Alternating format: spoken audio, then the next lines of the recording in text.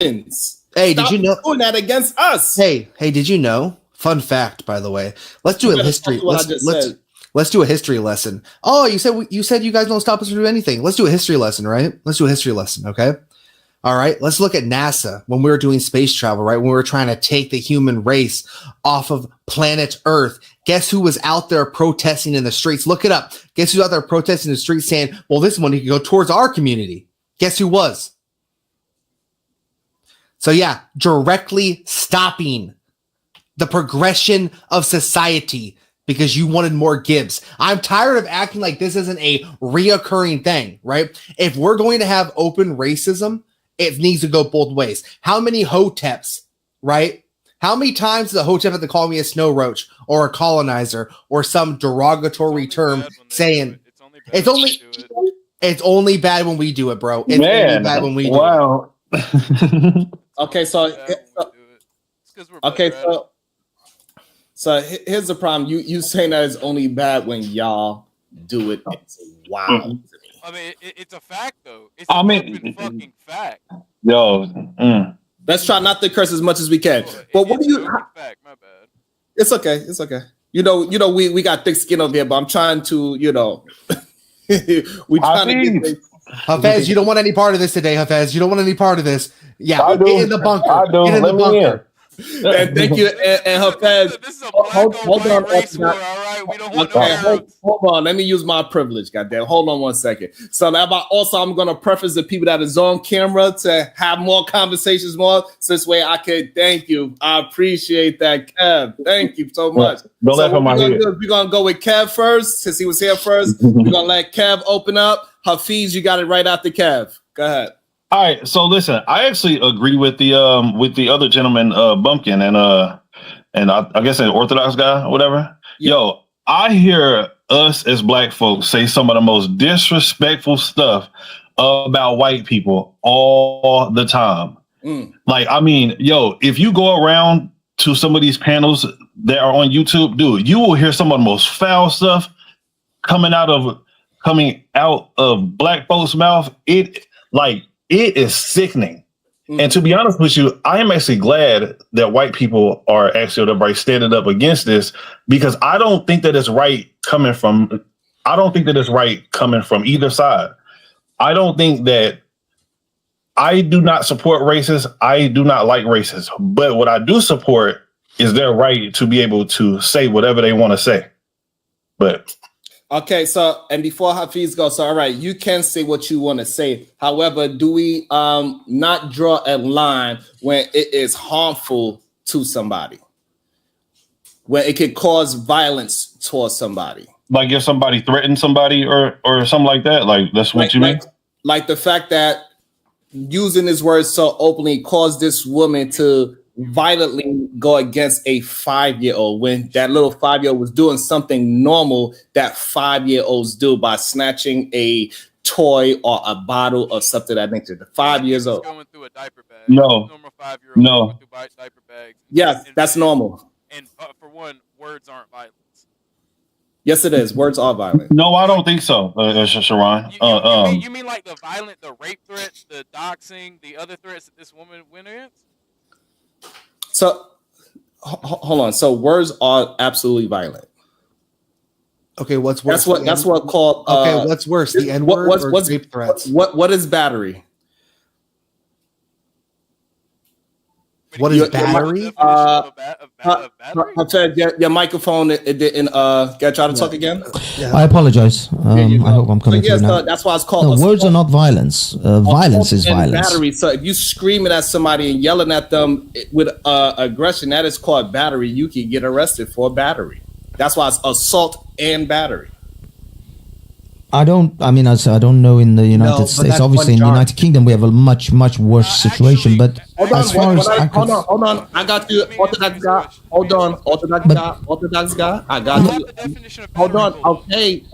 Hafez is talking. Let him finish his talk, and then you can correct me. Look, The main thing I want to say, number one, no, this was not some sort of assault upon that child. The fact of the matter is that everybody out of this situation, this is a good news situation. Everybody became very rich out of doing absolutely nothing. That child isn't somehow broken. That child doesn't need therapy for the next 30 years. That child doesn't even recognize what has happened. All he knows now is that he's going to get very, very large Christmas and birthday presents in the next coming year. So he has profited from this without any actual adverse effect upon him.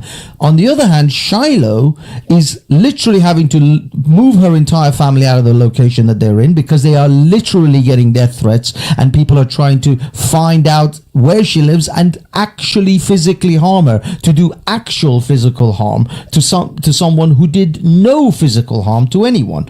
So that's the part. The other part of this is the meta sort of aspect of this, the wider society. The fact is that black people, you don't deserve your own special word. I'm sorry, you just don't. You don't go around using a word 1,000,000 times in all sorts of art form and then get all butthurt because someone that you don't particularly like used that same word. I'm sorry, you're not that special. You're really not. And you don't get to get your own special words in the world. Words are there in the dictionary for everyone to use. If the black community didn't do what they did to Shiloh and try to destroy her, none of this would have happened. You made her a millionaire. You made her a millionaire because of what you did and your reactions to this. So let's break these talking points that you have down, right? So number one, we didn't do anything. That is white nationalists and white racist people that want to support racism and This don't have anything to do with black folks at all. Nah. You think white nationalists are rich, bro? You think white nationalists are rich? You want to know? Hold on, I got you. So not by themselves, but if you funnel it all into one place, then yes, you could get one degenerate white woman rich, right? Because she would have never accumulated $700,000 unless she was giving battery to a 5-year-old. Not battery.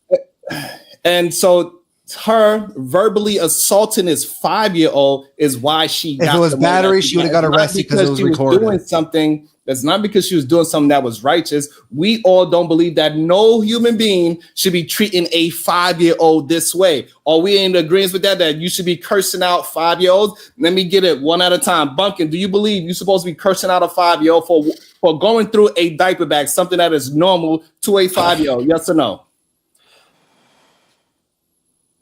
I'm not going to give you yes or no question. I'm not going to give you yes or no today. Okay, Mr. Seven, would you like to answer the question? Should we be screaming and yelling at 5-year-olds for going inside a diaper bag? Mr. Seven, his microphone is not working right now. No, Sharon, I kept asking you drop the link so I can get on my computer and get off my phone. No doubt. Got you. It's dropped. So Mr. Seven says no. Orthodox God, do you believe that we should be screaming and yelling at 5-year-olds for going inside a diaper bag? Absolutely. Yes or no? It takes a village to raise children, and you should correct. Okay, so hold on. So now I want to make sure this is clear. You say you should be screaming at 5-year-olds. That's not true, by the way. At no time in that video was she screaming at that child. You can talk. You can say any hurtful thing in a calm voice. By the way, since you're on me. Battery is defined as the intentional and unlawful physical contact with another person. Legal definition. Oh. So what's assault? Okay. That's why it's assault and battery. It's one charge. Battery alone is not a charge. It's assault and battery. Assault is defined as the intentional act that causes another person to fear immediate physical harm or offensive contact. We have words that we use them they have specific meanings. I mean, if I suppose you could say the assault part could be a verbal action towards potential physical. Basically, I'm going to come and kill you. I think that is right, probably because all of a sudden terroristic threats is not a thing now, right? So if you say you're gonna physically do something to somebody, Orthodox guy, go ahead. You wanted to say something? Go ahead. I'm sorry, I'll cut you off. I'm sorry. Go ahead. Say terroristic threat. You said bad. I'll slap the taste out of your mouth. I'd like to see it. I mean, damn. Was he? Hi, Sharon. How you doing, man? Did someone donate to do that, or we just do that? Yes, somebody donated to do that. Yeah, He better was, watch. he was spitting too much I facts. actually want a receipt. I actually want a receipt. You want to see the receipt? Okay. I want to see the receipt. I'm gonna pull up the receipt right now. Get Bumpkin and tell me why you believe in that as well. Good. Let me pull it up for you. All right. Was it okay? Slap the taste out of your mouth. I'd like to see it. Okay, so it says, get rid of white folks. DI is over. F you. Wow. So there go your proof, because all of a sudden, well, you consider yourself white? I thought you was like, you No, sound I'm Middle Eastern. I'm not white. I'm considered white in whoever I defines me as white. well, they will let me know. Hey, Hafiz. They will let I'm me sure know. they'll let me know if I'm white enough. Hey, Hafiz. They will let me know in a second if you are part of it as well. Just give them a second. They'll let me know if you're okay to have the conversation. So, right now, they didn't say nothing in the chat, so you're okay.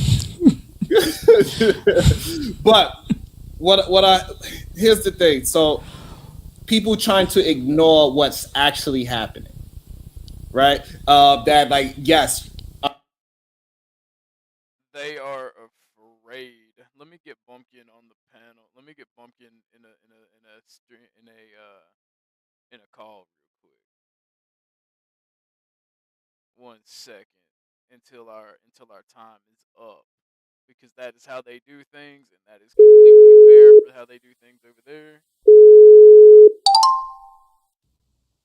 That we'll just wait our time out because I'm streaming this as well. I wanted to get you in a It's called call. intimidation. So yes, intimidation. That's the word that you want to look at. Not so much violence. That's Intimidation is the crazy, word. dude. Oh, they don't want a conversation. They don't like what we got to say. It is what it is. Yeah. These Afro Americans.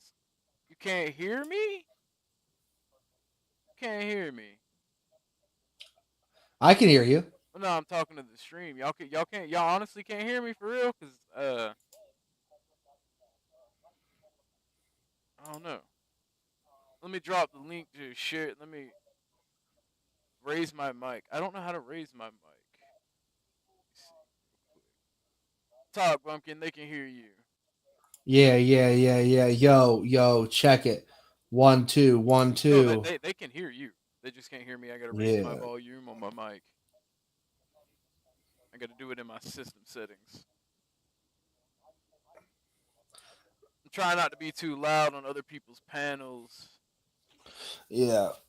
I'm about to. Is that better, y'all? Can y'all hear me now? Y'all hear Big Poppin' now?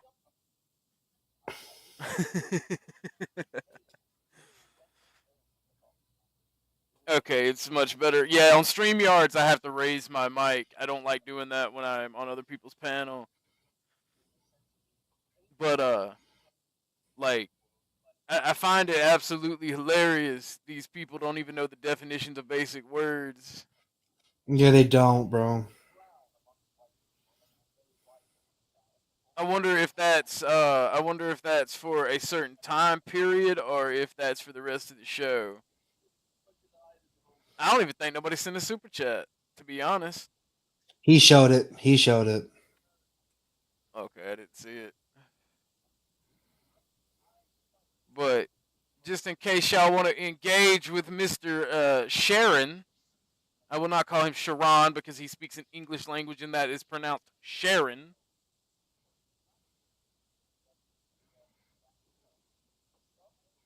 So, what is it you wanted to say about that in general? What were you trying to get off your chest? Because we got our few little viewers here. Bruh. Go ahead, spit it out. Sorry, bro. I'm hearing a lot of. I'm about to get us back on the panel. Hold up. Oh, okay, cool. And this is Sharon, so y'all can go over there, give him a like and share.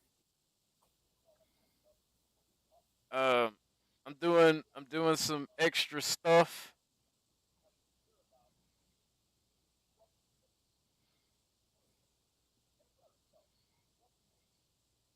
No man in my LMAFO, no man should be called Sharon.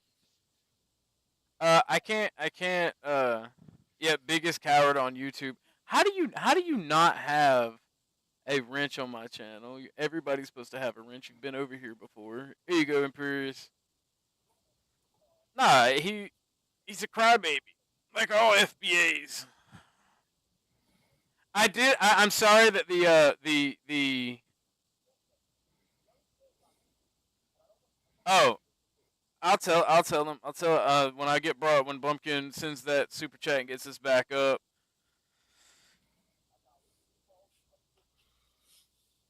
I'll tell him he said that. But no, like We're both coming back up. oh, okay. Nice. Try not doing rich race hustlers too much. I won't. It was on a credit card. I'll be fine. Get that charge back.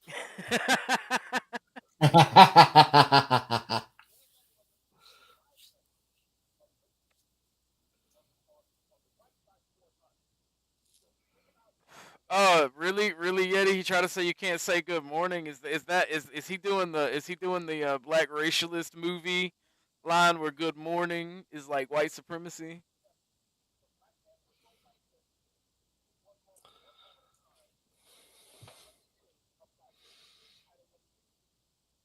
I pretty much did, Imperious. I asked him. I stated that blacks are only mad because whites are better at it.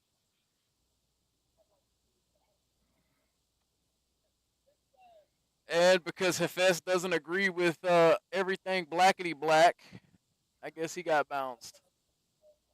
Watch, I'm gonna go when I go back up. I'm gonna point out how we're making him money. He's gonna get ass mad. All right, let's do this, Bump. Also, we have they brought themselves back. I don't play. You guys are catching this heat today. That's not white supremacist guap. Yeah. You guys have to pay another 150 to get me off this goddamn panel today. I don't care, bro. This is wild.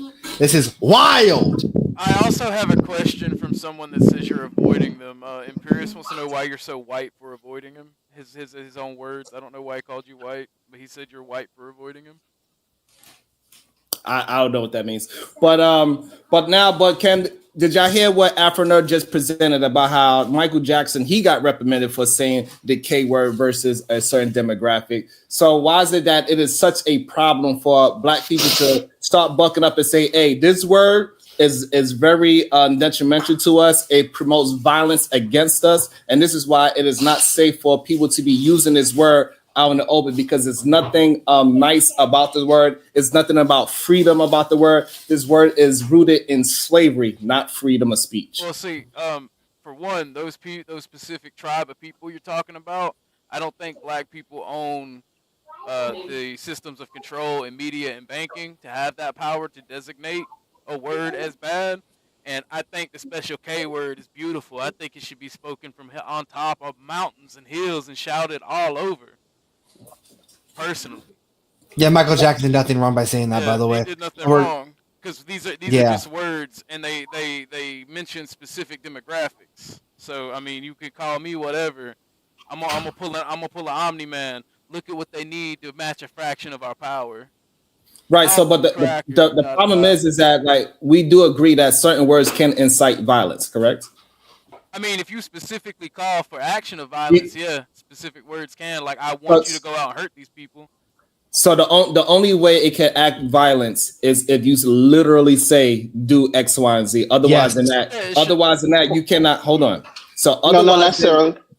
Otherwise than literally saying it, you saying there is no way to insinuate for somebody to do something violent towards another person. No. Yeah. All right, wait. Let me get this, Sharon. Please, let me get this. I'm helping you out real quick. Let's stop. Hold on. What's wrong with racism other than blacks in America lose from it? Because everybody's wait. I don't want. So what's wrong with it? We can see. We don't want to go. Hold it. Let's do one topic at a time. One topic at a time. We'll go there for 1 second because this is important. Sharon has a point. If we're going to talk about how we incite violence one another, it's simple as intimidation. The fact that someone would say the N-word to me, and I could tell that's something that does not come out their mouth fluently, you can just say like, oh, that's a negative connotation towards me. And at the end of the day, you're using that word because you have a strong resentment towards me, which is hate. You have strong hate towards me. You're literally using hate speech. You're using hate in your anger and your tone and everything. So you can intimidate me just because you have a strong dislike towards me. If I know someone strongly dislikes me, I'm not gonna feel comfortable around that person. I might feel a little intimidated. I might feel challenged in some way. You know what I'm saying? And y'all can't act like when someone hates on you. No, but wait. That's the whole point, though. Do you not feel intimidated when someone says something that has a strong dislike towards you? Nah, I literally I have balls, so no, I don't get intimidated by words. Okay, wait. I copied that too. I said you're probably going to want to challenge them, or you're going to feel intimidated. It's going to fight or flight. You're either going to do something, or you're going to. It's fine to challenge. It's completely fine to challenge. If you want to challenge it, that's fine. But what I'm seeing, But the thing is, what are you challenging? I'm seeing people bitch. I'm seeing people bitch about it and not challenge it. I'm seeing them wanting to cry about it. I'm seeing them wanting to say, "Oh, that person, she should lose her kids," or da da da da da. I'm not seeing black people stand up against it. I'm seeing a bunch of bitching and crying and threats. The woman said a mean word. We literally had a murderer raise fucking money, 500,000. I don't care. Hold on. Wait. Before you go any further, I was going to say, I understand where your argument's coming from, but it sounds like you still are taking, or at least understand my position. I'm saying you're going to fight or you're going to run. You know what I'm saying? You're either going to be intimidated by this thing, you're either going to challenge it, or you're going to be like, oh, what the hell? I'm scared. Either way, you still acknowledge it. That's the point I'm saying. You acknowledge that there's an intimidation factor right then and there.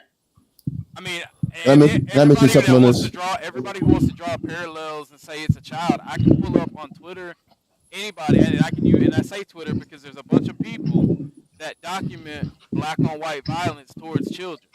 Y'all are killing our kids, and then you obfuscate saying we're doing it to y'all, but the numbers don't lie. So let's get it in perspective. So one thing at a time. Hold on. First of all, let me get Afro Nerd in before I'll jump in with my question. Go ahead, Afro Nerd. Okay. Well, first of all, we know that violence is intraracial, not interracial. It's intraracial. So most of the time, it's going to be Asian versus Asian, black versus black. You are violent with people who you are close to, in close proximity. So we got to stop this non-data driven kind of talk. You know, you see there is data to that though. Well, okay. my bad. No. What I'm saying is the majority of the data is toward race intraracial violence. I'm sorry, intraracial violence. Right.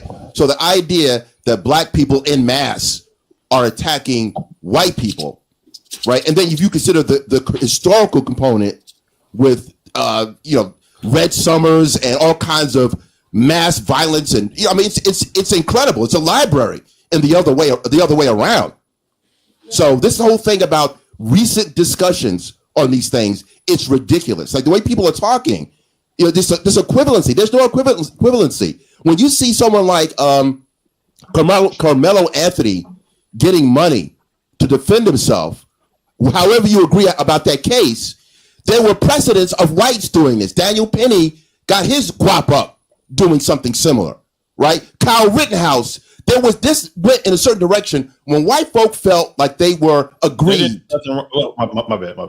When white folks felt like they were aggrieved, they went. Matter of fact, even when GoFundMe shut them down, they took the same route that all these other people are taking. This is the first time you see this black boy doing what the white folks have done, like OJ defended himself, right? He's not supposed to do that. White folks have always been able to defend themselves against the odds. So we can't pretend like when one black person does it, all of a sudden the apple cart is tipped. I'm not going for that. We got to talk about black folks got to stop this in their feelings and start pulling out the books and what? What is it? Murder is not self-defense. We don't know that. That's why you go to court. You go to court. You go to court. No. I don't think the Carmelo Anthony situation was self-defense. Okay, so what we're gonna do. Kevin wanted to jump in there, and then Orthodox guy clearly want to respond to Afro Nerd as well. So go ahead, Kev, and then we bring in Orthodox guy and let Afro Nerd get a chance to respond to both parties. Go ahead. All right. So first, I don't think that the Carmelo Anthony situation that it was self-defense. the whole Kyle Rittenhouse situation, that was something totally different. He was actually like cornered by some other white folks. Like, so he didn't really have no other choice because I would have done the same thing. And this is another thing too. We have to stop being so damn sensitive as black folks. Like whenever it comes to words, these are just words. If somebody calls you the N-word, bro, just keep it pushing, bro. Look, fuck those people. I mean, my bad, Sharon. Forget those people and just keep it pushing. They are just words. Like you got ninjas out here crashing out over a word. This is nonsense. But go ahead, bro. Okay, can I respond to that? Wait, before I want Orthodox guy to get his response as well, and then Afro Nerd, you got it. Don't take this as me in agreement with you. And you are right. Most violence. First off, everybody who commits violence is a criminal, regardless of race. Facts. All right, and most crimes are committed by individuals of a race to the same race. However, the interracial data points to black criminals killing whites, Asian, and Hispanics at disproportionate rates than white, black, and Hispanic criminals killing or victimizing blacks. So there is a problem there. And the data you mentioned does point to a small issue of intraracial crime coming from the black people in America. And this is a trend that we see wherever there are black individuals in a foreign society, whether it be Asia, Europe, or America. All right. Before Afro Nerd responds to Bob, I just want to make sure one thing. Everything that Orthodox God just said, Kev, you are in agreement with what he's saying? Pretty much, yeah. Slap the taste out of your mouth. I'd like to see it. Damn, he got hit 2 times. It says, "Coon, gotta go, bye, bruh," and then also it says, "Kick that ass, kiss a Kev." So you got hit with $45, so it's $45 to bring back Kid. Wow, Chat, you're so cool. Afro Nerd. I'm gonna try as a real proud Afro nerd or blurred. I'm gonna do a Black Thanos on some of these Negroes that don't want to go into facts. When he went into this whole thing about Kyle, he was litigating the Kyle Rittenhouse case, right? He's litigating the Carmelo Anthony case. Can we have an intelligent conversation, gentlemen? Yeah, sure. OJ, I'm going to finish. OJ might have been guilty. Probably was guilty, right? Okay. The idea is you have to discuss the facts in court first. So what you saw with Kyle Rittenhouse was white folks, many, did not feel he was going to get a fair shake, so they got his guap up. That's all. Now, you want to go into, but he did X, Y, and Z. You're not the jurist. You're not the court. You're the court of public opinion.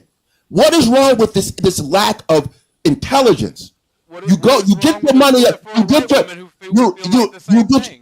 No, okay, here we go. You get your money up to defend tribalism. You're crying about it. It's racial tribalism. Don't be mad when we do it.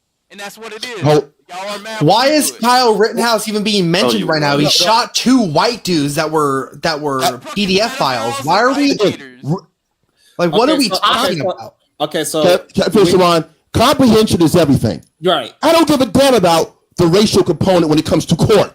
We're talking about being allowed to get your money together to defend yourself. Whether it's OJ, whether it's Rittenhouse, whether it's Carmelo Anthony. Full stop. That's what I'm talking about. When you don't talk about all this extra BS, that's not what we're talking about. When it comes to black people being able to do that, all of a sudden, faces start getting twisted and eyes start rolling back.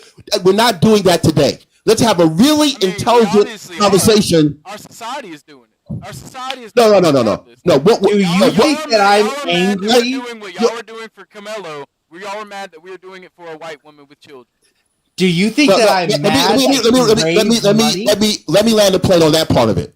Okay, so we're talking about separate situations. This is a woman who abuses a 5-year-old in public, and now you want to, and she's collecting it. She's collecting money for doing something heinous, right? This is not about. This is not. I'm gonna give it to her again.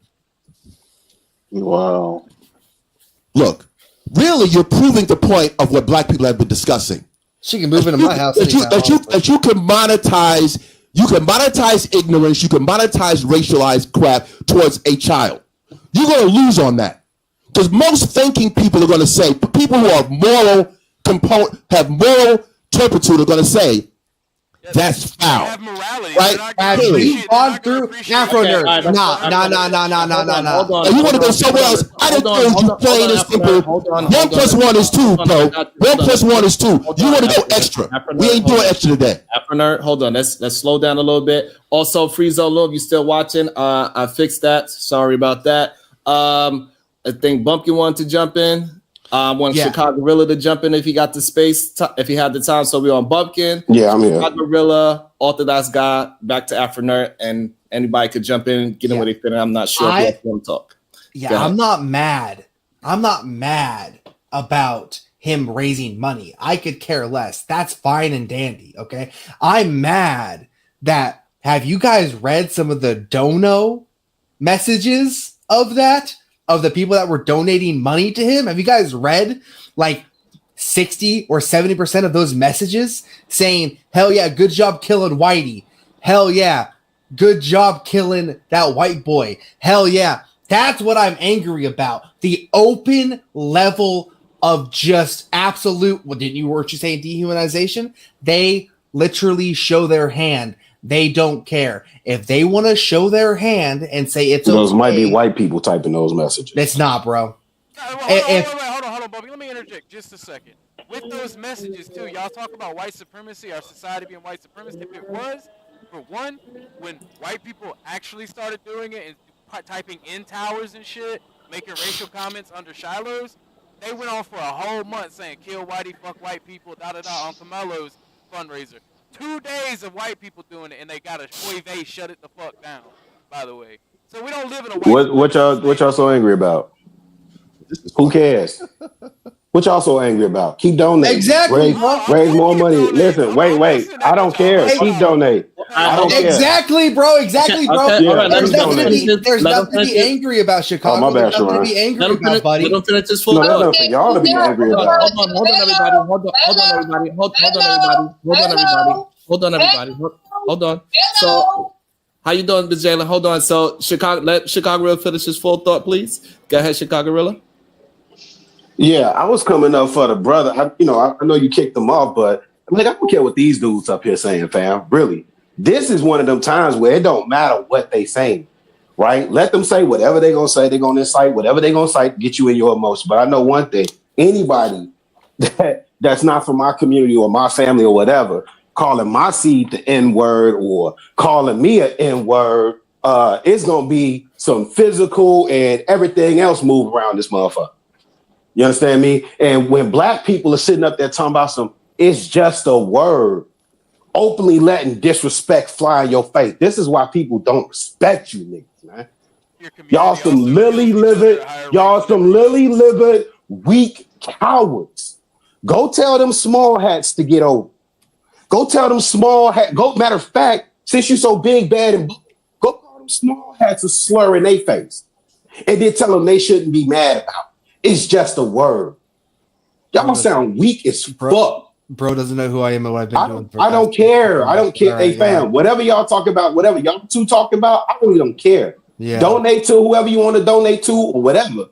Fuss, cuss, kick up dust, whatever. I'm not even talking about y'all. I'm talking to the brothers that's up here talking that goofy shit. You're the only one. I don't care, fam. I'm not talking to you. I'm talking to you.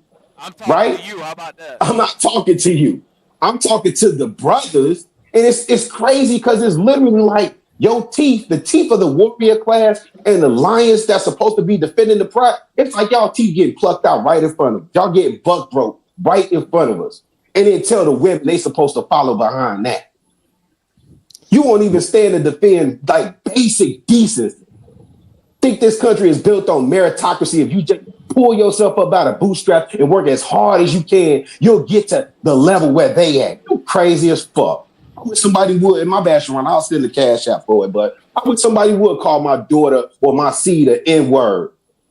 And then I'm supposed to be cool about it. Oh, just brush it off my shoulders. Now, something gonna get dealt with.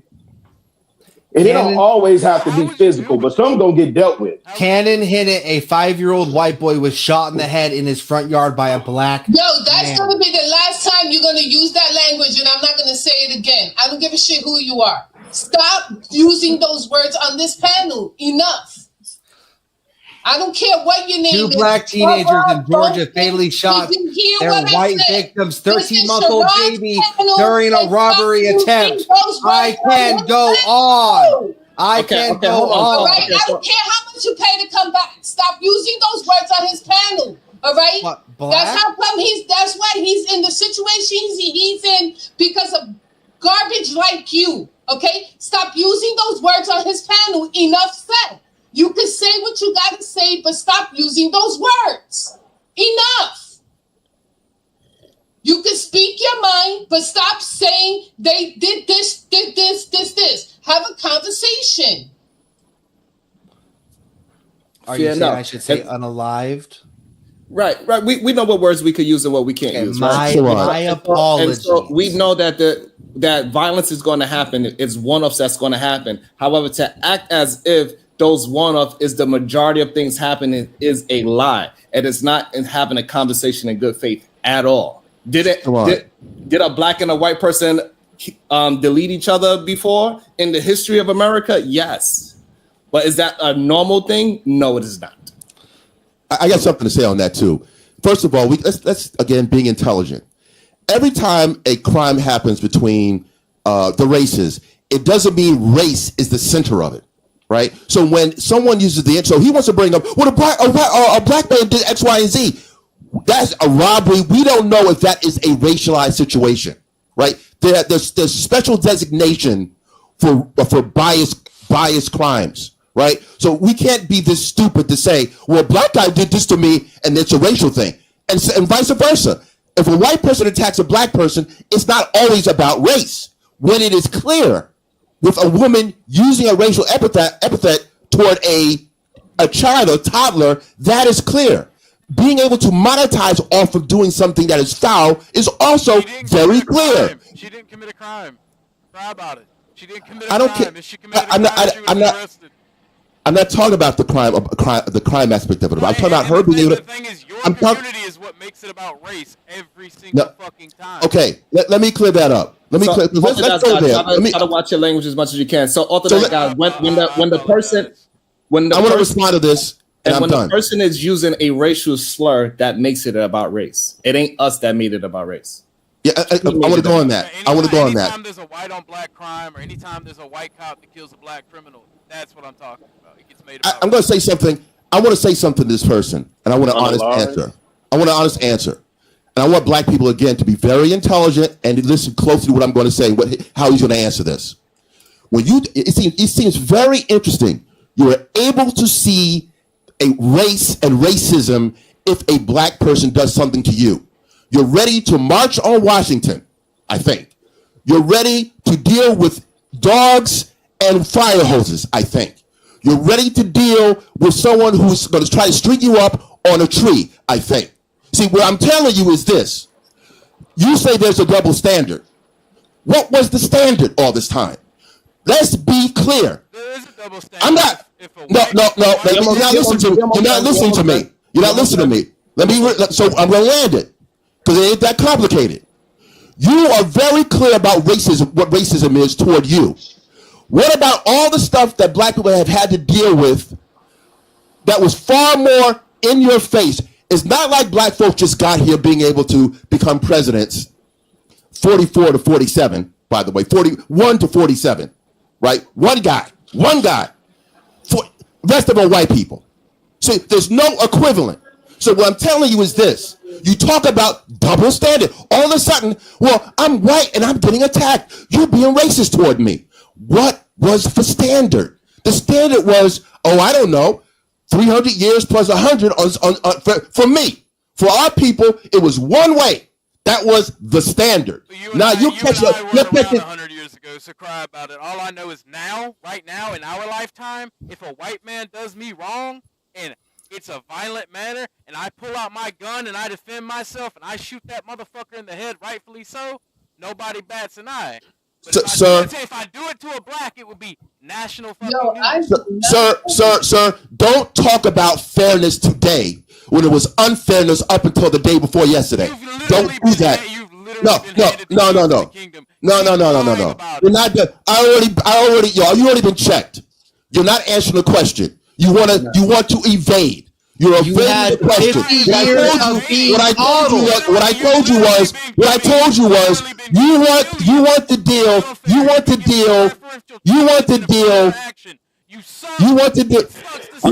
Yo, Afro, you're not listening. Okay, hold on. So let me, Orthodox guy. So emotional. Right. Why so serious? No, Afro. Orthodox guy. Hold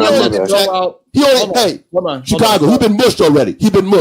So Orthodox guy, you cannot just throw a topic at the topic without answering what we are having a conversation about in real time. Like he's giving you a very direct topic, and then you moved it along to something else. Afro.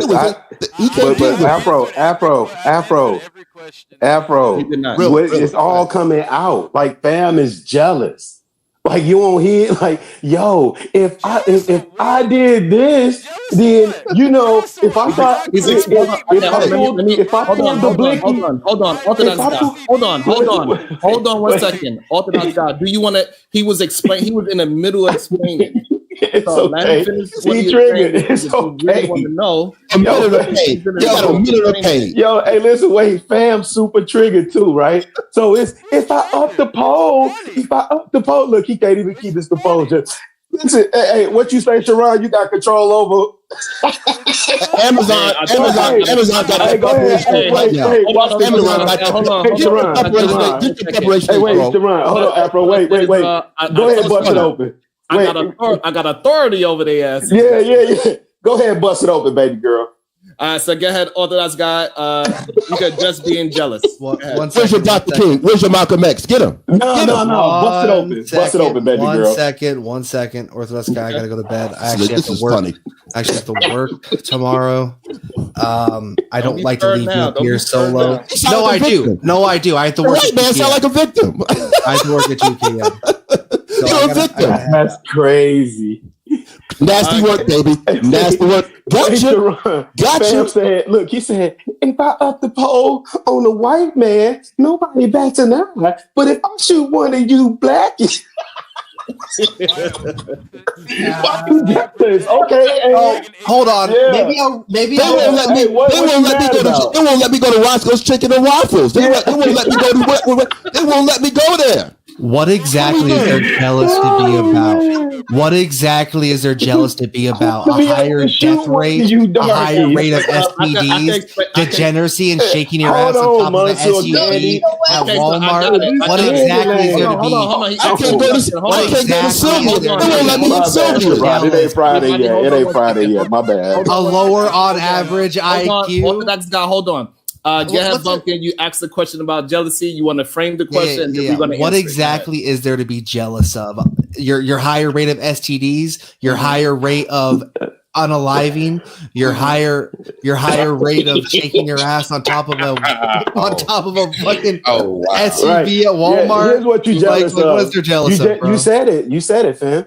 If I shoot a white man, I could, no one bats an eye if I shoot a white man, but if I shoot one of you darkies, all hell's gonna break loose.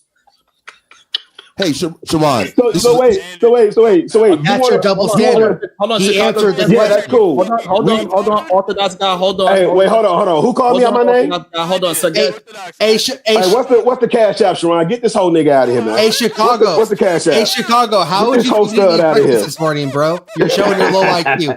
How would you if you didn't eat breakfast this morning? Hey, listen. How would you feel, homie? Wait. Hold on. Hey, let's do this. Let's roast. I said at the lunchroom table. Hey, so Pasty, tell me again. Go ahead and twerk something for me. Go ahead, bust it wide open. Let me see that pink. Let me eat sweet potato pie. Let me see that pink meat. Yeah. Come on. You got alopecia, or did you go bald at 36? Baby girl, go ahead. Let me see your dance. Let me see your twirl. Go ahead, bust it open. Yeah. Man. Yeah. Get down on the blade, goofy motherfucker. Who fuck you think you talking to? And And you a hoe. You a pasty. You a pasty, unseasoned, raisin in the potato salad asshole. No. Chicken with soap. And you still, hey, look. You season your chicken with soap. Look, y'all went to war and did all that battle for seasoning and still don't use it. Goofball motherfucker.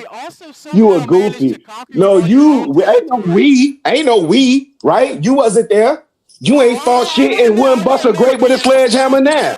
You wouldn't bust a grape with a sledgehammer now. You scary ass hoe stud.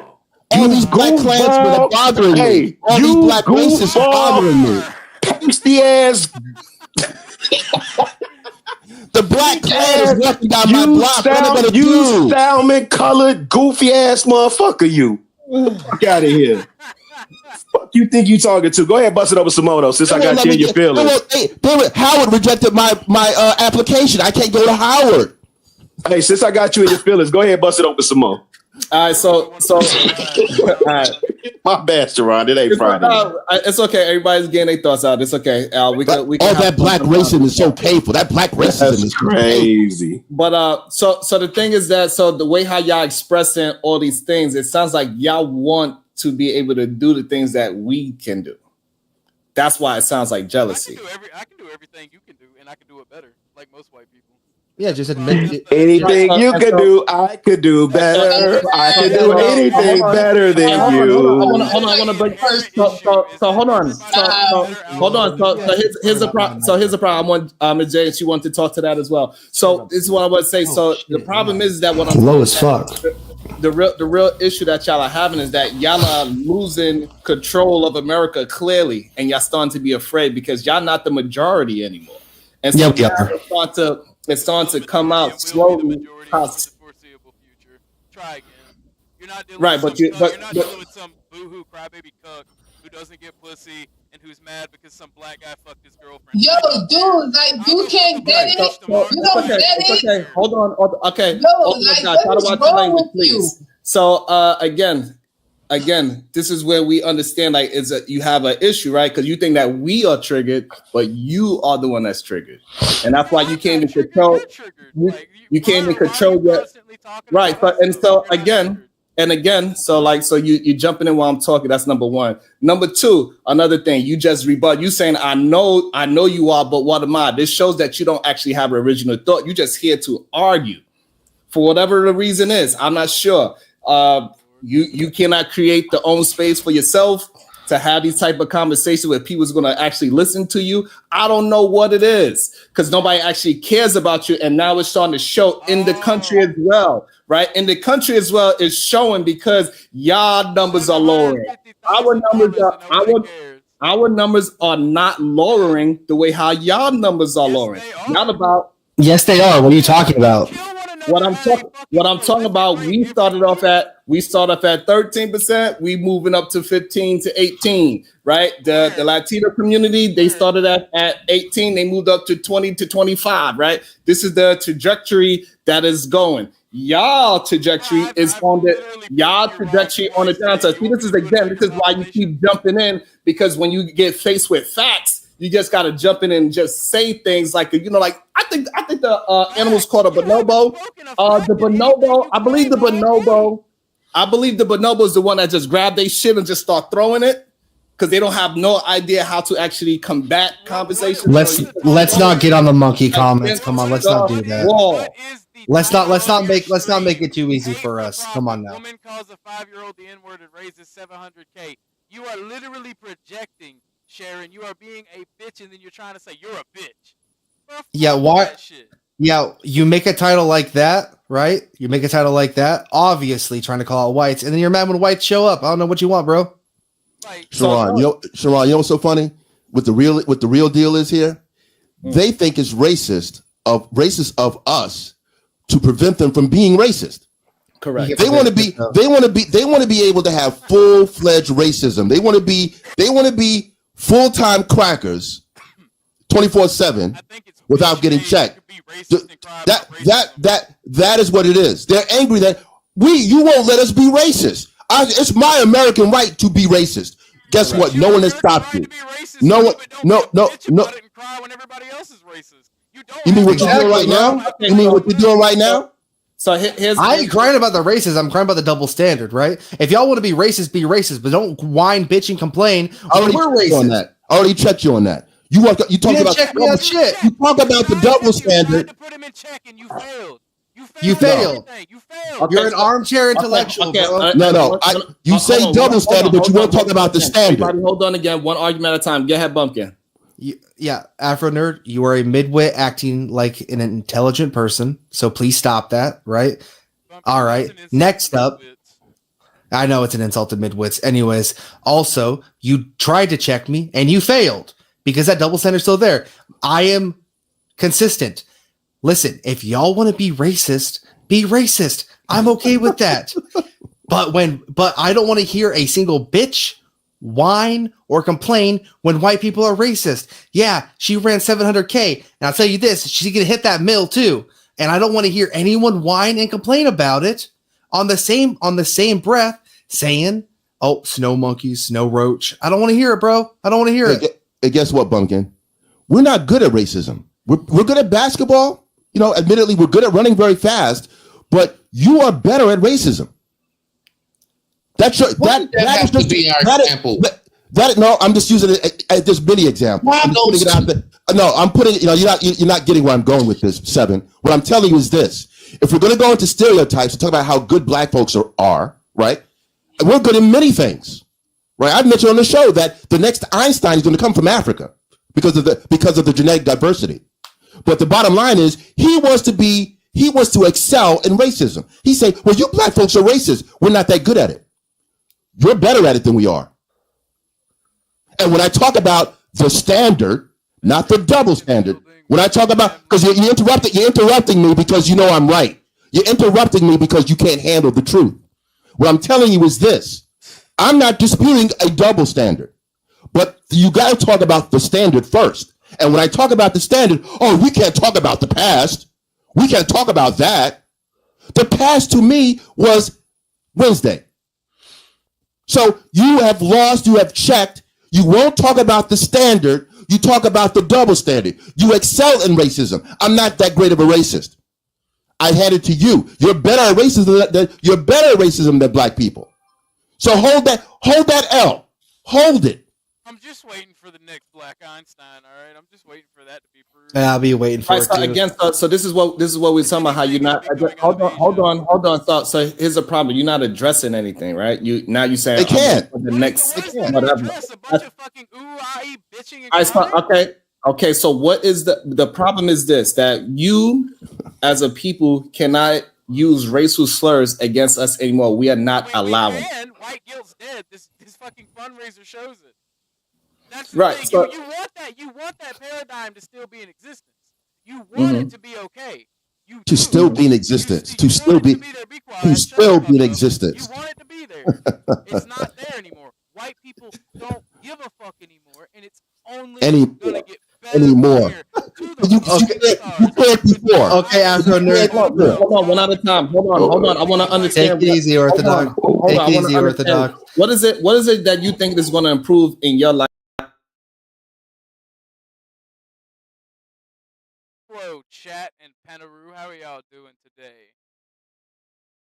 I have stuff I got to go take care of a little bit later today. I'm going to open up a StreamYard and drop the link for anybody who wants to join. So let's see here. In about an hour, I have to bounce because I think Be Brave is going to go live, and I'm going to go get ready. I'm dropping the link right now, Imperious. Give me 1 second. I'm disorganized as I've been working out, been trying to eat breakfast, whatnot. And there we go.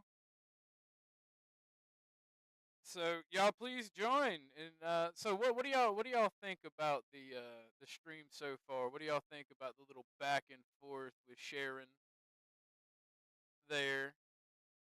Me and Bumpkin. I'm gonna tune in and we can listen to the rest of it. We can hear talk about. Right. I can answer that question. I'm trying to figure out. So you want me to explain why racism is Tyson around this camp? Before Afro Girl, also we could just say Neil deGrasse Tyson. I was about to say, he act like you ain't seen him around this camp, right? So like it's very simple. So I don't know what he want, but that's how we know it's not. So hold on, or Ben Carson around it. Like, come on, fam, what are we talking about? Ben Carson's a very intelligent man. I will admit that. What my point, right? I asked what's your philosophical foundation. Hold on. You said you want me to explain why racism is bad. I rest my case. You want me to talk? Right, I don't want to talk over Bumpkin. Listen, but what I'm saying is the fundamental thing that you guys did fine, but you guys got to understand that they're trying to impose a moral paradigm. Oh, that's cool. On somebody when they don't have morals themselves. And you guys are accepting it. See, that's the whole thing. Like, why he bans me, doesn't let me up, and why he's terrified. Notice he mentioned my name. His eyes got big, and he didn't even address me. He didn't even insult me. He didn't say. He's terrified of me, and he's terrified of me because I know how to beat their arguments. All you just say is, "I accept everything that ever happened, and I love it." Now, tell me why it's wrong. I think I more or less did that, and then No. You got to no, but you have to do it in this way. I believe that 99% of the human race should be exterminated. Why am I wrong? You have to push them to the most extreme. See, that's the thing. They play half in, half out. Yeah. They don't actually want to address anything. They want to impose a moral standard that they're somehow the moral priests. It's just moral obfuscation. That's all you're seeing. That's why, why do you think when I push Hafiz the same way? I tell him, I say, Hafiz, when he was on CTs, I just kept repeating, why is pedophilia wrong? All you got to do is say that's wrong. And they can't say, this is what I'm saying. You're allowing them to form, create, and establish the paradigm in which the conversation is in. See, when I go on Sharon's, when I go on Sharon's, I genuinely say, okay, I think the entire black race should be eliminated. Tell me why I'm wrong. Because I can balance more or less that you've killed more than you've created. You've consumed more than you've created. So in a biological, secular sense, you should be eliminated. I mean, that's a fair point. No, but that's what I'm saying. Like, you have to go to the moral, because they don't have more. Like, go up to them and say, if every black wanted to enslave every baby, or every white wanted to enslave every baby black as a sex object, why is that wrong? They couldn't tell you. They would just say, oh, I don't like, there's something in my mind that there's a reaction that I don't like it. They can't tell you why it's wrong. They can just tell you they have an emotional reaction to something. Yeah. And that's what I'm trying to say. Like, you get them to emotion, and then you just say, I own you. I've put you exactly where I want you in the state I want you in by saying a few things. I control your mind. And who controls the mind controls the body. Calvin, you have to re-enslave them like I do. You have to re-enslave them, dude. Like that. See, I genuinely don't believe slavery is wrong. I genuinely don't believe mass butchery is wrong if it has justification. I don't. And people have to explain why that's, because to me, the Roman Catholic Church has butchered billions, but it saved more billions. So if we want to kill a couple more billions, that's fine. We've saved more than that. The balances are not equal. And this is what that you don't fully, like, they're sitting there going, oh, we hard. We go kill you. You say that I'm going to get some violence. And say, okay, well, white's the best at violence. When we get tired of killing you, we kill each other. Mm. You don't understand how to deal with niggers like I do. Like, that's the say. I'm the true nigger slayer on this thing. Like, I am. Like, and that's why they're all terrified of me. That's why CT has me on, because I'm the only white guy that can deal with niggers. Like that, like genuine deal with the niggers. And I love doing it, because the stupider and the harder they think they are, the more I enjoy breaking them. It's just like a woman, the one that holds I'm a powerful woman, I'm this, I'm that, I'm this. That's the one I want to shit down her throat in bed, because it's more of an ego boost that I'm abusing somebody who in the public thinks they have some kind of authority or power. It's a bigger ego boost on me. This is what, like, You have to understand how to beat these people. I mean, I don't condone what you're saying, but it makes some logical points. It makes sense in the most insane way possible. My God. But that's the thing. The internet is the most insane place possible. Like, you have to beat these people in their own like, that's what I'm saying. Like, I've look, when I go on different legal channels, and I can have all kinds of civil discussions about fact, law, reality, civics, biology, but these people don't have the capacity for that. What they're trying to do is get you to come in there and then go, look, you're immoral. You're immoral. Look, everyone, I'm good. I'm good. Give me money. I'm a good person. Please think I'm good. But I don't know what good or bad is, because it's just something that I react to. And if I react to it, I don't like it, it's bad. That's all they're saying, dude. I mean, that's why I literally... It's understandable, Imperious. I get it. I get it. And for the most part, I was doing what you were saying. I'm just not. No, you were. You're just a little not as crazy about it. Like, I just shut their whole show down. That's why, like, literally, I shut Sharon's show down. Like, notice in the chat, their mods, Miss Lynn, had to mute me before and ban me for the day before you guys even went up there. Because I said in the chat, why is racism wrong, Sharon? If every white, at the popularity of the popular vote, says we're going to make slavery legal again and we're going to re-enslave, why is that wrong?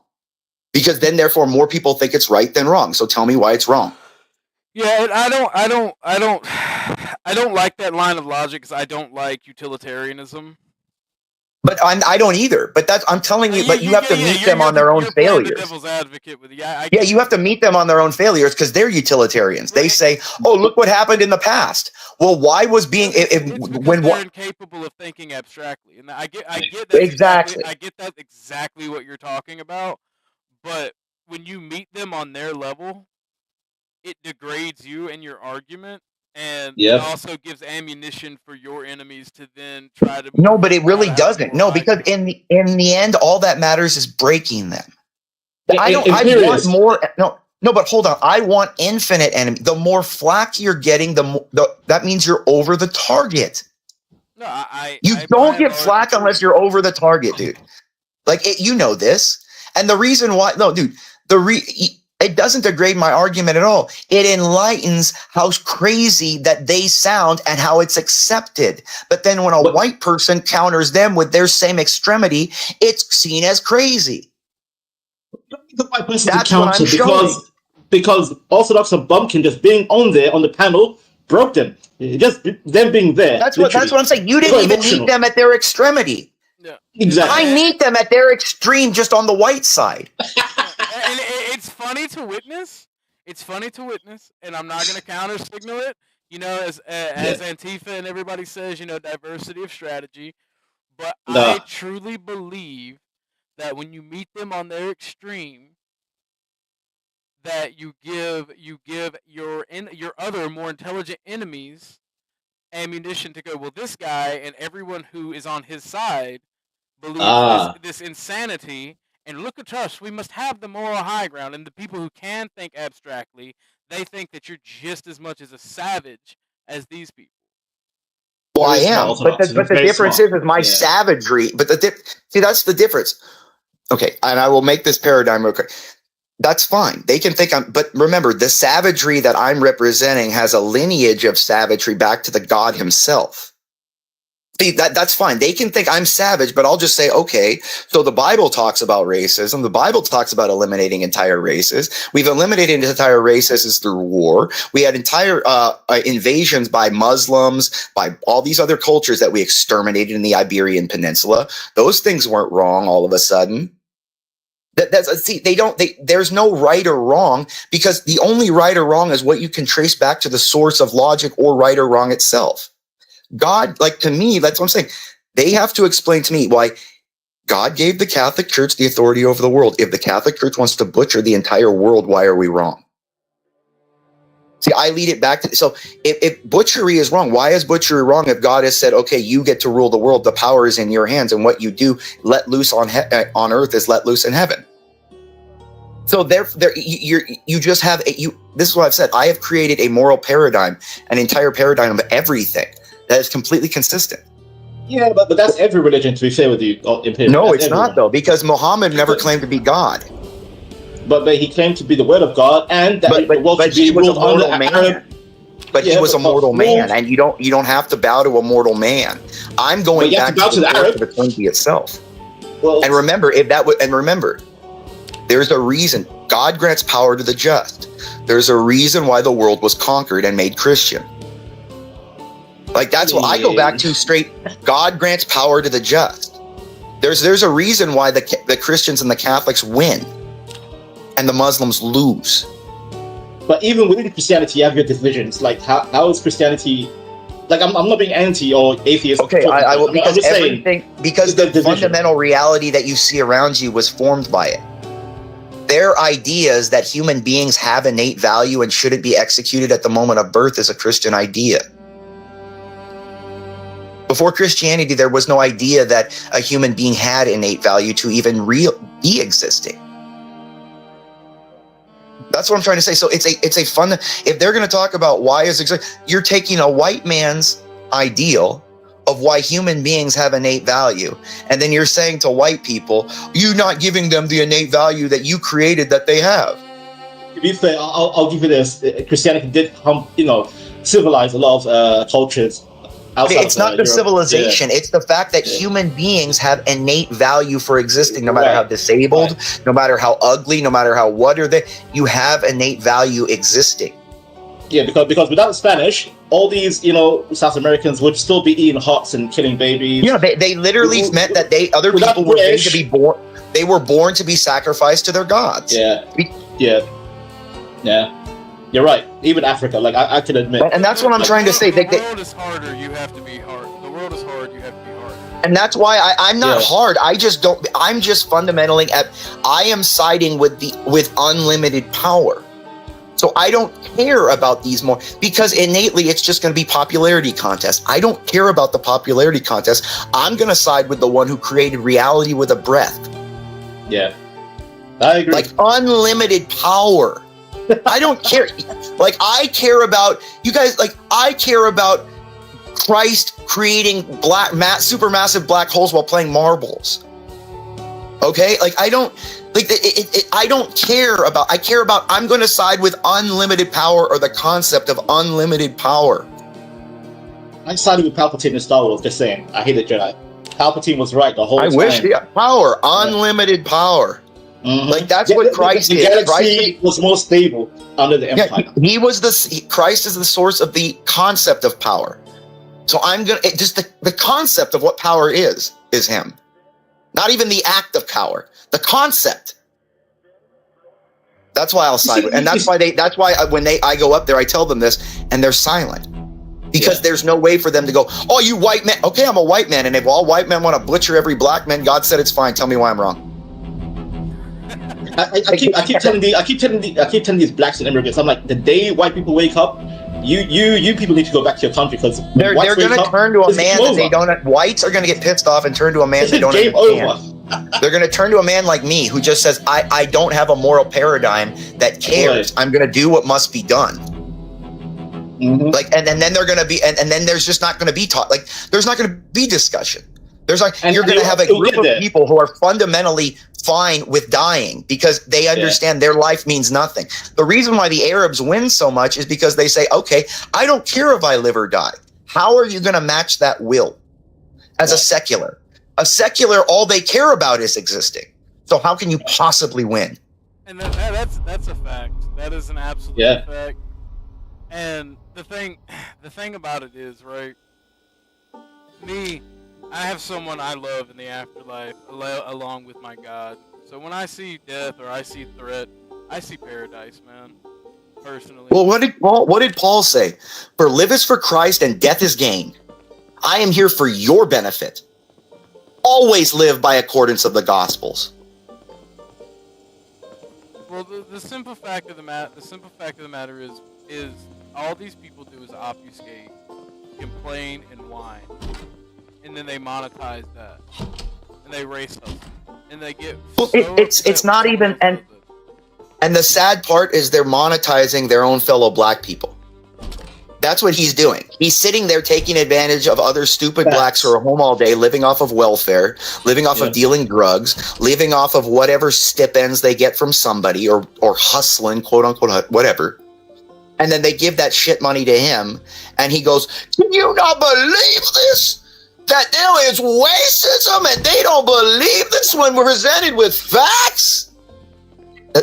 So I tell them, facts only matter if you don't cut the head off of the other person thinking about the facts.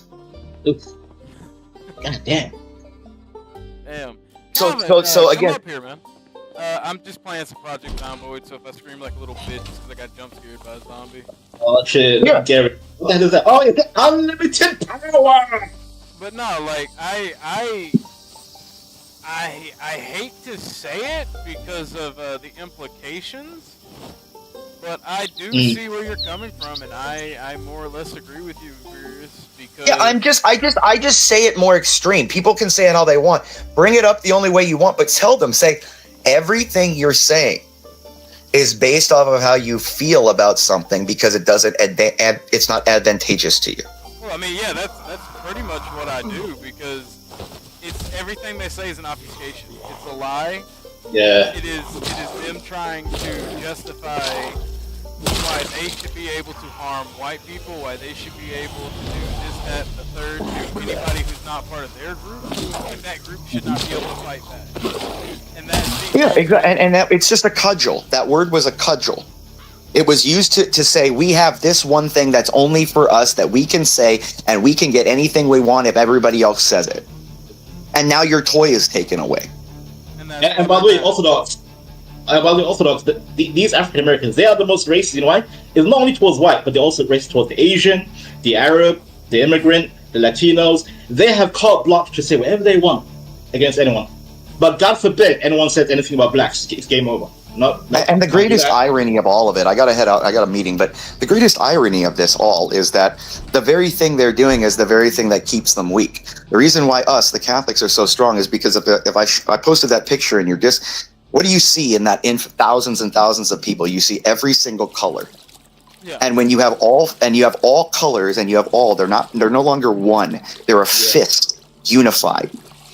And when you have unity through something greater than a color, something greater than all that, you have unlimited power. Because the very idea that you're siding with these racial issues is what defeats you. Individuality, trying to separate, that's what makes you weak. Remember, what did Baratheon say? What is greater, 5 or 1? 5 fingers or 1 fist? So that's all I'm going to say. I'll be back. I'll try to hop on later. Have a good day, guys. All right. Have a good one, Imperius. Be safe. Peace. I mean, honestly, when you talk to him and he's not talking crazy, he makes valid points. I think he talks valid. He just wraps it with like something saying, cover. It's like, yo. But I get the heart of it. I get the heart of his point. I get it. Yeah. And he's right. To be fair, he's right. Like, the whole thing with power, like, listen, a lot of cultures need an iron hand, literally. Unfortunately for America is too loose. Maybe you need a dictator, an emperor. I don't know. Because you guys are going way crazy with each other. Like, you need one guy to just say, enough is enough. Here's my iron hand. Live under my rule as one. But today, black, white, man, women, etc., etc. Horrible. Yeah, me personally, I'm sick of dealing. Honestly, like I'm sick of dealing with people who are, for a lack of a better word, retarded. Yeah. Because they make the living conditions of this country way fucking worse, regardless of fucking race. And I'm really tired of having to answer to these people and have the horde dictate to me what is right or wrong when they cannot even. It's like my beef with the homeless life coach. I don't really have a beef with the guy. I just want to know what in the fuck makes you think you have a right to tell other people how to live when you're homeless. which one you think you could be a life coach? I don't get it.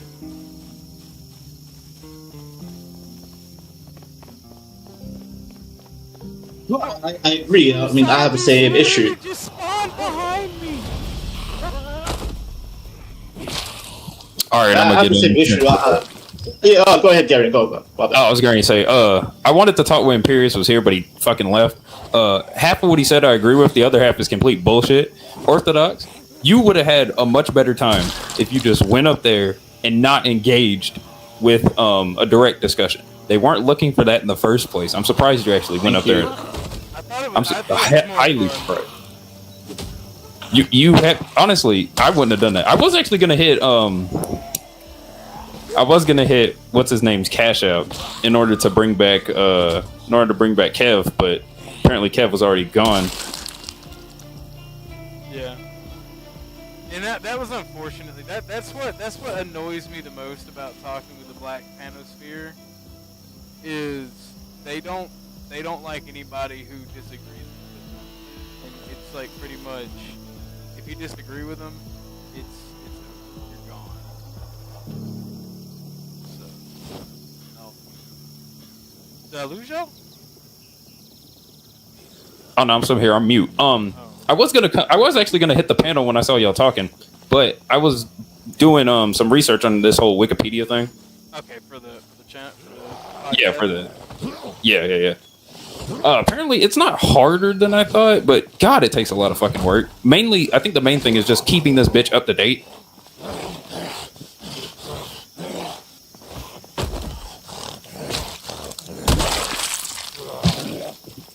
I'm just bullying zombies right now, so.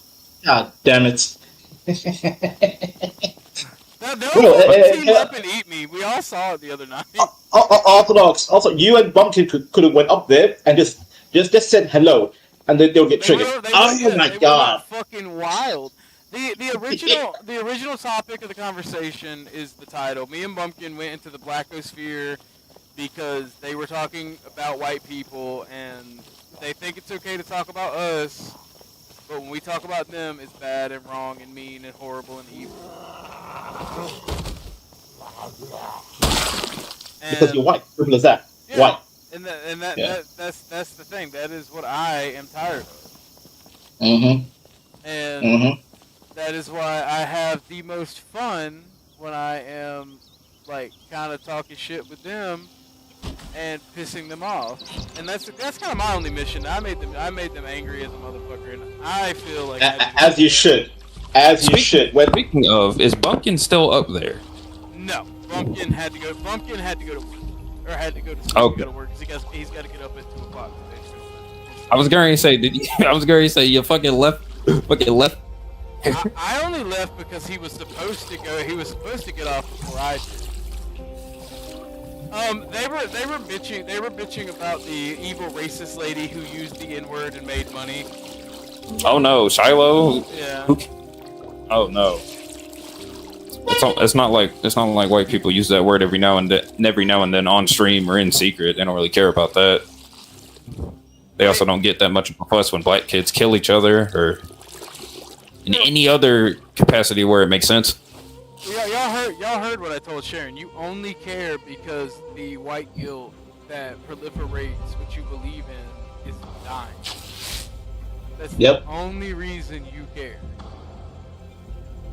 That's the only reason it's an issue. That's all you're afraid of. Just eat a dick and cry about it. Also, speaking of Vanta, since you're here, do you know the race of the child who got here? Somali. Yeah. It's not even a fucking black person. That's what pisses me off the most. It's a goddamn immigrant. Hey, guess what? No one hates black more than Somalis. Somalis say the N-word like crazy. They would never go to bat this goddamn hard for any other group of tethers. Okay. Hey, Darren, I was telling Yeti in the chat. I was telling him, how come we're not focused on the guy recording? Guess what? His name is Sharmake Omar. He was charged with raping a girl in 2022. Yet no one wants to talk about it. Also charged with. No. Why are we not talking about the guy recording the video instead of the woman? You want to know why? The guy is a rapist. all of his charges got dropped because the cops had the audacity to take it, because there's apparently in Minnesota there's a decent population of Somalis to where they're big enough to have their own little group and shit, right? And you know how since they're Muslims, they basically do their own. They basically have their own mini country. They have their own mini laws and a whole bunch Sharia law. Yeah. So basically, when the cops decided to charge him fully, instead of taking it to court and all that other shit, they decided to take it to the community themselves and be like, "Hey, y'all are gonna punish him," and then they dropped the charges. That's why the charges got dropped. Yeah, charges are damn fast. Garen, that's my problem with democracy and America. Why are you allowing a two-tier system in your own nation? Right. This Caucasoid and his zombie games. It scared me, alright? But yeah, they were there. They all of a sudden were outside and were like, "Mirror, bitch." And I'm like, "No, bro." Soft. Okay. But yeah, Gary, the blacks won't admit it because they're gonna use the Somalians for their own power. Like, yeah, the white woman's evil. Like, look at the guy. The guy is not even your people. He's a tether. He's African. He's Somalian, and no one hates blacks more than Somalians. Oh yeah, I heard that too. I don't know who that was in the chat. They probably thought you were African or something. I don't know why. Why? Honestly, I can see it, but it still doesn't make. I don't know. It just doesn't make sense to me. We're devalue your what's the word? Devaluing the term black nowadays. Everybody's black now. Right. Right. Oh, black coded. Black or black adjacent. I don't. I mean, everybody's got a groid out every now and then. I don't really see a problem. I don't see a problem with it. People say, "Oh, you're chipping out," and everybody chimps out every now and then. Yeah, like people can't show emotions. That's what I don't like about our society. Everybody's got to be stoic and a fucking brick. I was like, damn. Oh, you're getting. Yo, you got a horde. You got a horde on you. What do you got as a weapon? I got a middle pipe. I found one in this. As soon as I found a weapon, 3 zombies were like, "Hey, I smell something." Like they randomly spawn. I swear they spawn in right whenever I'm. Oh my god, my pipe broke. Crackheads before the crackheads before they go out. Distant Light is right. He said black and brown coalition. You know why? Because when it comes to Asians, the blacks are kind of hard on Asians because people consider Asian white adjacent. Don't they call them like the model minority or whatever? Yeah. Asians are the model minority. Yeah. So they think Asians as like a extension of white supremacy. Like most people don't think Asians exist. Asians are so nonchalant in this country. Most people don't think they exist. I mean, except when you see them on the news and they're getting beaten up by blacks in a beauty salon or some store, the Korean rooftop bullshit. Yeah. It's horrible, man. By the way, Orthodox, I have a clip, like a little quick 15. They'd be like, "Damn, Asians are here." To be fair, I would also be one of those people if I wasn't married to one. So. Okay. There you go. Mm-hmm. Based. I was like, damn, I forget I can buy Chinese food. But Banta, what were you saying? I'm sorry. No, I was gonna share a clip real quick about democracy, like a little short clip. If you might have to do either. Ortho would have to change his screen, or you might have to do that another time. Okay, fair enough. Because I found this one clip, right? It was by this Indian guru, and he just summed up democracy perfectly. He's like, "Oh, democracy is for the people, by the people, but the people are retarded." The people are retarded, he said in the end. I'm like, damn. Yeah.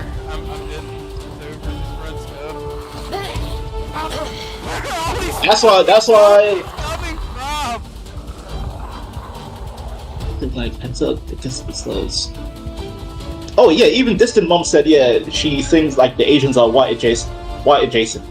Yeah. It's because coalition. Look at the Stop Asian Hate coalition after that white guy did.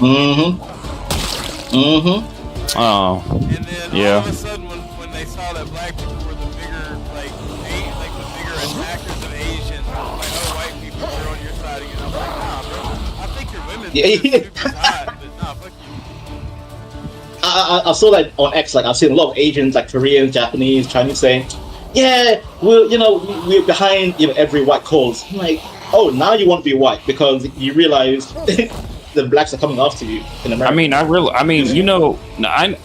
I know this simply because the stuff about the Chinese and what's going on in Africa right now. They're taking the land, they're taking the women, they're taking the plants, the resources, they're taking the buildings, they're carving out everything. And then when they come to America, they do the exact same fucking thing. You just don't hear about it. You want to know why? Because they know white people are there. If there were more white people in Africa, this shit would be silent, and they wouldn't be, posting about it on Twitter and shit. Play zombie games, wonder where all the zombies are coming from. Don't they just spawn out the ground in this game? No, they're not supposed to. I am playing the survivor difficulty, which does make them just spawn behind you every time. Oh my god. And yeah, Distant, you're right. They own Ethiopia pretty much. Ethiopia is all Chinese right now. Yeah. To be fair, their imports are fucking gnarly right now. Like, have you seen those multicultural import hubs they got in Ethiopia? They look awesome. No, I haven't, to be fair. They got some great shit over there. a lot of bootleg electronics, a bunch of cool ass snacks I've never heard of before. Oh yeah, so some others are sweating. They're sweating because Ethiopia is looking kind of decent. They sell. If you want some dog meat, you get some. It's okay over there, so might as well, assimilate to the culture or whatever. Plus, Ethiopian women are hot, so I can't. Actually, also not cats and dogs, hyenas. They're eating the hyenas in East Africa. Isn't a hyena a type of dog anyway?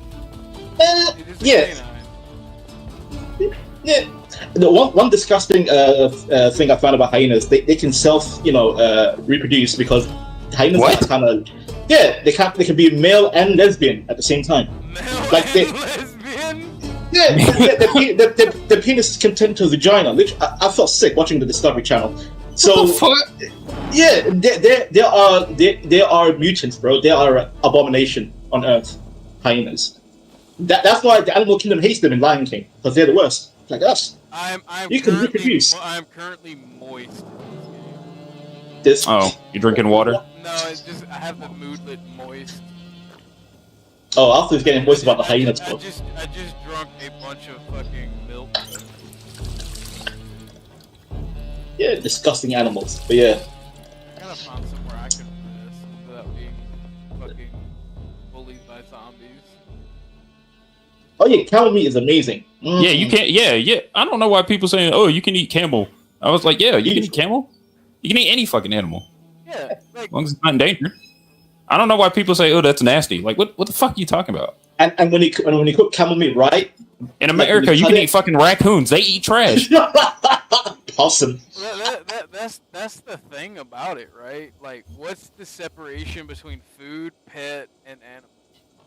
I think I can understand like dogs and cats because the emotional sentiment, the emotional sentiment. But I don't understand not eating any other animal due to the simple the concept of bushmeat, right?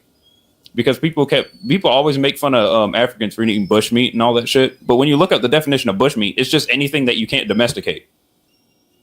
You're just eating a food that tradition is the separation.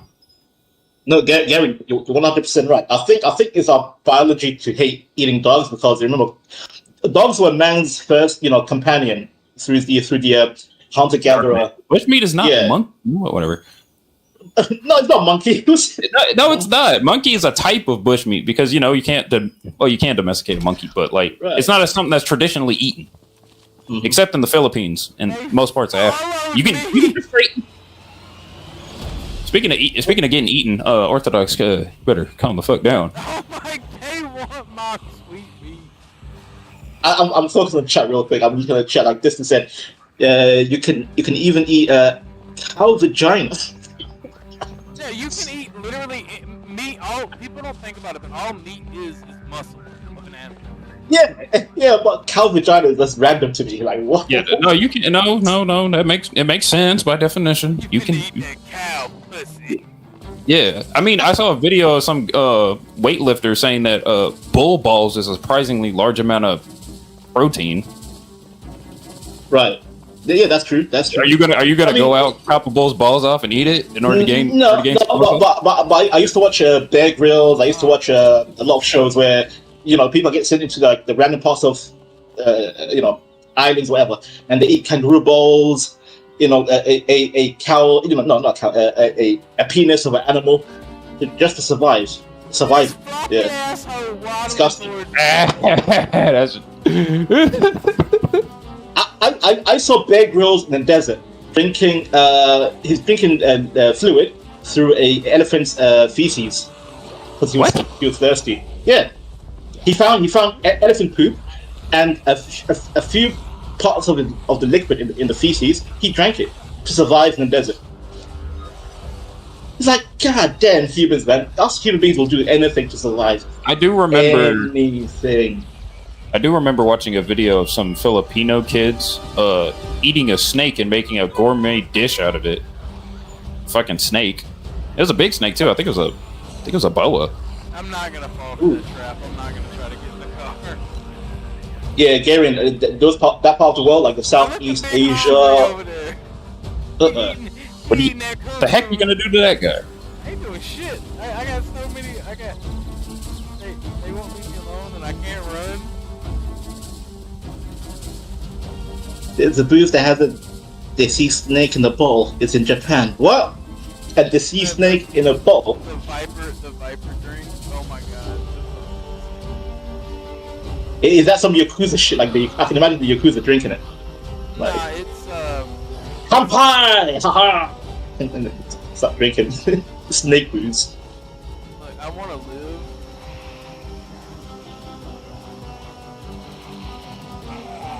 But nah, You want to live? It's a Viper. Yeah, I've walked into another horde. I gotta lower the zombie spawn in the settings I could. I remember we max out the settings when we play, and I guess it's saying that in my game. That's why I keep running into zombies. Oh my lord. All my life I had to fight. But no, I don't know. I feel like really, we get into, I find myself getting into this topic online a lot. When we talk about food and we talk about like crickets and shit. And like bugs. I don't see an issue with it if it was traditional or if it wasn't. No. All of us are not doing it. We are not bugmen. We are not soy boy. We are not bugmen. I refuse anyone. I don't care, bro. I don't care if it's chocolate or glitters and rainbow. Disgusting. Yuck. No. We are not bugmen. That's me in everyday life when I'm at work.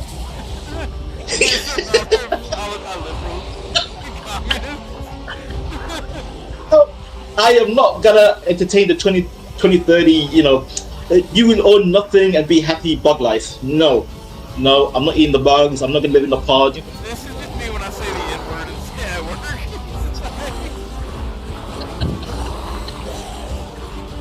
Listen, I'm a carnivore till the day I die. Carnivore.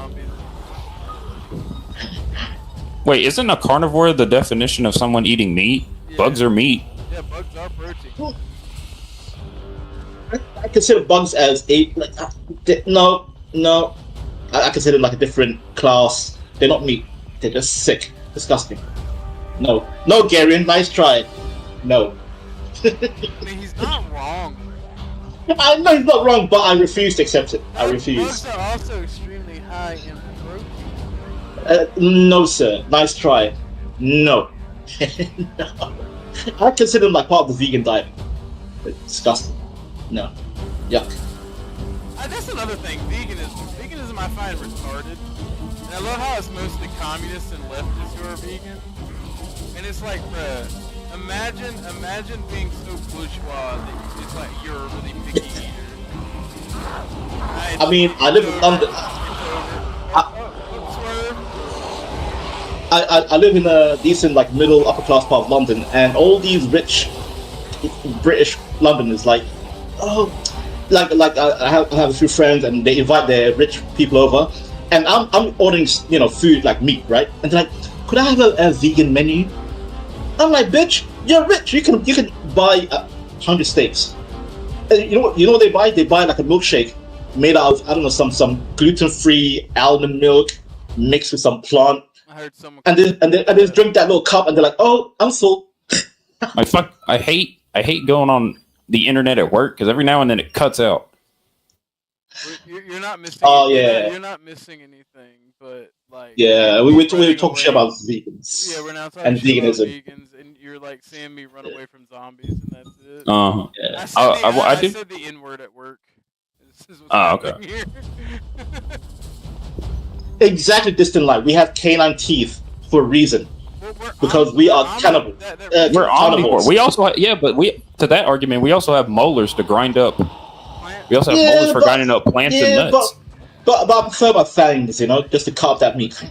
Yeah, but we also have molars for grinding plants. Technically, we're more. My bad. Oh, I was going to say, if we actually look at I remember doing some research on this. Dietarily, it is much harder for humans to digest meat than it is plant matter. It depends. Again, Garen, you're partially right, but again, it depends on your genetics and your ancestral DNA, like where you come from and what diet your people ate in that region. That is true. Like niggas do digest meat all damn day. Oh my god, I've been delivered to the prison. Oh my god. And there's a reason why Asians can't consume milk, because they didn't have a lot of milk producing things in Far East Asia. All they consume is like grain, carbohydrates and all that. To be fair, most Africans, we love our meat and milk. Yeah, to be fair, I mean, some of us, depending on the tribe, can't drink, are highly lactose intolerant. I mean, I'm not, because I drink milk all my life. But I mean, Somali literally means yeah. The thing about it is, right? So we talked about this on Dusty's stream. It's like we're meant to be omnivores. We're meant to eat both meat and vegetables. Like, you know what I'm saying? Like meat and plant. Mm-hmm. And we do because that. we were hunter-gatherer. We do that because we're scavengers, not carriers. Like humans are scavengers, not carriers. Is what I said. Like we're not like vultures. We're not meant to eat rotten shit. We're scavengers. Yeah. And we figured out how to hunt. We figured out how to grow food, and now our supply of food has increased. And like we are meant to eat both because of food scarcity and the way, because our brains, our higher intellect requires more carbohydrates to run. Yeah. And you get the most carbs from animal fat.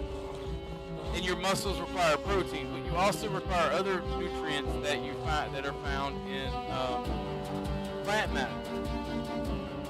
And like people just don't fucking put two and two together. That's why anybody who does the carnivore diet, they might be like super fucking built. They may look healthy, but then they're bone. Yeah, they have a lot of bone. They have a lot of bone. They have a lot of nutritional issues. I disagree. I disagree, because Distant Light in the chat just said it perfectly. The Mongolians drank milk, and guess what the Mongolian diet is? It's literally meat and milk. They're pretty much carnivores, but with milk as their supplement diet. Yeah, and you know how big and tall and giant the Mongolians are till this day. Well, yeah, because that makes sense. But Orthodox is talking about a strictly meat diet. Strictly meat. Strictly meat. Only meat and meat-related products. No, but because I know a few carnivore people, right? And they add cheese and eggs to their diet. Yeah. Cheese, that's calcium. That's called calcium. Yeah, but that's cheese. I'm talking about strictly only meat. Yeah, no dairy products. No plant-based that's products. An ultra. You've got health influencers that promote that. Yeah, bro, you're only supposed to drink blood and eat liver balls all damn day. Oh, you mean like the Liver King guy? Yeah, Liver King. That's all that motherfucker did was I think the only thing he actually drank was water. Oh fuck, they got me. And he looked like he was aging like rapidly. Like he was horrible.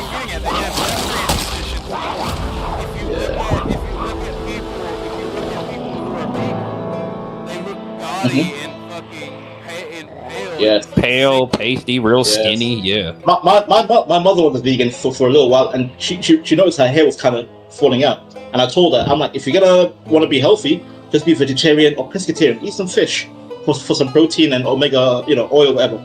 Because the vegan is like losing on B12, certain vitamins. You lose your muscle, your hair follicle, your protein, because hair follicle is protein. You lose a lot of that, and you look kind of like a skeleton in the end, like horrible. Well, that's what we were telling the vegan guy, and they were just not hearing any of it. Damn. That's because it's ideology. It's not even about diet. It's a belief. It's also in the wrong by bringing up. Oh, I'm a vegan. It's a religion. Yeah, also, speaking of people on extremely singular diets, have you ever asked somebody on whether or not they take any supplements? Because almost every time I've asked somebody on an extremely vegan or rarely on an extremely like all protein diet, they take like 200. Yeah, they take like 200 different pills that you never heard the name of just to compensate for the lack of nutrition and vitamins that they have. Like B12 for vegans, they need B12. Or like you said, Vanta, omega-3. Everybody who doesn't eat all those. Also, a lot of people who be like, "Oh, I'm going to eat strictly protein and I'm gonna focus on my gains, man." They always never include fish, like in any capacity. They never include any type of seafood. So they gotta take like a bunch of different types of omega-3s and multivitamins. Hey, bro, just eat some ribeye steak. Yeah, bro, just breakfast for lunch. Spend the next week eating baby back ribs. A lot of vegans will sneak in fish as in like not counted as meat. That doesn't count. And by the way, also, you know what quote they use? They say, "Oh, but the Jays, they don't eat shellfish because." They use certain getaway cars like, oh, if that group doesn't eat fish, that means it's fine.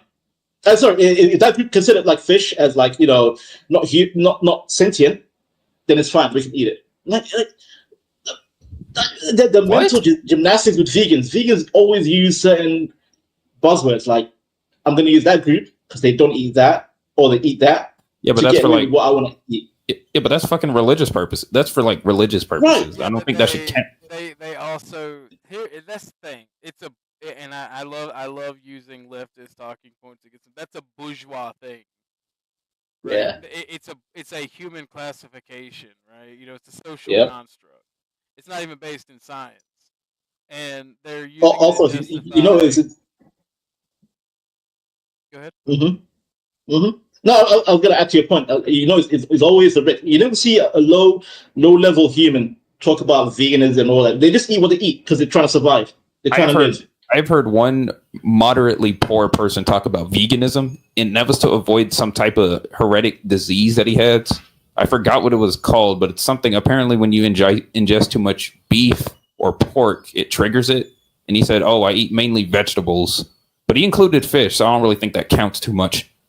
That's normal. It's like a diabetic saying, I can't eat sweets. Like, if your health... I'm going to cut back on sugar. I tried doing that. I had fucking withdrawals. I was like, I can't do this shit, man. The stream is, in fact, you can do it, Garen. I'm just going to show Jansen's video.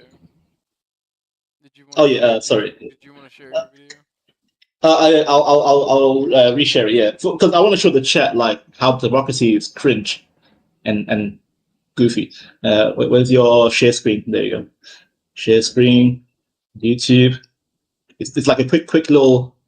There you go. Found it. Okay. Tell me when it's up. I'll play it. It's ready. Let's go. Okay. Audio, everything. Because I've seen this video. It basically means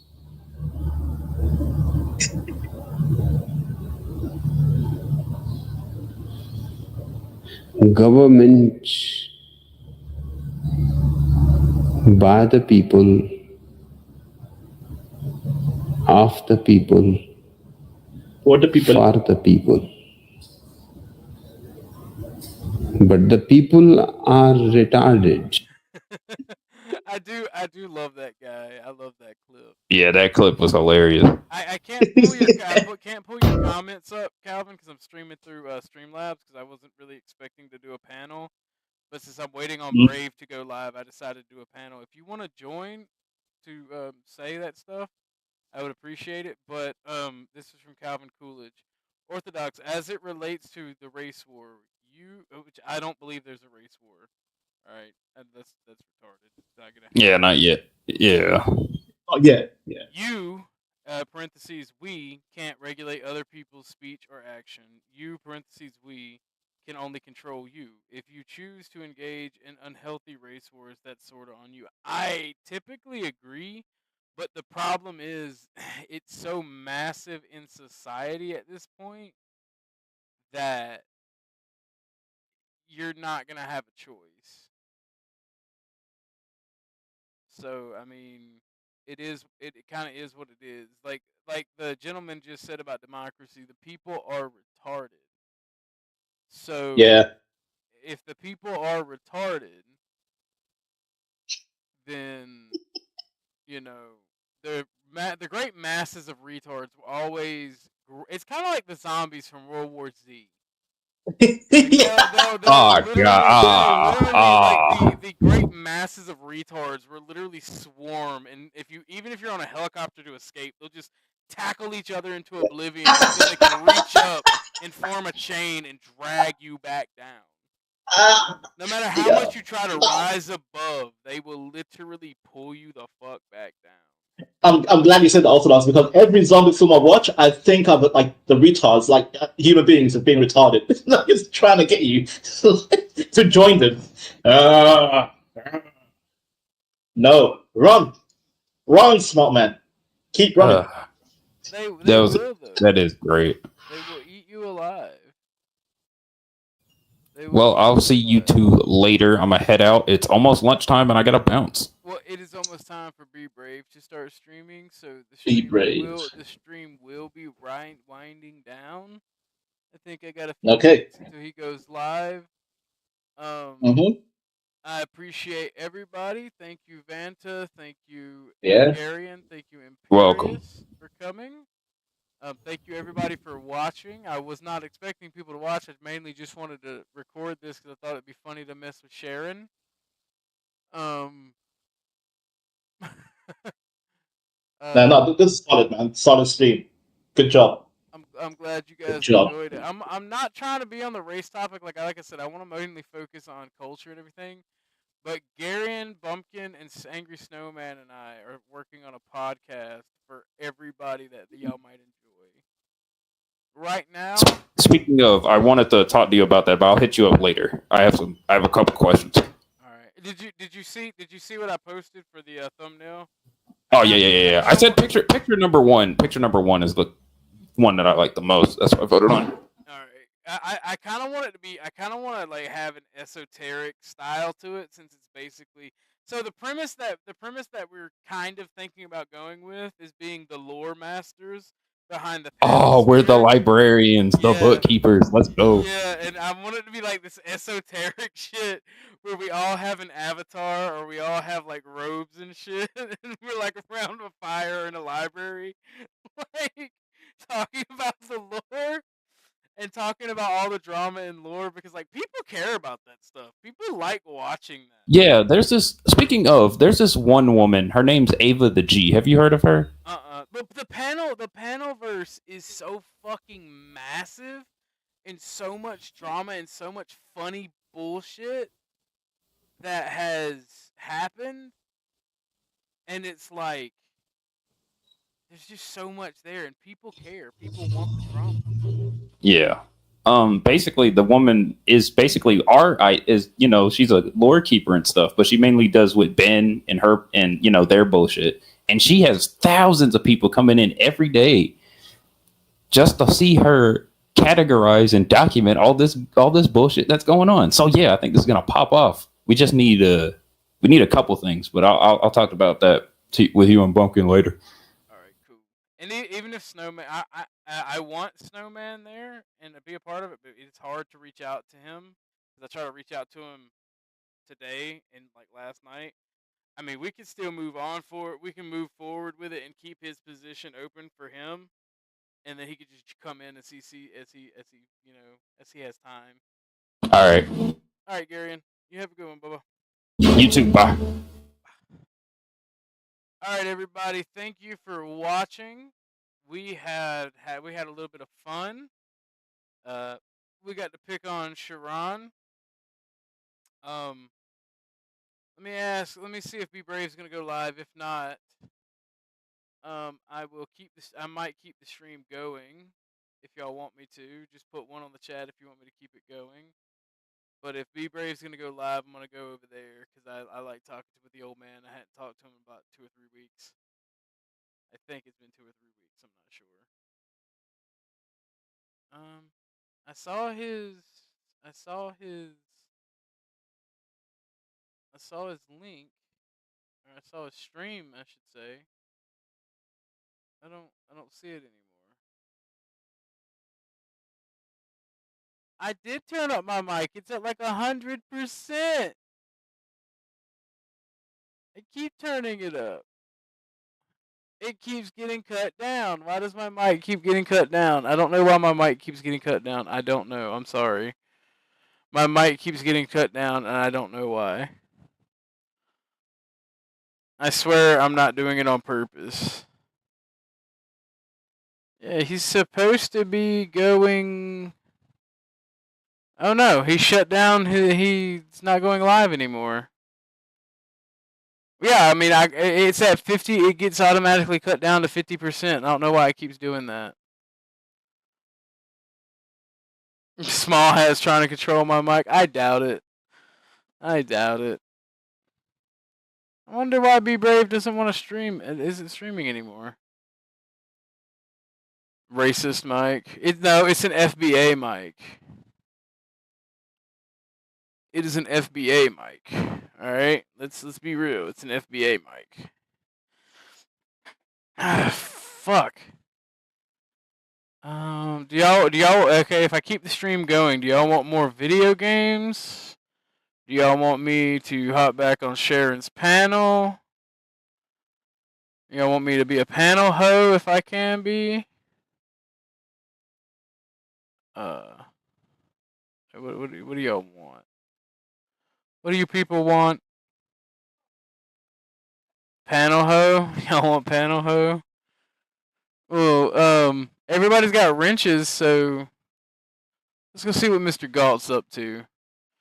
The judge signed a warrant for Officer Reggie Jones, a gun recovery specialist and 6-year member of the force. Tuesday afternoon, authorities accused him in the December 1st shooting, death of 40-year-old Arvell Austin. Jones wasn't the shooter. The police officer was not the shooter, but is considered just... I'm still here. I'm just getting this set up to go to other people's panels. And so that was kind of like how, when the blacks that want black police, like, you're going to get some of the worst fucking animals you could ever imagine. Police. Bro, but there was a story of a police officer here that he had information on certain, drug dealers or whatever. So him and his folks would dress up in tactical gear and raid people's houses, bro. Yeah. They've had cases like that in Atlanta, cases all over. Hell, the nigga that broke that woman's jaw in my house was in police school training. He was going to be a police if he could have kept from breaking people's jaws.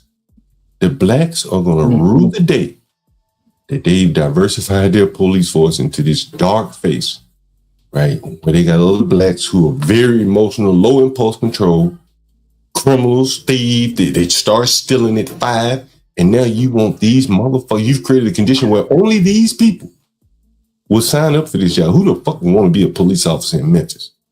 What would even drive you to want to stay there? I've been there, motherfucker. I ain't worth shit. I never liked it whenever I went there. When we met, that I asked you, what does justice look like in this trial? And you said it's whatever the family, but specifically Rovon Wells, wants out of the conviction. So you already touched on it, but how do you think that she's processing this information right now? Matt, I don't want to speculate on her reaction. any more than I want to, commentate on some of the shortcomings that I saw in the prosecution. I think in a sense, all of this is a kind of Monday morning quarterbacking, but I do think we need to honor the humanity of Sister Rovon, Brother Rodney, the Nichols family, and the humanity of Tyree Nichols. And I don't think that this result, this verdict represents that. I think fundamentally, Pepper, we're in between what I see as culture and policy. Universal, explain it to me. What do you think he means by that? We in between rock. No, I ain't confused. I know what that nigga mean. Unless he's trying to say dumb it down for Universal know what he means. No, he's not. Well, in essence, he is saying that Latino, but he ain't. He's saying the policies don't match our black culture. As black people, we go upon the world in a specific way, and these policies are created for white supremacy. Therefore, the diet ain't working for us the same. Remember that clip? The diet ain't working for us the same. That's ultimately what he's saying. Bro, what he's saying is it's over. He's saying, nigga, it's over. Nigga, he can't change, and the policies don't match us. Nigga, I ain't never seen the culture change. Never. I ain't never seen a Jamaican nigga start looking like a Japanese. This nigga, we gonna be Jamaican. He gonna have goddamn. By the way, y'all can join the Discord. I posted the link in the chat. If you don't see anything at first, just wait and I'll give you a role. I typically like to vet, but I'm gonna join back on the panel. But he said in a real nice, fancy way. So yeah, still continue to grift. So the Latino who's on the outside looking in don't know what the fuck he mean. He continued to donate money to George Floyd. Mm-hmm. Next Floyd. Yeah. Keep the church doors open. I can't tell them it's over. Oh. I just made that mistake and riled up Black YouTube. I went on. What's up, Universal? What's up, Mr. Goat? What's up, Latinos for Trump? Hey, I went on Sharon's channel and they did not like what I had to say. Nigga, I'll tell you what. If the nigga ever come over here, he ain't gonna like what I show him. Yeah, no, he can't handle that. His little bow tie will be. Nigga, I won't have to do no talk. Nigga, I queue up them videos and I go cut grass. I said, stay here and watch this nigga. Stay here and watch it. I'll be back. You're not allowed to question the blackative or the black narrative, if you will. They don't want to see it. You point and just like you train a dog, I rub this shit in their face. Nigga, you gonna see it from me. Yeah, I understand more and more why the people on the people that I jive with and I hang out with and I watch, I see more and more why they act and they navigate the way they do by watching everyone else. Like because my bad. No, go ahead. What are you gonna say about them? Because like they don't want to hear it. Like when I BTFO'd them, blew them the fuck out logically, and they just started obfuscating and chimping out. And like trying to project their anger onto me, and I'm like, okay, y'all, I'm not mad, I'm not angry. Bro, you're like, what you're doing is you're talking to one man who makes a living off very low IQ people. And that's what everyone is doing today. Yeah, once you realize it, you can't unsee it. You know what I mean? He makes a good living, I guess, because he keeps doing it. Letting them niggas chimp out, talk irrationally, put forth narratives that a reasonable person would know are not true. I think they're coming to the end of the road here. Yeah. End of the road. When I pointed that out, and I pointed that white guilt's over, the whole panel kind of got quiet and like they need it. And like they realized we don't care. White people by and large don't care anymore. You know what I tell them niggas? I say like, if I were white, I would tell niggas all day, if you love your people so much, we so bad, just stay out of our neighborhoods. I won't live around you, you won't live around me. Cool?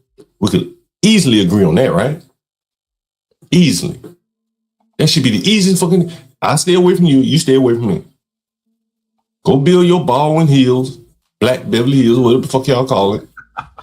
And I'll go Hoodville. trailer parks or whatever the fuck white trash live, whatever y'all want to call me. Just let's go our separate ways, nigga. If I'm so bad, you understand? But nigga, I ain't seen no white people. The title of this stream, the last stream, I ain't seen no white people all week. All week. I ain't seen none. Haven't seen one all week. I thought about that shit. I woke up late. I ain't seen a fucking white person all week. Where are you, Whitey? And I know that, you know, but every day we got niggers want to run the whitey while maintaining that cloak of white guilt. They can't live without it. But y'all white people need to make these motherfuckers live without it. Make them live without it. I wouldn't be bound down no fucking nigga. Fuck that shit. I ain't bound down no fucking nigga. Fuck these niggas. There's clearly a gap because... Hey, man, I don't know if you heard this, bro. This nigga... Yes, sir. This nigga just said what I said. I don't know if y'all could interpret what this smarty already ass goddamn seersucker suit wearing nigga just said. But he said what I said about 2 weeks ago. But he said it in a real slick, nuanced way where he can maintain his grip. What I see as culture and policy. We're in between what I see as culture and policy. There's clearly a gap. What the fuck does he mean by that? It's like... It sounds like feminine speech. Nah, he just said it's over. Well, it is feminine. You know, he could have said it a lot of other ways. Yeah, but he said the best way he could to maintain his grip. I've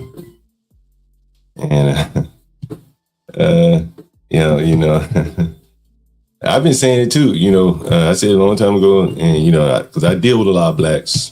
You know what I mean? And you know, I've seen it, man. Like, yo, they just don't have it. You know what I'm saying? And you know, I read a book by Lathrop Stoddard, and I mentioned it here on the channel. Lathrop Stoddard. You guys remember that? Lathrop Stoddard? Yeah, I'm familiar. Often in jail. So he had a quote about, you know, more or less blacks. He said, you know, this world, this country has a lot to offer. But for the underman, the nickel, the nightshade, it torments him. The nightshade.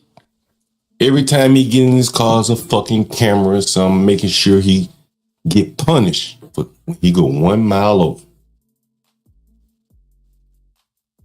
It's scanners and this and all this other shit that torments the underman, the nightshade nigga. It becomes a menace. It's the menace of the underman.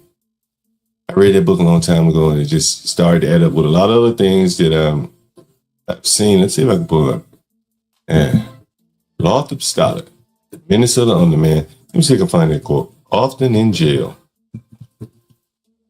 He says, I can't find it. But he says, did I find it? Oh. He says the underman. This world just torments him. All the fucking rules. If you can abide by the rules, you're a disciplined man. This world offers you a lot of rewards. When you say that's fair. But if you can't, you'll get tormented. And that's what I think is happening here, what this guy is saying. These blacks are in the middle. And they're being tormented. Rough waters here. They're rough waters. For real. For real. CJ Davis got on national television in 2023 and said unequivocally that the officers, all 5 of them, violated policy and did not follow their training. There you go. That's the police chief he's speaking of, CJ Davis. A sister gal caught in between her aggressive ass bucks that she need to go out on the street and round up these criminal niggas. On King David. And her sensitive side to see her baby in Tyreek. She got to pick sides. She run this police force. She need them wild niggas. And now we have a verdict here saying what they did was in alignment with training and policy. And I didn't see the prosecution put on the same type of zealous prosecution that they did for the Young Dolph murder trial. They called 17 witnesses. Nigga, if we finished, we done. Not Young Dolph. Hey, that's my dude. Yeah. I ask you niggas again in the chat. Is George Floyd greater than Tyree Nichols? Yes. He said yes. Is George Floyd Saint George Floyd? You might well say that ass whooping he took the place of his birthday. It's more important than his birthday. That's a fact. I think George Floyd greater than Muhammad, peace be upon him. Oh, George Floyd, peace be upon him. There, I said it. Where does George Floyd rank? What is your what does George Floyd rank? Is George Floyd greater than Rosa Parks? He's the 13th apostle. Is George Floyd that bitch was riding a bus? She didn't lose her life. How much she wasn't worth shit? They robbed that bitch afterwards. My daddy changed. At least he died. She lived. He died. So he's greater. Yeah. George Floyd. Where do I rank George Floyd? He's the 13th apostle, John. What's wrong with God? In Black America. Praise the Almighty. Listen, George Floyd took the baton from King, nigga. Yeah, we needed a king. Nigga, 68 to 2005, boy, we were running low on fuel. We needed a nigga. We needed one more nigga to get us out of it. Give us a little more fuel. From Martin Luther. Rodney didn't give us that much spunk. We got They said we should overcome, and they got George Floyd. You said Rodney didn't give enough spark. Rodney gave us, he gave the nigga some loot, but wasn't it right? Enjoy. That shit was filmed or televised, you know. Ooh. At least Rodney survives. George died. Bring out to his mammy and shit, like nigga, that was Martin Luther King. Tell me what, nigga, that was the passing of the baton. That's it.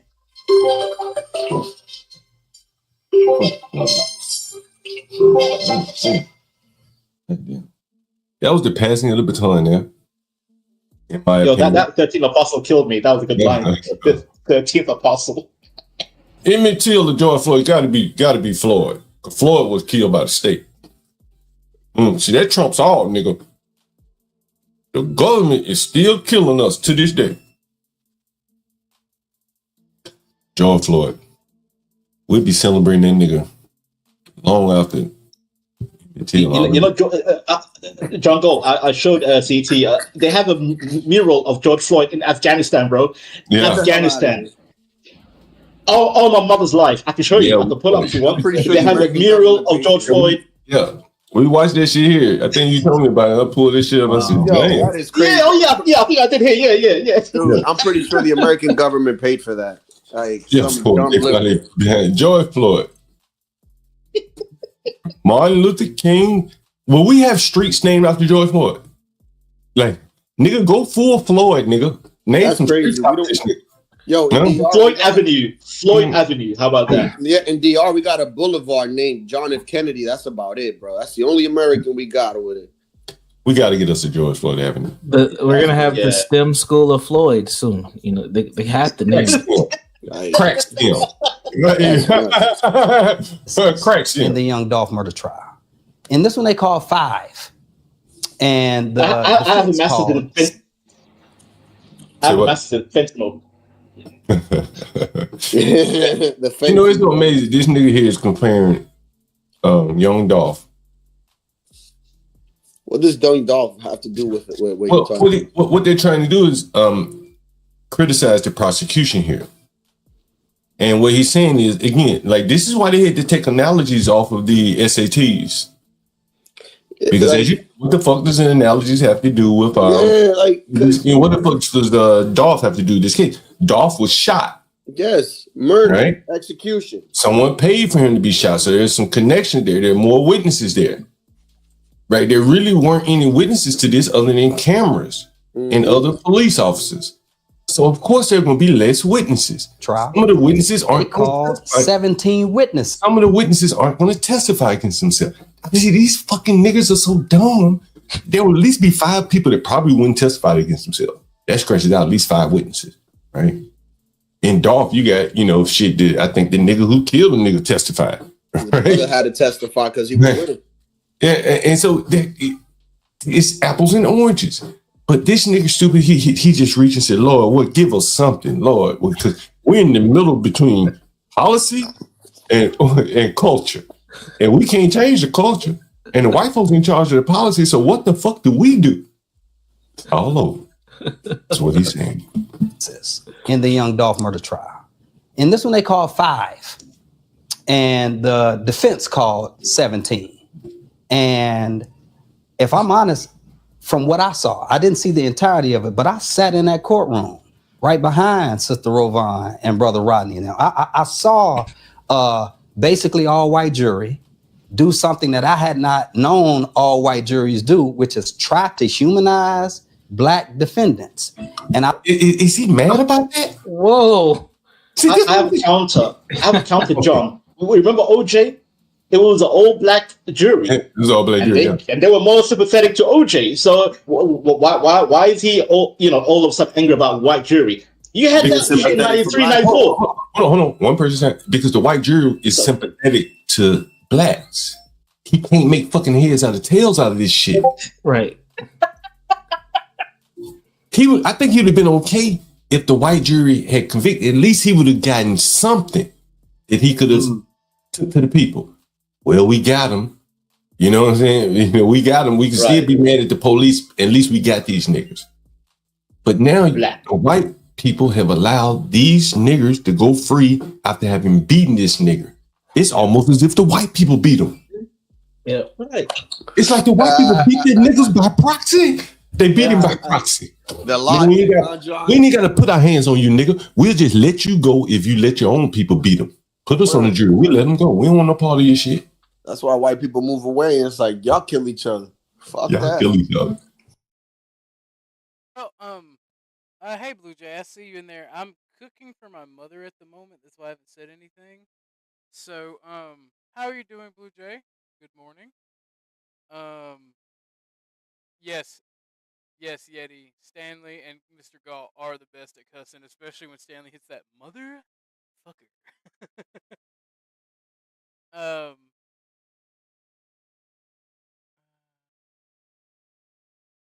I closed down the panel. I mean, you guys can still join. If you join in, let me know if y'all want to join, and I'll open up the panel again. But I had to step away.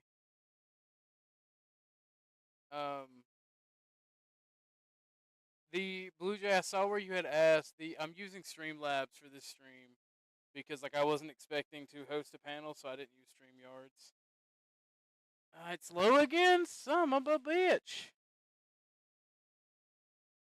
There we go. Is that better? You need me to drop a new? Let me get through cooking and cooking lunch and then eating, and I will be done.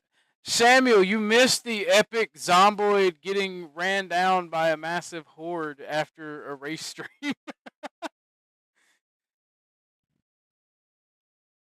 So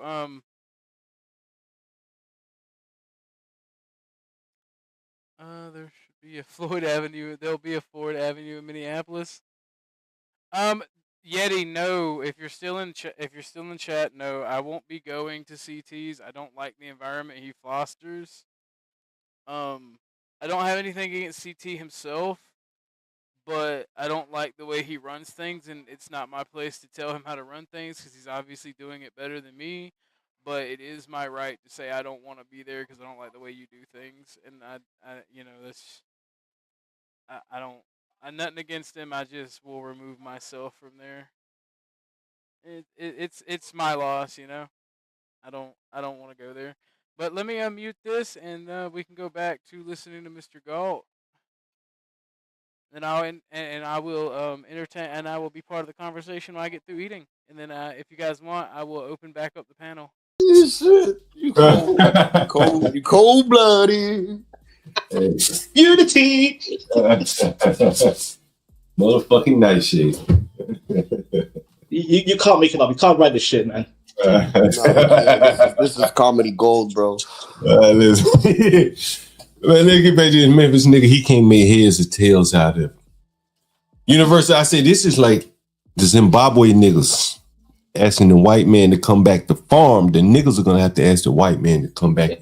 Come back and help us. Police me. We done went down a dark road here. We done brought in fucking Jamaicans that steal, kill just as much as our police will.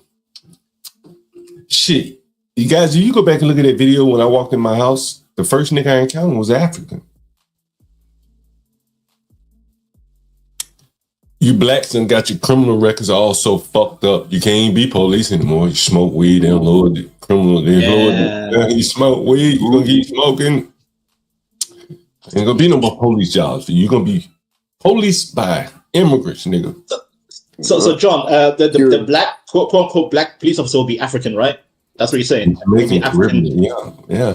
Not the Caribbean. Oh no. One that whooped Tyree's ass was Jamaican. And they tried to bring it to the jury. And the prosecutor said, "I hear an accent.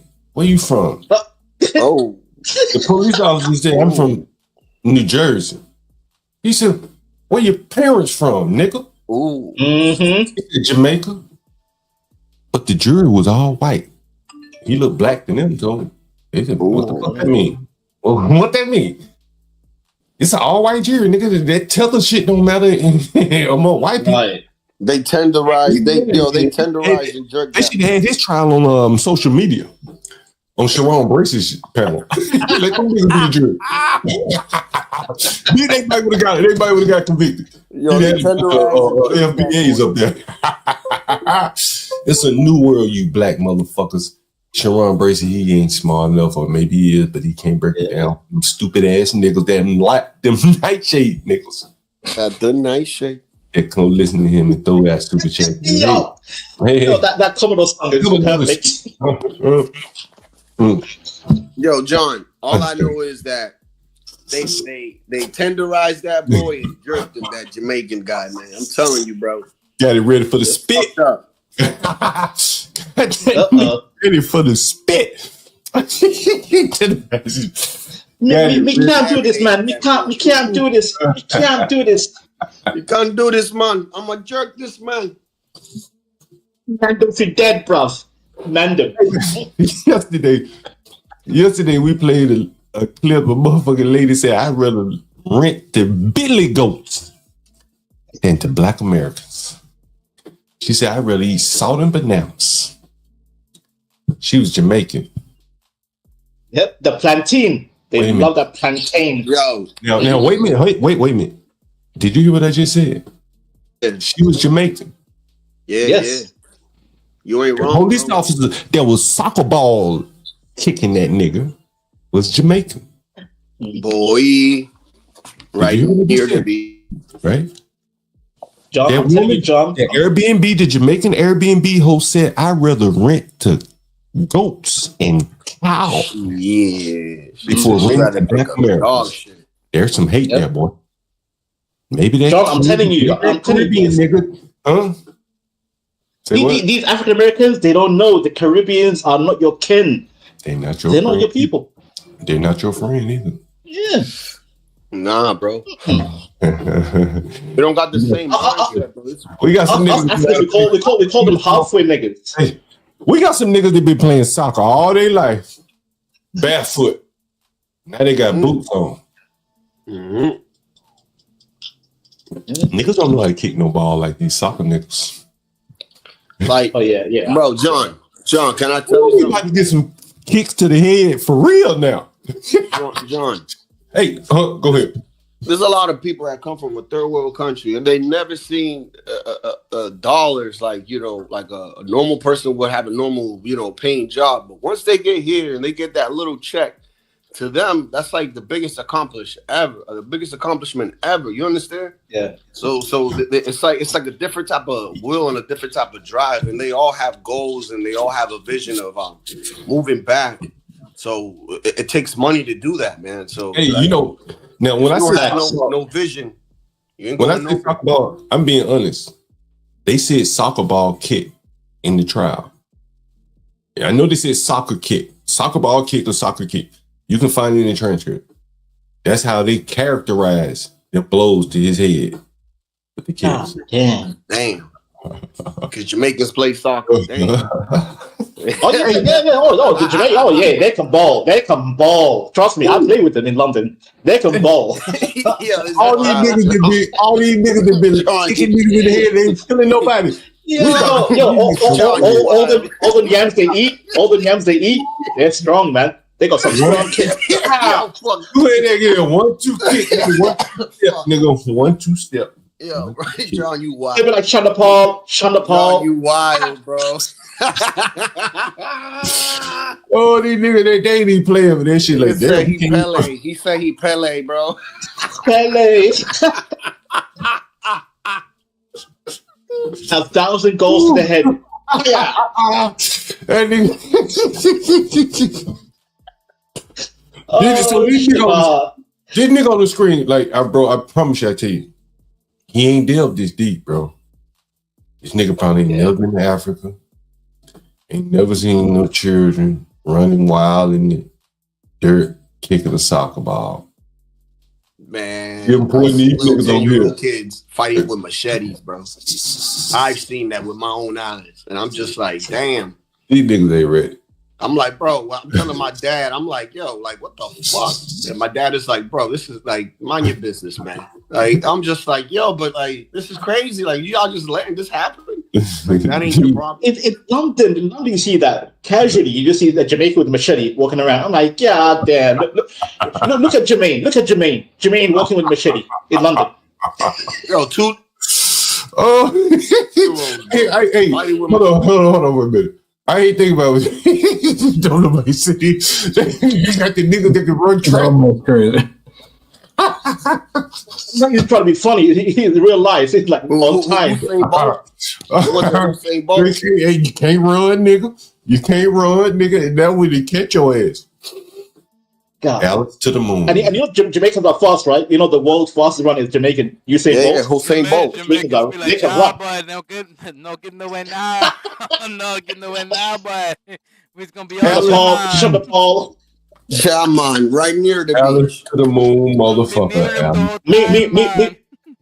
Me not ganja bread, fam. Me not ganja bread. I like everything jerk, yeah. I get along very well with the Jamaican community in Georgia. Man, I probably Jamaican community, man. Hey, listen, I'm gonna tell you this, like, you know, how many of you? I know Dominican, you probably lived around Jamaicans. Universal, you ever lived around Jamaicans? I have not. We don't have enough here. Right. I got Jamaicans around my way. Okay. Lucky you, Universal. Lucky boy. Anybody else on the panel ever lived around? With your people, Banta. Anyone else Jamaicans? You know, I call Jamaicans the Nigerians of the Caribbean. Yes. They're the top dogs, right? They got the culture, the food, the music. You know what I'm saying? They got the tourism. They got the, you know, nigga, I was in Ghana. They got a Bob Marley house in Ghana. You know what I'm saying? Yep. The music travels. When you think reggae, you think Jamaican. Like, I don't give a fuck who else made it. It could be Barbados. Like, it's a dominant culture, right? It's dominant people, tough ass people. And when they come into contact with with the Black Americans, from what I've seen, like, they skunk their ass. They blow them out the water. And that's in any other group, but they will also fight you if you call them black. Right, and they don't back down. Right, you know, some of the other cultures like St. Lucians, me not black, me Jamaican. Me not black, me Jamaican. They always say that. Me not black. They had their hand in the dope market, so that puts them in conflict with the blacks as well. And once, by the way, me not black, me Jamaican. They'll tell you that one time. Yeah. They don't like to be called black. They said, me not black, me Jamaican. All right, you're Jamaican. All right, cool, you're Jamaican. Cool. And so, when they come here, man, they really distinguish themselves, in my opinion. If they interact with blacks, that they can. I mean, Kimmy Casey, all of them down. Frank. Well, maybe not as much Franklin, but Kingston and all them streets, a bunch of fucking and Jamaican this, Jamaican that, Jamaican music all in there, niggas speaking that patois and shit. It's a dominant culture. You know what I'm saying? I would say it's somewhat, at least here, somewhat peaceful. You know what I'm saying? The music ain't vulgar, raunchy. The mainstream part. The Bob Marley crosses, every racial demographic. You probably play that everywhere in the world. Yep. And so, it's a very dominant people, you know what I'm saying? Relative to their peers. And I think that, that black guy police officer, that black woman Airbnb host, they don't hold back. And you're speaking their mind. And then this guy, he acted it out and whooping that nigga's ass real good. So yeah, I think that all plays a part there, yeah. And John, also to add, don't play with the Rastafari. They are the real deal. Yeah. Don't play with the Rastafari. Because you know what? In Jamaica, they had like a Muslim population that was trying to, kickstart a revolt. Those Rastafari shut them down real quick. Shut down. Does anyone remember in Living Color? I remember. Yeah, I remember. Mm-hmm. Universal, you remember that shit? Oh, I didn't hear what you said. In Living Color? Yeah. Yeah. I remember Living Color. Absolutely. And I remember this shit watching it as a child, and I always thought this interesting. And I didn't know anything. I never met a Jamaican before, and they were portraying a Jamaican in Living Color. How did they portray him? Do you remember how they portrayed the Jamaican? They were like hard workers. They had a whole bunch of jobs. They were always busy. That's a hell of a reputation, bro. Hell yeah. That's a hell of a reputation. It's a hell of a reputation. But Universal, they try to make it look like a bad thing. Like, oh, look, he has so many jobs, like he can't maintain stable jobs. That's yeah, right. they're trying to make it look bad. I'm like, bro, the guy is working, he's hustling. Yep. What's the real deal?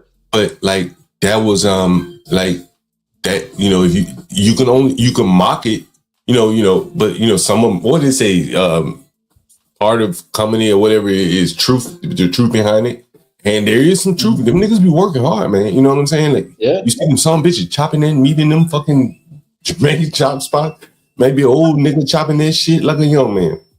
I always remember that. Like, damn, that's a good stereotype to have. Right. And I think, as Vanta said, they were mocking it, but it kind of showed you how blacks looked at the world. Right. They were mocking that shit. Yeah. and John, look at today. Today, they're like, oh, we need the immigrants because the immigrants do all the jobs. Oh, so in the 90s, you were mocking them, but today, you need them. It's a very good point. Very good point. And I don't think the Jamaicans, and I speak broadly when I say Jamaicans, the Caribbeans, Africans, immigrants that come here, they don't see themselves in between culture and policy. I don't think so. The Caribbeans follow one thing they do, they protect their family. Number one, they're family focused. Number two, economics. So they don't care about Black Lives Matter and all that. No. They're like, bro, where's my money coming from? I will side with any party that'll make my life easier. I've never heard a Jamaican say policy to me. Oh no, they don't say it, but they say it through action. You can see it from the action that I've never heard they focus on where the money is coming from. I never heard a fucking Hispanic motherfucker working in my house and man, these policies. Nigga like, I need more work. Right. Fuck these policies. I ain't in between policies, nigga. I'm in between work. Right. Yeah. These fucking niggas. They're looking at where's the jobs? Where are the jobs? Where's my money coming from? That's their focus. Where's the money? That's my policy, nigga. That's how I enforce policy in my house. Correct.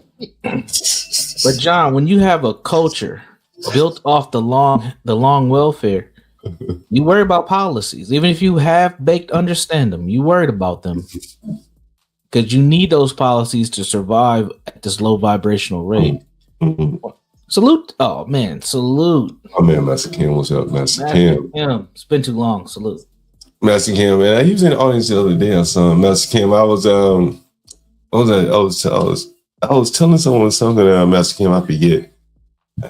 We're gonna carry on here. These niggas are in between culture and policy. No man's land, it's what I would call it. I don't think they were doing it because they were black. I think they were doing it because they were police officers.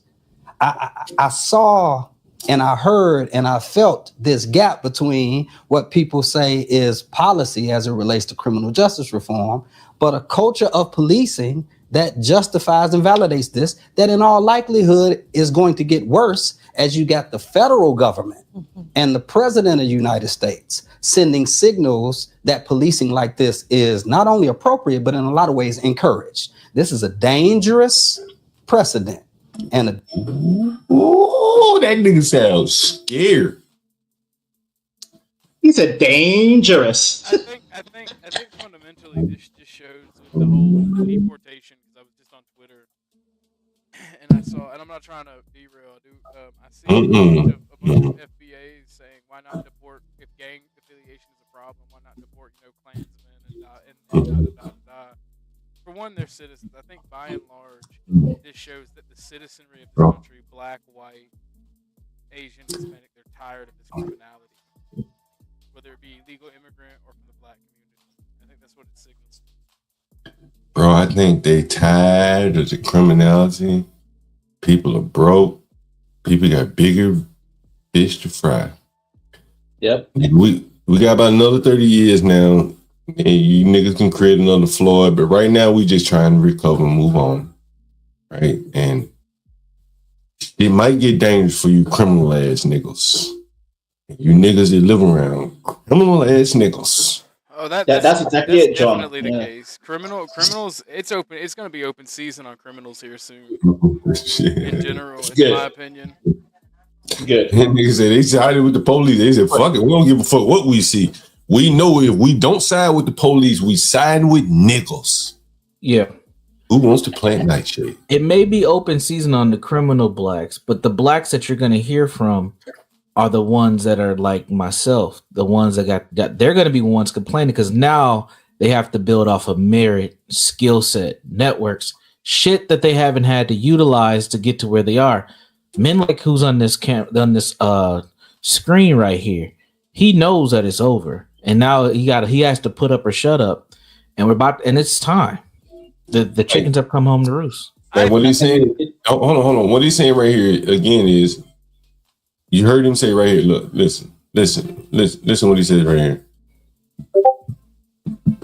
Sending signals, the federal government makes this, that in all likelihood is going to get worse as you got the federal government. Mm-hmm. You got nowhere to turn. Yeah. Oh, daddy government. Daddy. I've been back to the government. I've been telling you, I've been saying all along, man. I said niggas ain't got no moral compass. Nigga, they live by what the government say do. And now the government say, nigga, you can't do this no more. But we've been doing it. We've been stealing, just going in stores, stealing. Nobody say anything. Exactly. But the federal government, that in all likelihood is going to get worse as you got the federal government and the president of the United States sending signals that policing like this is not only appropriate, but in a lot of ways encouraged. This is man, nigga, I'm gonna tell you one time I was in the Bronx. I was in Harlem, sorry. And my lady friend, black girl, black woman, she saw a big old 6'5" motherfucking white cop. Nigga looked like he was out of an old 70s movie, circuit coat type shit. And this was during COVID and shit. She said, we need them motherfuckers back in full force. Nigga, that little white motherfucker look like he'd beat your ass with a baton, a billy club. That's what she said. She said, we riding past the nigga. Nigga look like I say, out of circuit court or something. Oh, slick hair motherfucker, black hair, motherfucker, tall white motherfucker. She like, man, we need them back. You want to know the truth, Mr. John? Every woman desires a fascist, and that was the perfect example of a fascist. Based, well said. He's right. 100%. He's right. You know that nigga gonna bring order. I don't want men controlling me, but low key, they want. They ain't gonna control you. They gonna control the criminals. He gonna be slanging a gavel and that schmeat. Man, everybody want motherfucking law and order, man. Everybody want that. They do. Thank you, sir. Thank you. I love me some law and order. I can't stand this chaotic bastard running around. Fruit of law and order. That's what they like. The fruit of law and order. They may not like law and order, but they want the fruit. The thing is, John, like when a man is young, he enjoys chaos because chaos means adventure. But when a man gets older and he's like, you know what, I'm done with adventure, he wants stability. Stability means order. Right now, that's the system we need because we have been chaotic for like since World War II. We need to come back and stabilize the world because the world is chaos right now. Hell. Let's take a listen. Dangerous precedent. You got everything you asked for, nigga. Not only appropriate, but in a lot of ways encouraged. This is a dangerous precedent and a dangerous moment to be in. And so my heart and my prayers are with the family of Tyree Nichols. I know there's more to come, but I don't know who. He said there's more to come at the hands of these dangerous black police officers that you requested, you demanded it. Of Tyree. He wants it. He wants it. He wants it because he keeps the hustle going. He needs it.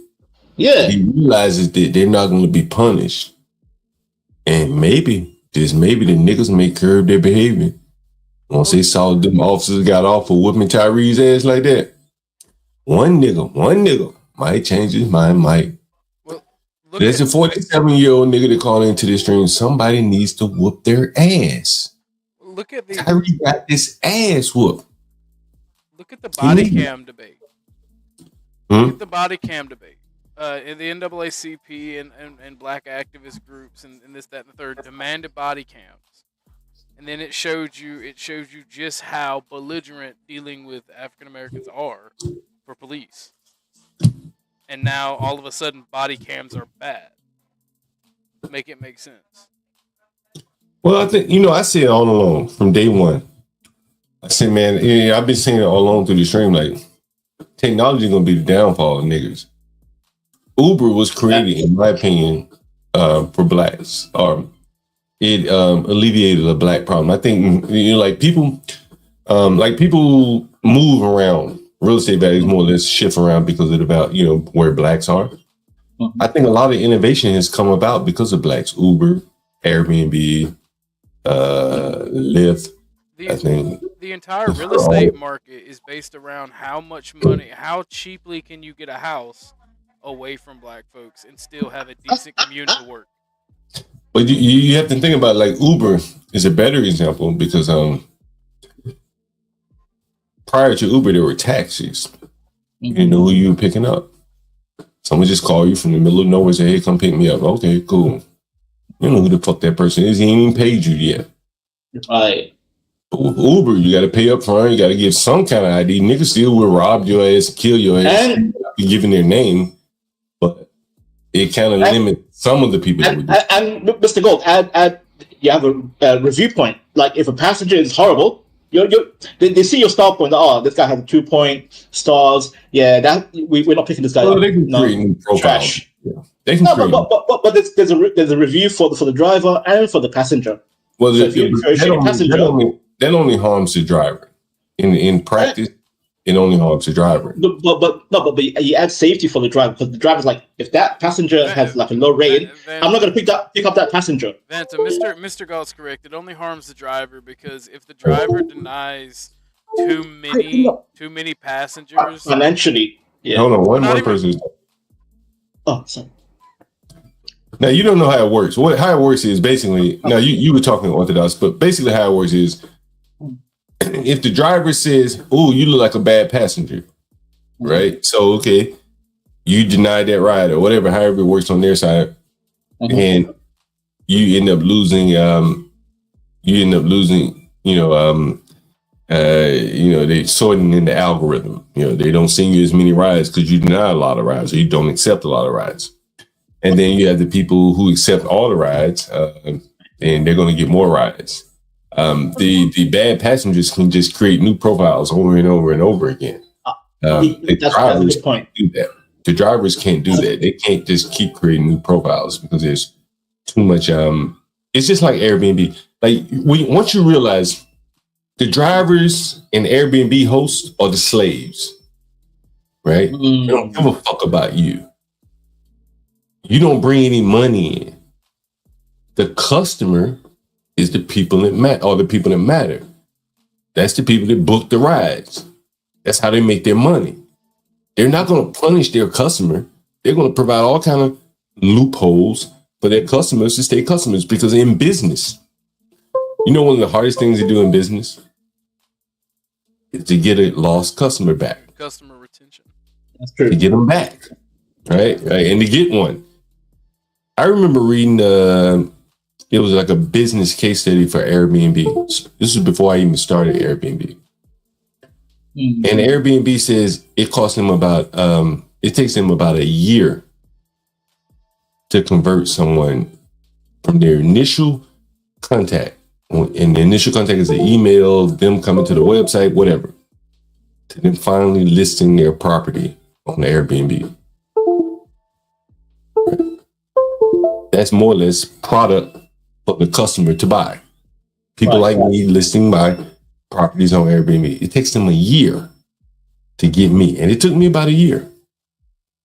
That's why they offer their hosts money to convince other people to join, right? Because it costs a lot of money. And so in selling, you know, the cost point, you don't want to like make it more expensive for you to keep customers. So they allow the customers to do a lot of hanky panky, you know, changing passport photos, you know, anything they want to do, profiles, things like that, to keep them as a customer. But for the Airbnb hosts, we're dispensable. Right? Throw us away. A million people looking to replace us. You make sense, and I stand corrected. I did not factor in the whole people can make new accounts, etc., etc. While the host and driver are obligated to have one profile and stick with. I mean, if you take a very long view of this, yeah, and I mean a very long view, like zoom out, you know, 10 years, 15 years, however long Uber's been around.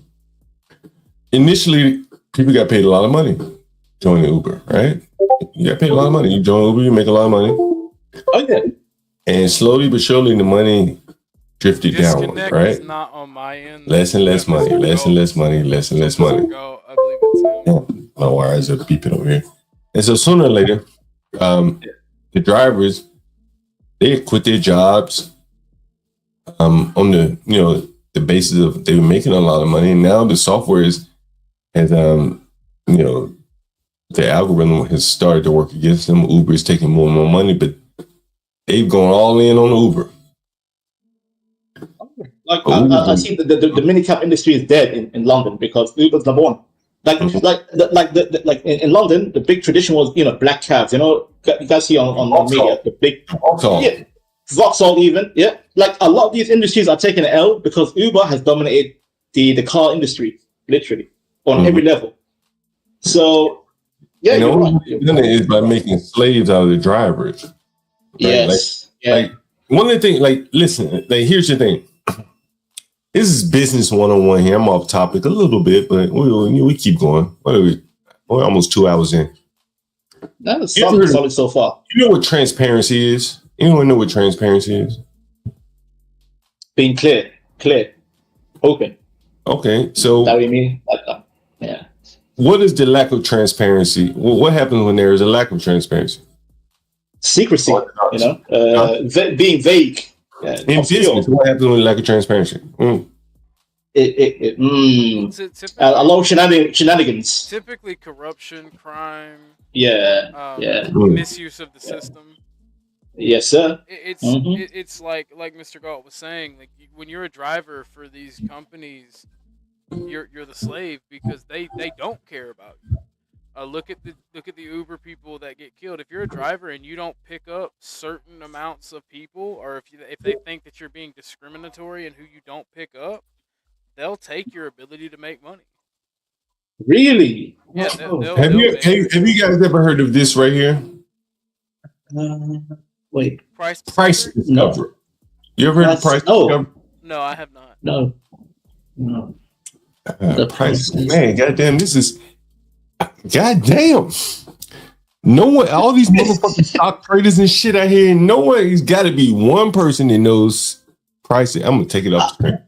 FYI, I'm not a stock trader. I'm not a business guy. I learn as I go. Word right here. This is a fucking economics 101.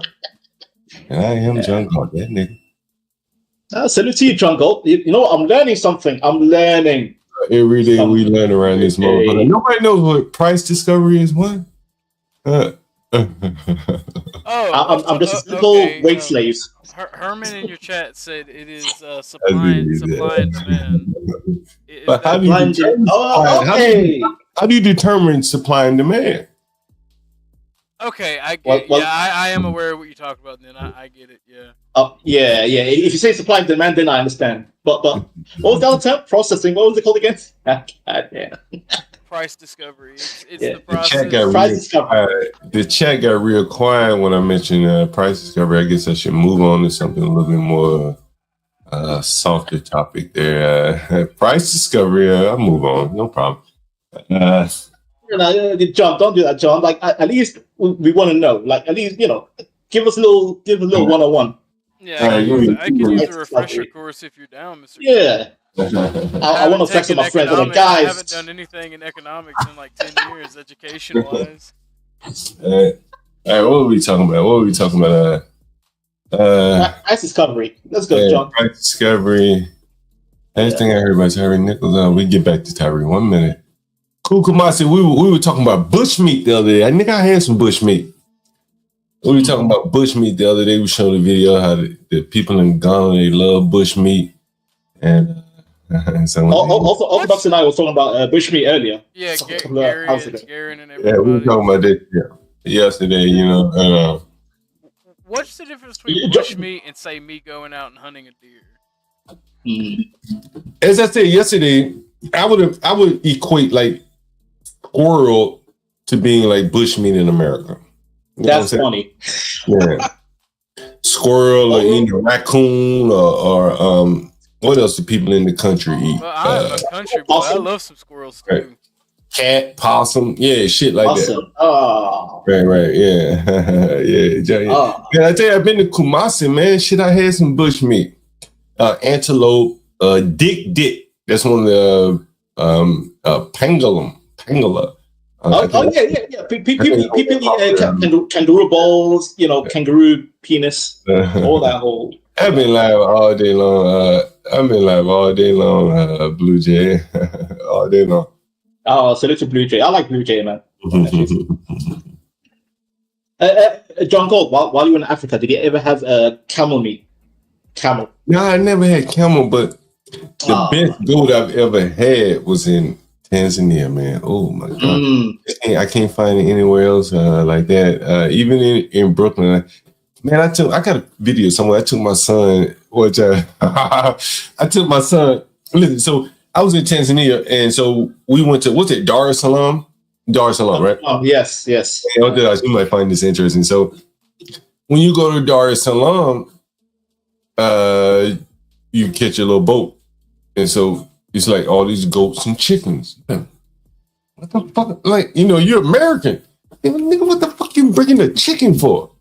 Just buy a chicken when you get that, nigga. And my lady, she's like, nah. Whoa. Like, you don't bring no pack of meat to somebody's house. That shit gotta be live so we know that shit fresh. You know what I mean? Like, you can't cook no shit and bring it to somebody else. Like, you need to be live.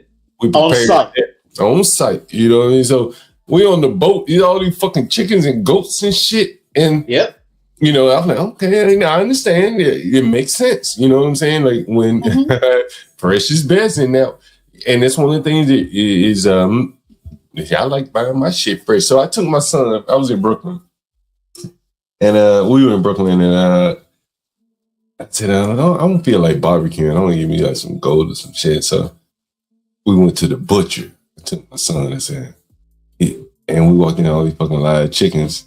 I guess he thought they was just gonna bring it to us prepared. He said, "Come on back. Which one? You pick out which one you want." That shit freaked my son the fuck out. Really? God damn. He like 4 or 5 years. He like 3 or 4 years old. You know what I mean? And my lady, she really. You took him to see a fucking chicken and goat because I bought like a chicken and a goat. You know what I mean? So, and they put all this shit in it. And she like, you took him to see this shit. He a little boy, and I'm like, yeah, fuck it. You know, you got to know where it come from. So you want to eat it? That's ironical because I have a similar story. My dad took me to a real time. What do you call it? Oh shit! Give me 1 minute, guys. I gotta take this call. Give me 1 minute. We'll hold it down for you, Mr. Go. Yeah, hold it down for me. Yeah. All good.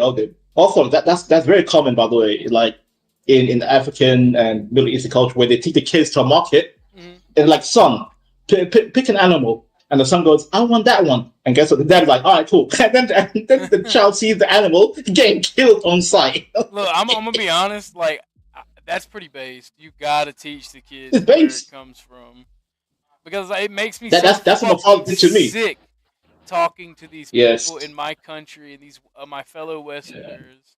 Oy vey, my fellow Westerners. It makes me sick talking to them, and they have no idea where their food comes from. Like I was talking to the vegan I was talking to on Flo's channel, right? When we were talking about the food. And he was like, well, fruits smell good. You know, cow, when you murder animals, it doesn't smell good. I'm like, bro, have you ever hunted a deer and field dressed it? The fresh meat smells amazing. Like, fresh meat. Like, I find meat from the grocery store that's been packaged and put in this stuff. I think it smells horrible until you start cooking it. But like, freshly butchered and field dressed meat, oh my God, it smells great. Orthodox, like when I was 5 years old. Oh yeah, Blue Jay, we almost always live. You know, he's always got someone up here. Stanley, Portia. We've been back in a while, and then, you know, I do what do they call it? Dual duties. Multi duties. I may stream 2 or 3 times a day. The weather's getting very nice around here, so maybe I even get back to some live streams. You know, I really want to do some live streams elsewhere, to be honest with you. I mean, the location that we have is great. Don't get me wrong. Like, it's the epicenter where a lot of bullshit happens in DC, and where it is I would say it is the best intersection in DC where we live stream from. Gentrification. It's like the intersection. You know what I'm talking about? Like damn my shit. I know what you're trying to say. I know the word. I fully get you. Let me share. Let me. Damn, I gotta get to this verse. Damn. Let me do this. Let me share this. The certain part I understand. So let me show you this. Here's what I'm talking about here. Okay, yeah. Right. The intersection of price and demand in the market represents the equilibrium point. You hear about that? Ooh, this is deep economics here. This is a basics. Man, I've taken all kinds of economics, econometrics, and all that kind of bullshit back in the day. No, not by the national stadium. Not by the national stadium. That's not the epicenter of gentrification. I would probably say this is the epicenter of gentrification where we live stream from. 14th, well, it's more or less 14th and U. Yeah, that's where a lot of poor and a lot of very, very affluent, I would say highly affluent, intersect right there at 14th and U. That's where the sweet and sour sauce killing was. If you remember that killing. That's where all the robberies of the gays happened. You see all the queer flags. This is where the poor blacks. It sounds like London to me. London is the perfect example of the equilibrium, because you got the poor and the rich kind of put together under this one city, and this city is like one big, gentrified Like, yeah, you see all, and people are getting robbed left, right, center. All right, I gotta take this call, guys. Hold it down for me, Orthodox. I got you, Mr. But no, but you see my point, Orthodox. Like certain cities, like that's literally the example right there. Yeah. We get the poor and the rich, and the rich, but like, oh, I love multiculturalism. I love cultural foods, but guess what? They're getting robbed at the same time. Well, they never. And here's the thing: they never actually engage in multiculturalism. They see it from afar and go, "Oh my God, it's working," and they never have to deal with it. Yes. That's why I get angry. I love Indian food. I love wearing Indian outfits, but guess what? They're getting robbed by an Indian on a night out. Like, God damn it! You don't know the culture truly. You just see like the aesthetic. They love the aesthetic, but they don't absorb the real They inside. like the idea of it. They like the idea. Yes. And everybody should like the idea of meritocracy, of everybody getting along and letting the cream of the crop rise. Everyone should like it, but in nature, I disagree. I disagree also. I think you should live by the rule of the land. If the land is Japanese, live under Japanese rule. If the land is British, live under British rule. I lived in UAE. I had to operate as an Arab, mentally and physically. I had to behave myself. What people don't understand is typically in homogenous societies, meritocracy is the law of the land. Yes. So, and that's the thing. You only get meritocracy with homogeneity. This is Yes, why multicultural, and it goes back to what you and I were talking about Plato, and like the original philosophers when they talked about democracy. Democracy is only possible in a homogenous society. If you don't have homogeneity, you have dysfunction, you have issues, you have rule. Actually, I disagree a little bit because, yeah, it should be homogenous, but it also has to be a politically literate society. You can't have the low IQ voting. You can't have that. Well, even within your own people, you should not allow them to vote. Don't let them. That's the thing. That's going to the diversity. Whenever they have plans for diversity, is when they will let the poor and stupid start to vote. No, but my point is like what was it? Aristotle, Socrates? I can't remember the Greek fellow where he said democracy fails if the demos, the people are not politically literate. So if you have dumb people, even within your own race, don't let them vote because guess what happened? You let weak men and women vote, the Western world failed. It collapsed. My point. You should let certain people vote. And certain people have to be of quality, not tyrants, not evil people. Quality.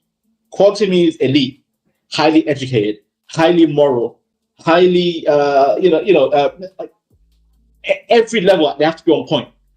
You can't just let any. Oh, we are all English, but you allow Tom, Dick, and Harry to vote. You shouldn't let them vote. I'm assuming if they're not moral, if they're not high IQ, channel, if they're not religious, it's a multi-conglomerate. Be quiet. You're a peasant. Simple as that. And they do different topics. I'm just saying Orthodox. I'm just saying democracy works with a certain level. If anybody's Simple as that. interested that don't know about Mr. Galt, that's my point. I by and large agree with you, but the thing is, what people don't understand is you get that naturally with a homogeneous society. And like multiculturalism has never and will never work.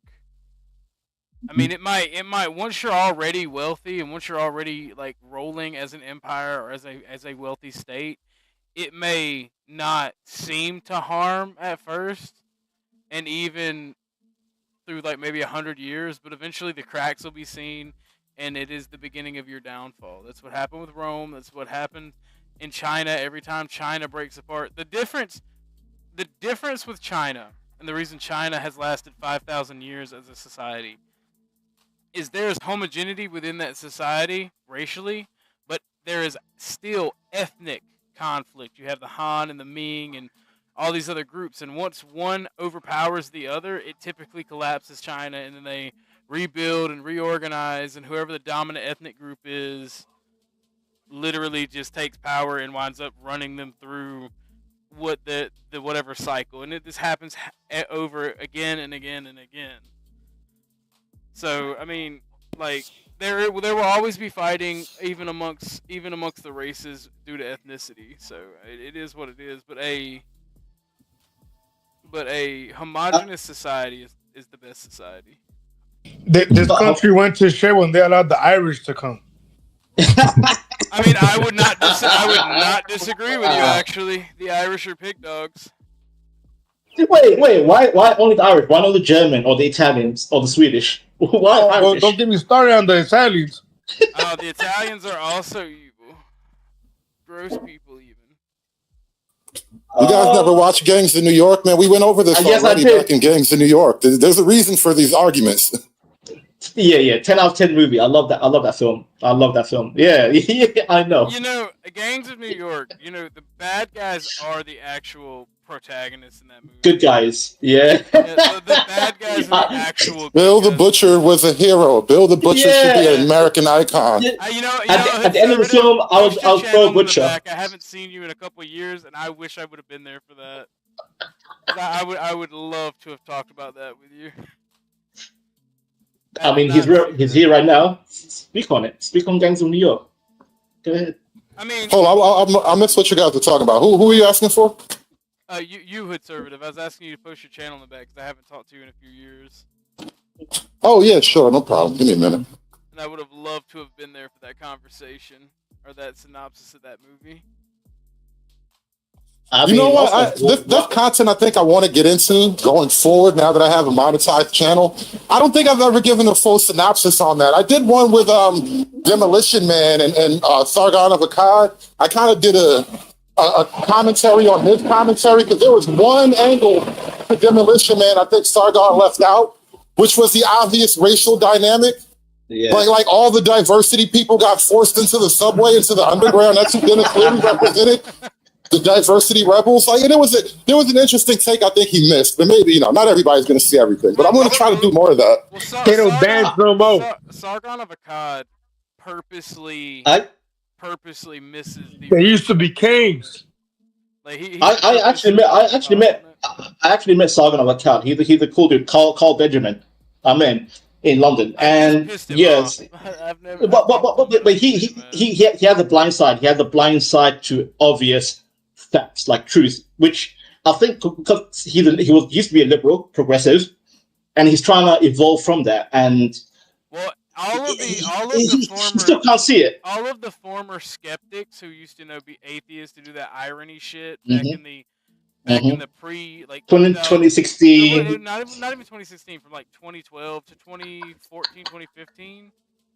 They all became the Gamergate political bros. And then, that same group never wanted to talk about race. They would get right there. Yeah. And then they would just cut or either stop doing shit and just never get there. But you see the quartering, Sargon of Akkad, and a bunch of other people, especially with the Shiloh Hendrix. Now they're starting to talk about race and everything. It's kind of funny. Hey, well, it's a weird thing for a lot of the well-meaning. I'm sorry? Is this conservative? Yes, it is. Yes, it is. Hey, can I ask you a quick question? Be Brave. He gave you flowers recently. I've never heard you once, right? But why would he give you flowers? What do you talk about? What is your? I guess I'm one of the good ones. I don't know, bro. I wasn't there to hear it. You cover like the crime? Do you cover what the manosphere? A little bit of manosphere. I'm not like a relationship guy. I think girls are crazy, and that's pretty much the long short of it. Yeah. As far as like politics and race relations, I think I do a lot of philosophical inquiry in that department. I've had whole lines of conversation. Communitile anthropology was something a friend of mine started, and I kind of followed in his footsteps, just exploring the philosophical realities and underpinnings of what it is to be black. Like I did a whole show on that last night. What does black mean? And so far, what we've determined is that black objectively just means opposition to white. It doesn't mean it doesn't mean anything on its own. It's not its own thing. It doesn't exist without white people to be mad at. I don't know, man. I don't know how I feel about that. I kind of disagree, man, in the sense that, black blacks have a very strong presence, right? Be it white folks or not. Like black people have a presence, and that's what it means to be black. That presence, that energy. You get what I'm trying to say? Describe the energy. I'll give it to you in one word: Memphis. When you think of Memphis, think about like the neighborhood Fraser, right? You think about the energy, like you're in Fraser. You know what I'm trying to say? I don't. I would like you to be as particular and as specific with your language as possible. Yeah. So what I'm trying to get at is blacks. What it means to be black is what we see in action, right? So like if you come to the south side of Chicago, right, or let's say the west side, and you're driving through, right, and you see, and I'm sorry to be so blunt, but you see like a bunch of hypes leaning over, right? You see the dope boys there, doing what they do. You see the cops everywhere. You see, a lot of empty lots. That's just the manifestation of what it means to be black. Now, black folks, the hotel will say, "Oh, that was dark as hell." People, do you feel me though? I don't totally agree with you because I've done a whole thing on this. I've laid the synopsis out a bunch of times. So I'm listening to you and I'm looking for something I can latch on to, and I haven't heard anything in that sense yet. I know what you're saying, but I don't think it satisfies what I'm talking about. So let me give you an example as far as like, let's say Hispanics, right? Like, have you been to Chicago at all? That's where I'm at. No, I haven't been there. So fine. Well, in Chicago, there's like a Mexican neighborhood called Little Village, right? In this neighborhood, you would almost think you're in Mexico, right? When you're driving through, you just see like the businesses that they open, right? A bunch of like taco joints, a bunch of quinceañera dress stores, believe it or not, a lot of them actually.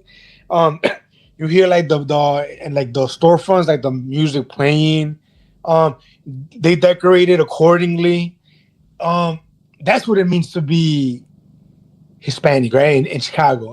Right. So what it means to be Mexican, you can kind of harken back to the nation of Mexico, which is its own objective, definable thing. It has its own history, its own people.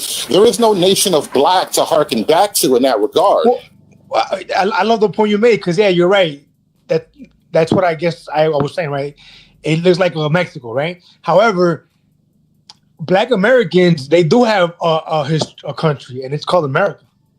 And what it looks like is what it looks like. It's not gonna look like Ghana. Ghana might not look like to whatever degree, it might not look like Egypt, right? It might not look like again, we're describing areas of the world and people of the world who have been a people for so long that the idea of who are you hasn't been questioned. It's baked into the cake. Black Americans, and this is sort of what I've been talking about in this little area, but Black Americans, for the most part, if you ask us what it means to be Black, we inevitably talk about slavery. And that means what it means to be Black is to be a slave, it's related to white people in every context. And so I think that is a psychological handicap, if anything. It's a handicap that we can't really get past. And not only can we not get past it, we're not allowed to because our leadership won't let us. Our leadership, their bread and butter is you hating white people every single day of your life. The minute you stop doing that, they're going to be homeless and desolate, and they don't want that. They'll burn it all down before they let you. You know what? I see where you're coming from, and you know what? I'd be hard pressed to disagree. You got me. You got me there. The way you put it is very well said. In summary, if you don't toe the line, then they hate you, right? If you don't toe the line of white people enslaved us and they oppressed us, then you're not a brother. You're not in the cookout anymore, right? Pretty much. That's what being a coon and all that stuff is about. So I guess to kind of go back to your OG question, B Brave shouted me out for my exemplary cooning. Oh shit! He did. He shouted you out. I think if I was kind of intrigued by that because I haven't really heard you. I've heard Og Nation, I've heard John Gall and CT, and I think he called you the fourth holy man, if I'm not mistaken, right?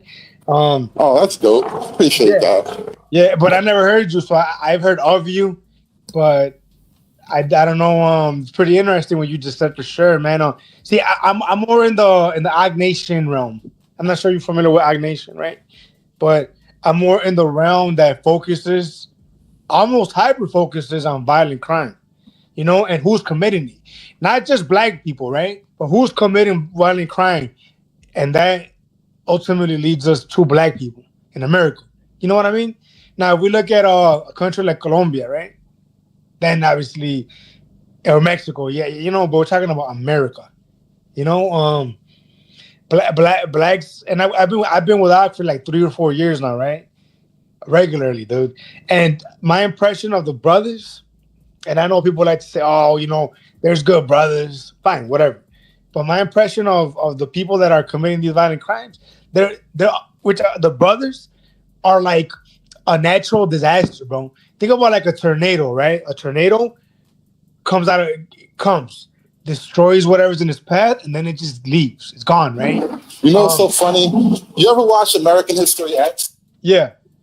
That movie, there was somebody recently on Twitter, they made a post about the movie, how the black people in that movie were almost not real people. They were like this thing that happened. They didn't really have names or histories or whatever. And so I'm looking at it like, yeah, now that I think about it, they were like a force of nature. They're like this thing that just happens to white people, like a black tornado just hits your life one day, and you got to figure it out now. Well, fun fact, hold on, before you continue, fun fact, since you mentioned that movie, the original ending was supposed to be the older brother looking in the mirror and shaving his head. Like showing the continuous cycle of violence that goes on. Yeah. Right. So this would have been a more based ending. Yeah, that ending should have been the legit one. Right? This tornado, right? It comes out of nowhere. It destroys whatever's in this, and it like truly destroys it to like the worst degree at moments, right? And then it just goes away and disappears, right? The tornado, right? The tornado doesn't really it's just doing what it does. It's just like it's like me and you breathing right now, right? You don't have to think breathe. You're just breathing, right? You're just blinking. You don't have to think blink. You're just blinking, right? That's kind of how I've come to understand these sun words, these brothers. That they just are. They just do. You know what I mean? There's a book. I forget the name of the author. It's called Camp of the Saints, though. It's a very old book from back before, when everybody was a racist and proud of it. It's a really old book. And one of the things in Camp of the Saints, one of the ideas expressed is that no matter how much you try, as a white man, he's speaking as a white man to his fellow white men who want to help the Negro or whatever, no matter how much you try, you must always separate yourself from them and remain a certain aloofness and apartness above them. And the thing is, what he said was shocking. He said they have no real respect. Like there's no mental place in their lives for your 1,000-year-old artwork that you cherish dearly. They will throw it on the fire along with you. I'm paraphrasing badly, but there is this idea that it's for the very vast majority of a lot of black folk, you just aren't going to fit here. Right.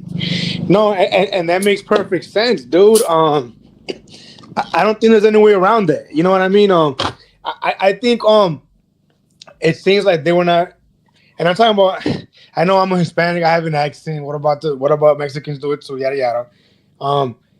But it just feels like the blacks were not meant for this society. They've only been like, this country has only been in existence for like what?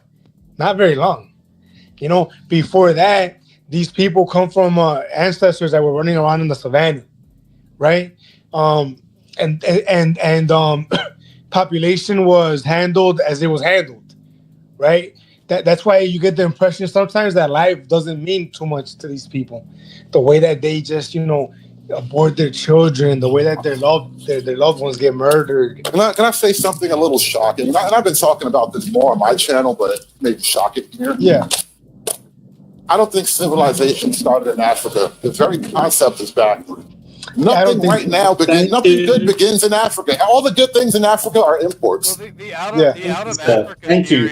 of Africa theory has been disproven. The oldest bones. Bullshit. The oldest bones in existence have been found in Bulgaria. Yep.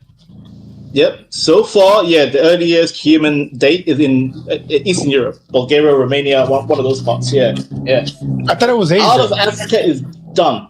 Is done. It was Asia for the longest. I believe it was the Mongolian steppe, but then they found older bones in Bulgaria.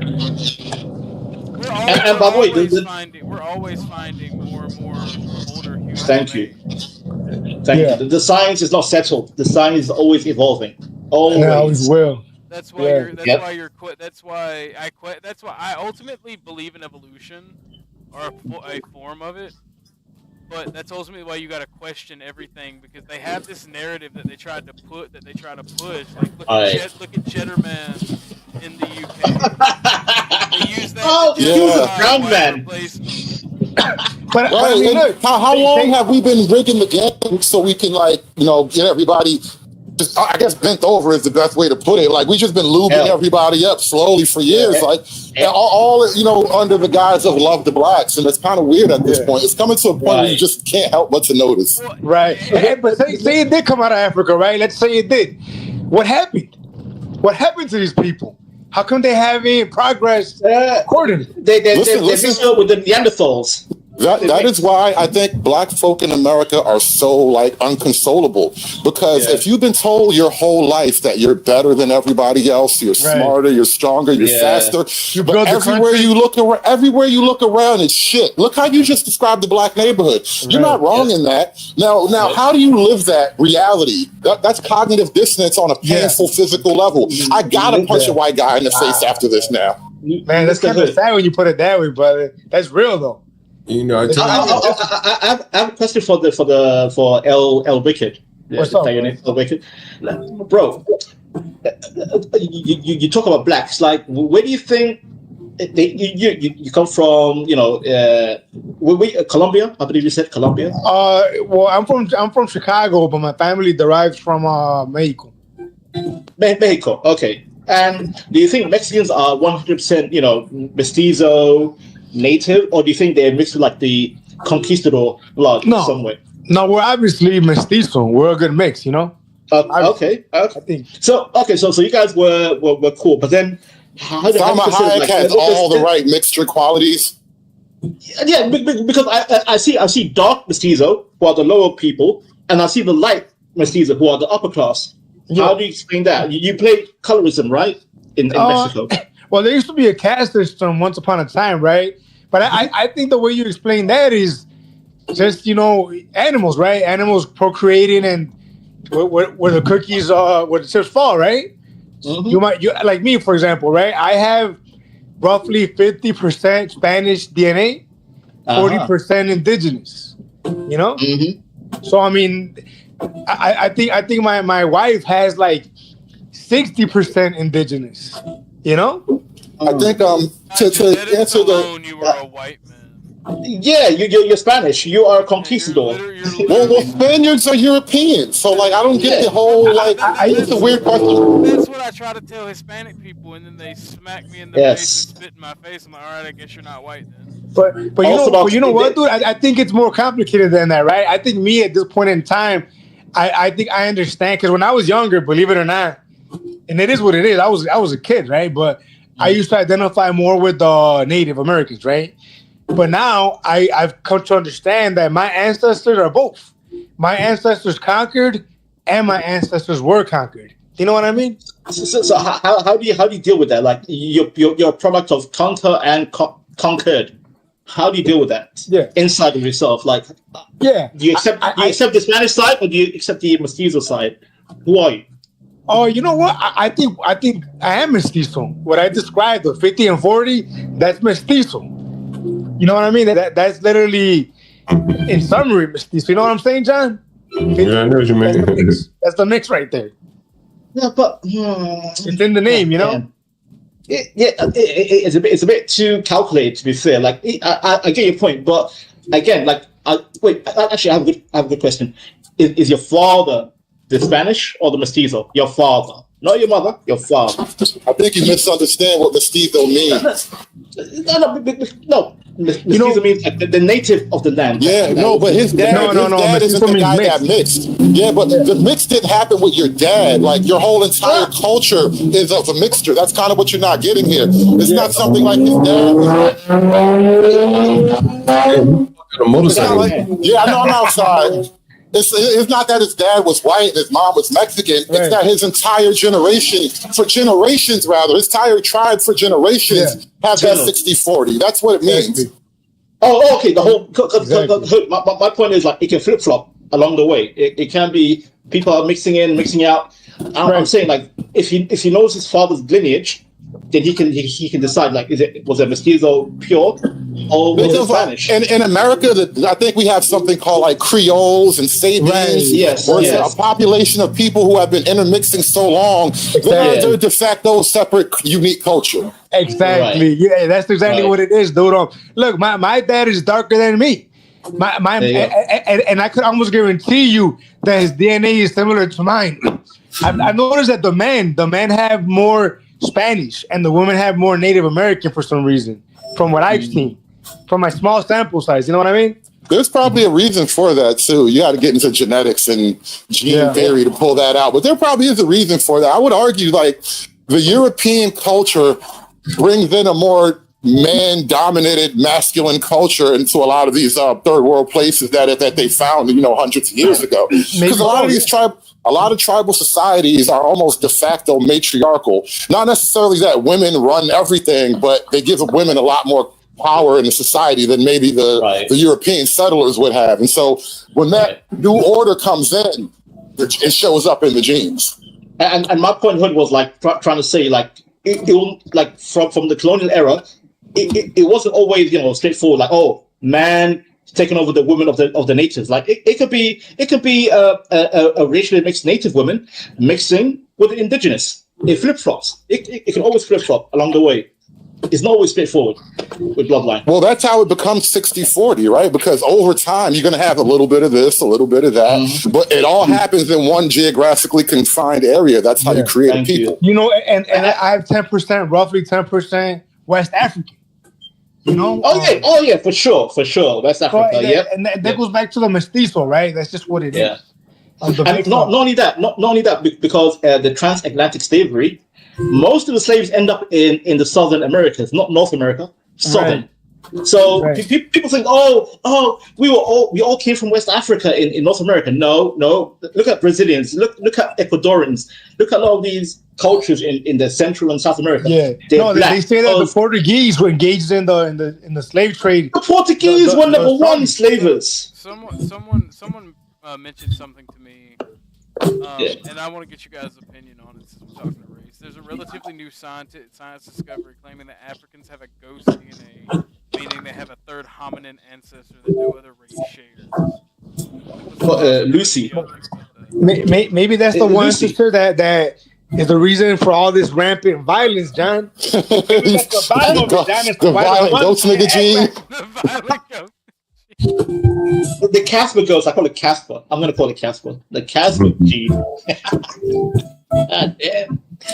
Yo, you know what? Orthodox, I'm done with science. I'm literally done with science because everyday science becoming less factual and more fiction. Well, it's fictional. Don't you learn stuff new stuff every day? That's kind of what I don't trust every science anymore. I'm no longer a science person. I don't trust it. They make up stuff. You know why? Because it got political. It's a political field. Well, it's been political since Darwin. I mean, maybe before, but I can definitely point to Darwin as a huge linchpin. Like our entire modern scientific world depends on the evolution, the idea of evolution, and the origin of species. And even in the title, his title is a misnomer. He did not prove the origin of species. At best, he proved the origin of speciation, meaning how you become 5 different types of foxes, right? Like that's okay, yeah, I'll believe that. But you never actually proved the actual origin of anything. I agree. You know what? Because how do we go from being amoebas in the ocean and then evolve to a fish and then the fish on land? Like, can someone please explain the evolution? No one can. They're like, one day we just walked on the land over time, 100 million years, whatever. slowly we became Homo erectus, like we became from a little mammal, built up slowly, bipedal, using 2 legs, and then slowly we were monkeys, and the monkey became half man, half monkey, and then we became full man. God damn it. Well, why are there still monkeys? A monkey fucked a mole or something, right? Like, why are there still monkeys? Why did the monkeys just like stop evolving? Like they're like that? They just happy that way? I wouldn't be happy that way. You gotta get some bitches to breed with them. Wait, John, go. That's how you get AIDS, John. That's exactly how you get AIDS. Don't do that, John. We were discussing the Tyree Nichols case and the nightshade. They're tied up in knots. They don't know what to make of this verdict here. But the Negro here in the seersucker suit has something really interesting to say here. Well, John, the white supremacy of it all is just hard to me. I just can't get. I can't function. There's so much white supremacy. I know, but take a listen to what he's saying because I don't know if you heard this. You just got here. You've been here for a minute. But take a listen to what he says. I found this very interesting. And I heard and I felt this gap between what people say is policy as it relates to criminal justice reform, but a culture of policing that justifies and validates this, that in all likelihood is going to get worse as you got the federal government and the president of the United States sending signals that policing like this is not only appropriate, but in a lot of ways encouraged. This is a dangerous precedent. And Bro, I'm gonna draw some connections here, but before I do, I'll let you comment on that, Hood. I haven't heard you since I've been up here, Wicked. And then I'm gonna draw my connections to this. Go ahead. Yeah, the white supremacy, man. That's my story, and I'm sticking to it, man. I'm with the blacks. This is clearly a case of white supremacy. What do you think, Wicked? What he says here, we're in the middle of culture and policy, and this can get very dangerous. From his words to your ears. Any thoughts on that, Wicked? El Wicked, he dropped off. El Wicked. Wicked dropped off. Anyway, I thought it was very interesting because as I said earlier, you can't change culture. I've never seen a culture change. And as he said, they're not in control of policy. So policy is not likely to change. So it does get very dangerous for them. And a dangerous moment to be in. And so my heart and my prayers are with the family of Tyree Nichols. I know there's more to come, but I don't know who can be objectively proud of this result. Lots to unpack there because that was. Why can't they be proud of this result? It was a jury, came to a conclusion. You have to accept it. I thought it was all black too, though. No, it was an all-white jury. An all-white jury? Get out. They brought I told you it was white supremacy, bro. You see, I'm good at this. From Chattanooga, and they found those black officers not guilty on all charges. All charges. And the black man, he don't know what the fuck. Heads to tails. Should he be mad at the whites? So now he's trained his ire at the prosecution and said they didn't try the case hard enough. It was a unanimous verdict. I don't know how long it took them to deliberate, but they didn't stand a chance here. It was quite a passionate statement you gave. So I do want to kind of go back to where you felt the prosecution calling 5 witnesses and then the defense calling 17. So where did you feel at what moment the defense might have carried or had the trial more in their favor? So I sensed a rather zealous defense from the jump. Mm-hmm. They were extremely passionate. I didn't feel that same energy from the prosecution, honestly, until I think it was the district attorney, Tanisha Johnson, gave that final kind of rebuttal. Mm-hmm. And then I saw kind of pieces come together from a prosecutorial standpoint. But again, I don't think if these are not police officers that you only end up with 5 witnesses being called. I listened to my dear brother Andre Wharton commentate earlier in the week and even today, saying that he felt that, you know, the defense was relying on the videotape. And I mean, in a sense, you would like to think that people would believe the video as it speaks for itself, but the prosecution and the defense, between the two of them, had opportunities to discuss some of the things that people hadn't seen on video, but you could hear the articulation of these officers and what they were describing. And I think they called it verbal judo or something like that.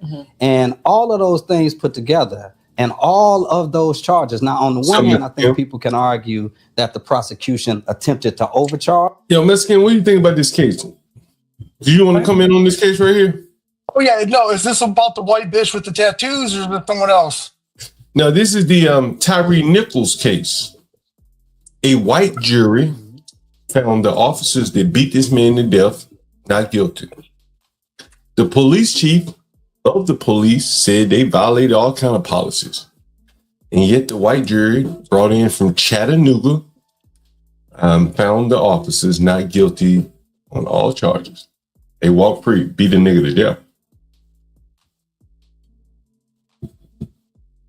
On 4K.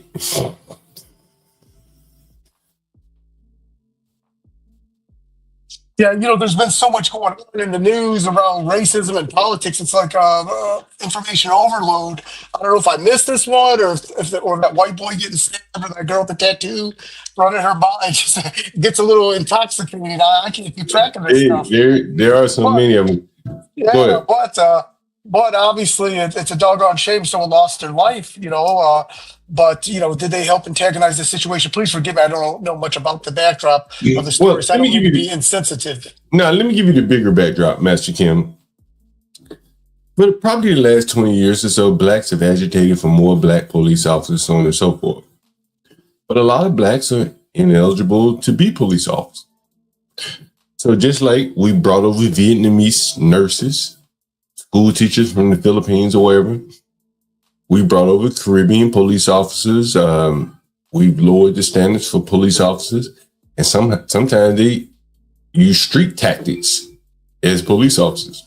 Are you saying the black cops from native black countries they police more aggressively than the white cops? Is that what you're talking about? That's what they alleged in the trial, because in the trial, Mr. Kim and Hood, they tried to make a big issue that the man was Jamaican.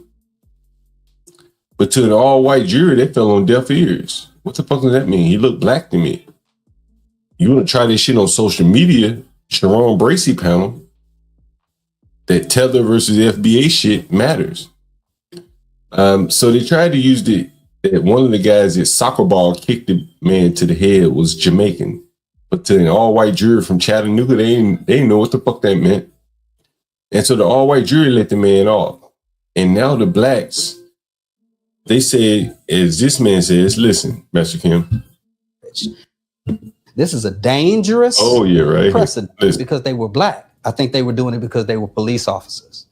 I saw and I heard and I felt this gap between what people say is policy as it relates to criminal justice reform, but a culture of policing that justifies and validates this, that in all likelihood is going to get worse as you got the federal government and the president of the United States sending signals that policing like this is not only appropriate, but in a lot of ways encouraged. This is a dangerous precedent and a dangerous moment to be in. And so my heart and my prayers are with the family of Tyree Nichols. I know there's more to come, but I don't know who can be objectively proud of this result.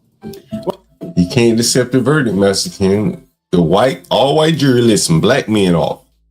That would be heralded 15 years ago. It'd be like, all-white jury was honest and let these black guys off. But today, like the tables have turned. And the blacks don't know how to accept this, and he feels like they're caught in between culture and policy. The peers of the people. So expand a little bit more on that, you know, the jury coming from the Chattanooga area and how that really played a key part of this trial. So I think historically, when we looked at high profile trials and you have seen race undoubtedly being one of the primary elements for the results of the defense. This is why I can tell you this is the first time I've seen a jury attempt to humanize 3 black men in a murder trial, right? 3 black defendants in a murder trial. The first time I've seen that. I think when you have a practically all-white jury and they come from a practically conservative area, it is much more likely that they would be sympathetic to law enforcement in ways that more diverse juries just historically have not been, because I think most of the jurors cannot relate to driving while black. So what he's saying is that they need juries to sit in judgment of the police officers that are skeptical of police. But they had jurors come in from Chattanooga who aren't skeptical of police, and they sided with the police against the black man, even though everything they saw on camera. And the police were black too. And so this man, he just can't fucking make heads or tails of who to be angry at. So those are, some of the elements that we need to discuss as we think more comprehensively and concretely about what it actually means to be in this system that claims to be about justice, but so often has unjust results like the one we... It's a black police force, black police chief. I don't know if the mayor is black, but maybe so. They in control of everything, and they're the dead end. Experience today. What do you make of being on the jury and then listening to those medical experts give detailed descriptions of what he looked like in the hospital, how severe his injuries were, and then being kind of a switch from the defense making the play on all of the things they found in Nichols' car, right. Kind of almost making a play to justify the officer's actions, but then having heard how just severely he was beaten, what do you just make of how the jury comprehend that and still came to their conclusion? We talked about this last week. Historically, you have seen a tactic by defense attorneys to put the person who was brutalized on trial. You saw with Mike Brown back in 2014. You say he stole a pack of cigarettes from a store. Nigga, he robbed the store. He ain't steal shit. Stealing some shit like putting it in your pocket, running out of the store. Right. If you rough up the owner of the store, nigga, that's strong arm robbery. That's a big fucking difference. Man, these motherfuckers. Like, this is what I'm saying. Like, these motherfucking niggas be lying, trying to hold I'm glad you said that, John, because that people forget, like, words have meaning. Stealing and robbery. Why are those 2 words separate? Because stealing is a minor offense. It's a minor. Oh, I stole a bubble gum. I stole soda from the store. But robbery means you stole cash. You stole something of real value. That's robbery right there. Force. Robbery means you use force in America. Force and taking something of real value. Yeah, it don't have to be a real value. You can be a pack of chips. Right? No, but that's stealing. See, go. It's not fucking stealing. Stealing is when you walk out of the store and let me tell you what it is, right? If you walk in the store and put a bag of chips in your pocket and walk out, that's stealing. If they got a security guard at the store and you pick him up off his feet and move him out of the way so you can walk out of the store and threaten to harm him, that's armed robbery, strong arm robbery. I see your point. So okay, so that like a thief. A thief, like quiet, stealth, you walk away. That's stealing. Right. Okay, fair enough. If I break in your house, burglary. If I break in there while you're there with guns and shit, home invasion. 2 different things. Very different. Grand larceny. Very different in the eyes of the law. And so you see how this is like what I'm saying the black problem is. This boy strong on robbed the fucking store, man. Who was brutalized on trial. You saw with Mike Brown back in 2014. You say he stole a pack of cigarettes from a store. Nigga strong on robbed. Motherfucker, like, God, he was being aggressive. John was in there. Had nothing to do with what happened with him. Stop using the definitions of white supremacy, sir. And then he goes on to say, like, well, he's saying, like, basically, he's breaking it down and saying, like, bro, we can't comport to all these fucking rules and shit that go along with, greater society. And we're in the middle between culture and policy. And, like, where do we go from here? Ultimately killed him. You seen them do the same thing with the George Floyd trial. Try to talk about drugs that was in the system. They did the same thing with Tyreek. I mean, case by case, go down to the start of the Black Lives Matter movement was with my brother in Sanford, Florida. And they talked about him wearing a hoodie and things of that nature. So there's constantly an attempt to demonize the person who was actually victimized by law enforcement. And I think that's what you saw here. George Zimmerman was not law enforcement. God damn, man. Like, God damn, man. Like, they're just conflating shit. What the fuck, man? Like, what the hell? What the fuck? You're right. This is what they always do. They ignore the details that matter. Yeah, this shit just blows my fucking mind, bro. Like, God damn. They use keywords to trigger people, to get them emotional. Oh, George Floyd. Oh, George Zimmerman.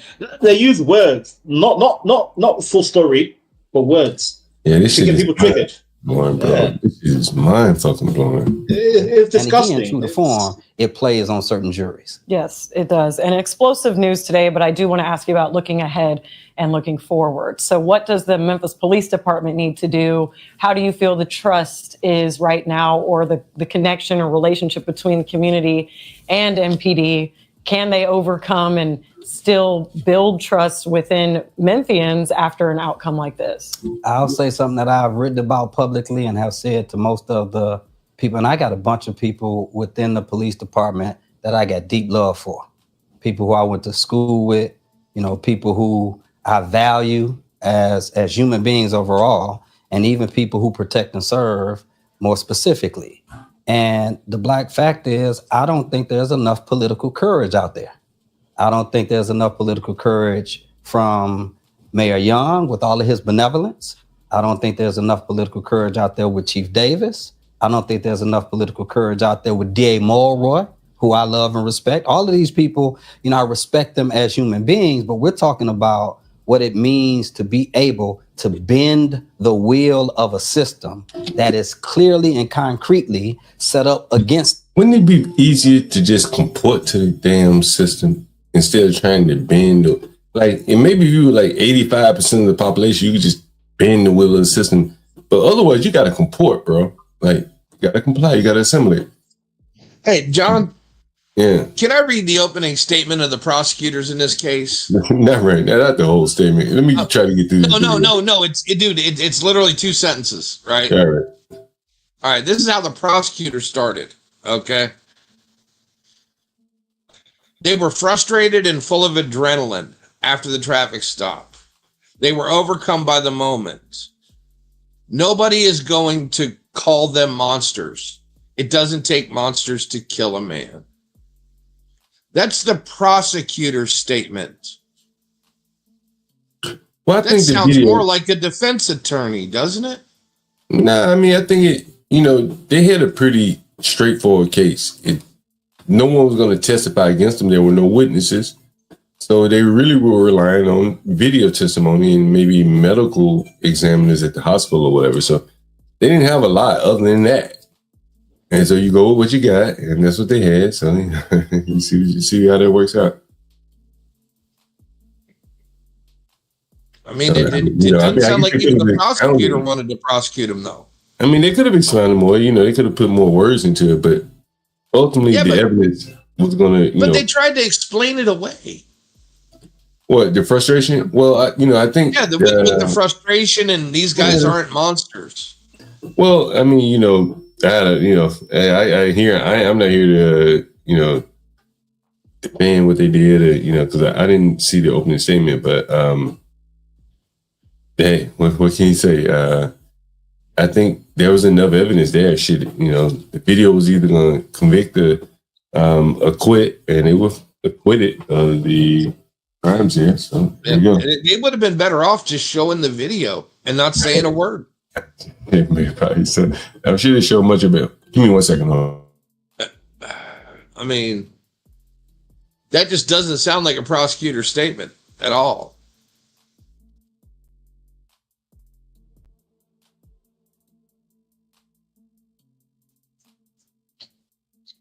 And once again, you got a Soros elected DA to the tune of $616,000 donated to his election fund.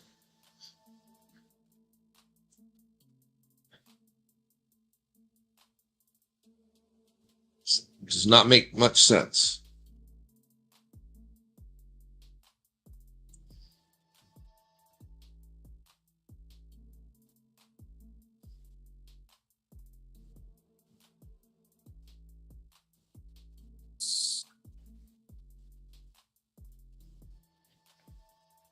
Man, Master Kim, I had you backstage for a minute. Master Kim, it's been a minute since you've been up here.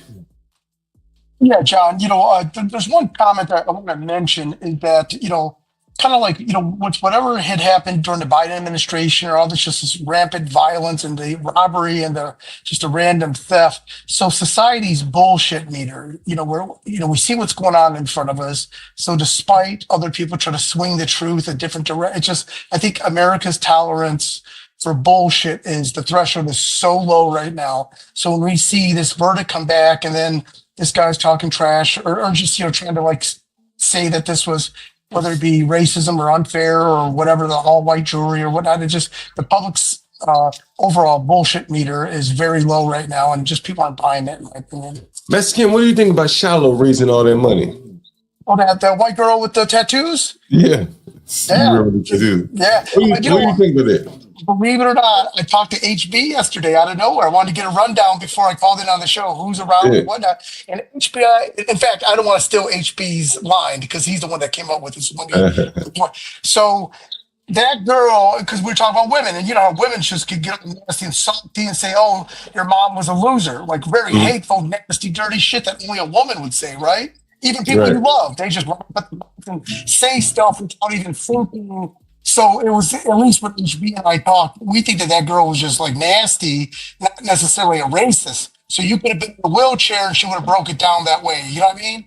Mm-hmm. But the end result is, look at what she did. We thought it was cowardly, especially on the guy that videotaped it. The guy should have told that woman, shut the fuck up and leave this boy alone, and that's it. And ask the boy where his parents are, but not act up, film the girl, just like and stuff like that. Mind you, I'm Asian, so I should be the last person trying to dictate how manliness is, But hey, growing up in Detroit, whatever low T that Asians have, growing up in the West makes up for it. That's all I could say. But yeah, man, fuck that girl. Yeah, she's raised about with or without the money. She's raised about I think what's she at now? Let's see, she's at 754,000. Let me see if I can put that on the screen. Yeah, 754,000. The donations seem to be slowing a little bit, not a lot, a little bit, like every 3 minutes versus every minute. It used to be, this is every 7 minutes. I don't think I've ever seen the 7 minutes that early up in the recents. Now, out of all fairness, I live here in Georgia, and I've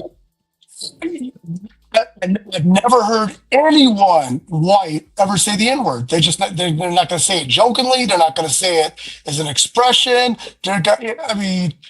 Maybe when some of that trap music comes in, that's it. And so for this girl to say that, it's a little surprising. You know what I mean? In today's day and age, but it was very surprising. Yeah, I mean, she was. I attribute a lot of that to her having her kids there. She may be a housewife where she doesn't have to worry about losing her job. She's a housewife. Yes, and that does factor into it. You're absolutely right that you can, that she's not being policed by anyone, and I guess the positive come out of it. Obviously, there's a lot of negative, but the positive is that this, trying to dox someone or ruin their life isn't going to happen, and nor should someone's life be ruined over a very belligerent and sensitive comment. But people shouldn't be judged just on solely that alone, in my opinion. Yeah. Can we talk about those Pakistani bros that try to buck up to those customers at one of those videos you played the other day? If not now, later. Tell me about that. Yeah, he was Pakistani, I think. Yeah. Or Indian motherfucker. I mean that in a nice, respectful way. So what I was gonna say, or what I wanted to say, is unlike the normal American that we'll stand up because the person offended us. We got an ego. We're not gonna be made to look stupid like that. Yada yada yada. When these Indians step from behind the counter, they're stepping from behind the counter, low testosterone, girly fighting skills. But they're doing it not because of their own ego. They're doing it because they're trying to stick up for the little cousin that can't speak English, or their mom that might close up the store at night, all the other weak-ass Indians that are part of that business, So when they're standing there flip-flops trying to buck up, knowing that they could be destroyed in a second, right? Even if they got a pistol on them, they could be rushed, right? Yeah. So I guess I wanted to say that even as they stand up, they're actually standing up for maybe a bigger principle. Bigger than them. Yes, bigger than them. And they're almost forced to, because they do know that all their other siblings and family members that work the store will just get beasted on. So I guess that's what I wanted to explain. It isn't like, American man against American man that, what do you say? He's got to protect the women and the kids that work the store. I want to clear rebut what Michael just said, but he's correct. The Indians, I live in London. A lot of stores are run by Indians. They protect their store for the family, etc., etc. However, Michael, understand the Indians are not American in their heart. America is just the system for them to make money and send back to India. They are not true believers of the American ethos or the mythos, whatever you want to call it. Yes, So well said. Yes, indeed. You are right. So me personally, because I see that in the UK, I don't consider Indians to be part of the nation. I consider them to be parasites, to be fair with you. They're parasites. Simple as that. And that's my 2 cents. Kevin. Master Kim, I was looking at all this conspicuous consumption. I'm not sure if you've seen all these rappers wearing all this cheap ass jewelry, or maybe it's expensive jewelry. I'm not sure. I said, man, damn, they have investments around their neck, but yet they are buying, trinkets. And I'm sure some of these jewelers got to be taking advantage of them. Wouldn't you say so? Oh yeah, and especially obviously with social media helping stimulate these kind of activities, it's very kind of crazy times that we're in, isn't it? I mean, when people are trying to floss out like that, it's just strange. But yeah, some people are mopping up, making money on all this stuff, and it's very confusing of what we're seeing. Is this real? Is it fake? Is it just for the Instagram? Are they, it's just very confusing times. And if anything, it's durable. People that actually have got Jack, they're not out there like that. They're trying to conceal what they have. They don't want the IRS or the state of Georgia revenue knocking on their door. So people that really got it like that, they don't want you to see them. Yeah, you don't want to be seen. Yes. Go ahead. No, go ahead.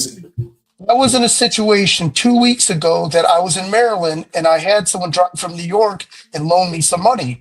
And they created a problem. I didn't ask for it. He showed up. It was all crispy $100 bills, but it caused a problem because I flew out of Baltimore and I cannot get on the plane with that much physical cash. I'm just not going to do it because with the forfeiture laws and all that weird Caesar shit that they can do at the gate. I don't want to risk it.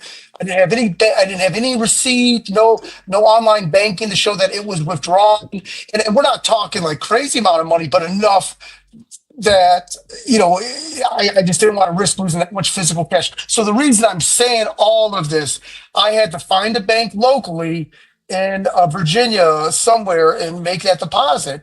But the point is, I didn't want to have any misunderstanding. I wanted to be like a square or a just like is the word where people pay me no mind either way. They think nothing negative about me, but they're not impressed by me either way. That's the way I choose to roll, because as a result, you never know how much you're rolling with. But the point I'm trying to mention, all of this, is you walk around, I mean, even the federal government, they'll seize all these assets from you because of the RICO forfeiture laws. And YouTube's full with these videos. They don't even, and then you now have to get a decent attorney that understands federal law. You know that. You got to come out of pocket 10 G's minimum for a federal lawyer to fight a forfeiture. Now, forfeiture based on suspicion, right? There isn't even a case against you, but if they see some $20,000 necklace on you, or $30,000 in physical cash, all crispy $100 bills, and you got no bank receipt, they can seize it on the spot. And compared to 7 years ago, that wasn't the case. Those RICO forfeiture laws were very specific. Now these asset seizure laws are like wide open. Yeah. A lot of these states are using it. You see Fannie and Willis used a lot of that RICO shit against yeah. Mm-hmm. And I didn't mean to go in circles, everyone, but talk about those guys blinged out and stuff like that. I'm thinking, man, that's just, and it's also a cultural thing, right? I grew up in a kind of just keeping low key, right? And just, you don't want the government.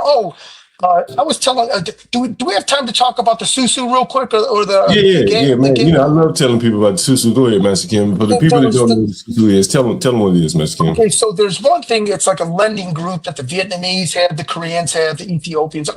Virtually the Jamaicans have it, but they all call it. People from Ghana have it. They all call it some different name, but it's a group of 12 people, and each person represents January, February, March, whatever day of the month. We all show up every month with 5 Gs.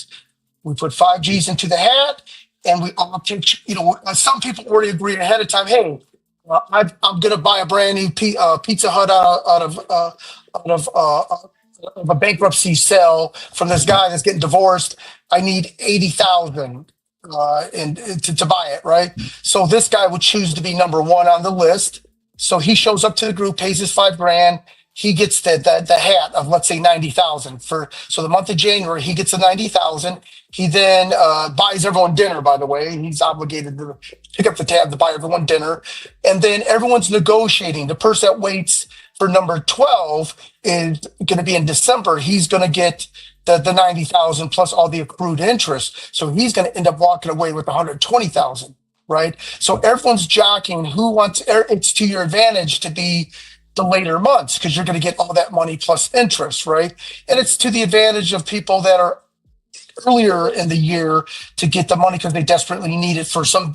And these are business people, by the way. These are not, people that are just right. Want $20,000 to go buy a boat or whatnot. Because keep in mind, this $90,000 is enough to go get an SBA loan, because to get an SBA loan, you still have to have 20,000 liquid or 20% liquid, right? So just keep in mind that this physical liquidity is for these business owners just a leapfrog to actually, like with 80,000 cash, I know who to go to borrow, 300,000 cash. You know what I mean? Because no one wants to loan money to dumb money. But if I could prove to them I got 120,000 liquid already here, they got no problem loaning me 300,000. I would add one thing to that. It's not limited to business owners. Small money adds up the same as big money. So I know people who are doing that with $100 at a time. Yes, you're in well said. But it's a cookbook, basically. But the one thing I forgot to mention last time is to be January, February, March, April. Please forgive me, my brain's frozen. You almost have to punk someone to take those months, because no one really wants to take those months.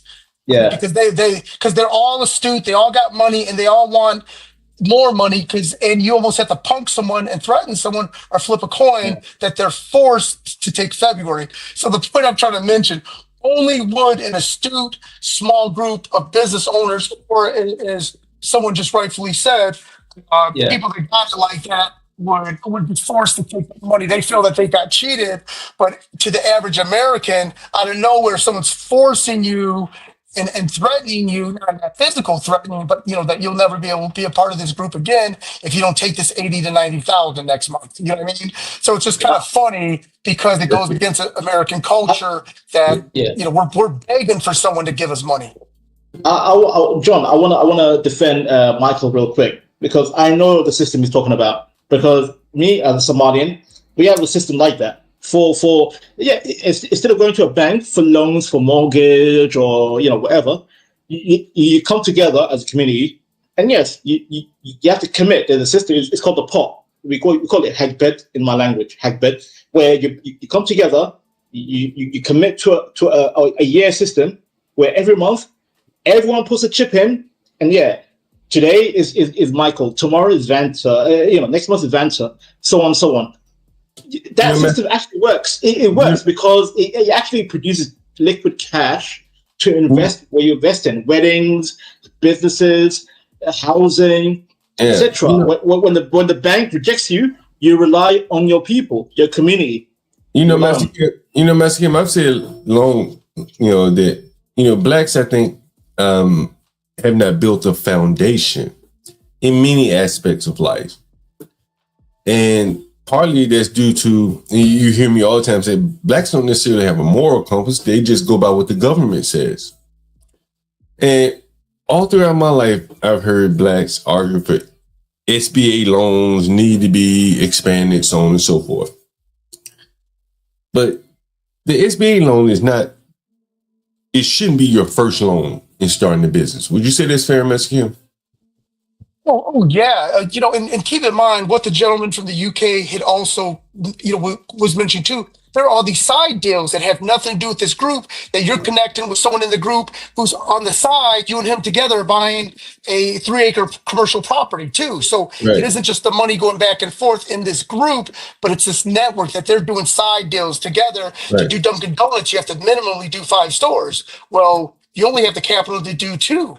Right. But you got to do 3, So if there are 10 guys, we did a susu or whatever, and you say, okay, well, of those 10 guys, 1 or 2 of those guys may end up doing some side deals, right? They may trade off days. One guy may say, hey, I don't really need the money. I'll take it later. You need it. You can get it earlier. Whatever. There are a lot of different ways you can play around. You may be in the similar businesses where y'all have some synergies. But when you go to the government for your first initial dose of funding, you're not building a network of people like that Susu. That's a network. And that is where I think... John, the network comes first. You don't build a network with money with strangers. That's goofy. Understood. The network was already there. Yeah, but that's what I'm saying. Like, without a network, you go into the government to try to be your network of capital. Yep. Well, the government has like restrictions, regulations, time frames. By the time you get the money, you be out of business or never even in business. Mm-hmm. And I think that's the biggest disadvantage, and I think the biggest part of it, why blacks can't build a susu, is because, hell, they rather steal. Like, when you hear people up here on the panel, that's crazy, bro, saying that blacks start stealing at 5 years old, well, how the fuck that group of people gonna form a susu? Hey, John, can I add something? Yeah. Okay, so this goes with blacks and whites, right? Part of American culture, and I was born here, right? Part of our American culture is, what? Make me, fuck you. Make me do it. Take me to court, right? As an American, we can stand our ground and exercise our legal and also your physical rights, in an act of self-defense, you could fuck someone up, right? So if someone owes you money, what was that, Boys in the Hood or medicine, I'll pay you when I feel like it. That's an American concept for the most part, right? These other cultures, the Koreans, the Ethiopians, these people are not going to run away and not pay because it fucks up whoever brought them to that group. That person's going to be paid. I was about to tell you that. Because of that, it won't work with American culture because as an American, I'm like, fuck you. Hey, come get my ski boat that's broke. I'll give fuck you. You deal with it. Well, the thing is, here's where I think it works, Master Kim. Everyone in America probably has a network of 5 to 10 people, right? And those 5 to 10 people, if they were to turn to the left, to the right, say, hey, man, let me borrow $5,000. I got a good idea. Need $5,000. I got 5 on it, and I need someone else pitching 5. That's where they can't get it. They can't get it. It's got to do with high trust societies and low trust societies. Yeah, that's what I'm getting to. Yeah, it does. Look at like a black entrepreneur can't pull up $500,000 to get a business started, but guess who can? Carmelo Anthony. But the average business doesn't require $500,000. They can believe in the criminal. They cannot believe in the success in their own community. Forget about that though for a second though. Business 101, the average business you could probably start the average business with $5,000. Yeah. 10,000 on the high end. If you For sure, John Gold, 5K is enough. Listen, I work in the system, in the government. I worked in a job center, and we used to tell people like on benefits, like, you want 5K as a grant to start your own business? 5K. That's all. Well, I mean, like, I don't even want to talk about no government grants and all that shit. I don't do But that's my point. It's like if you have the right business plan, you can do great with 5K. Damn, like $5,000. Shit, this motherfucker's walking around here with $10,000 worth of clothes on. Yeah, 100 grand and change. The fuck you mean? You don't know anyone with $5,000? You fucking niggas and you hang out drinking with bitches and y'all. Oh shit! Sell your chains and give up bottle service for a month. Yeah, like, and you got it. If you give a lot of niggas $5,000 flat, they're gonna go buy a brick, bro. Yo, if you're gonna find a way to buy a brick.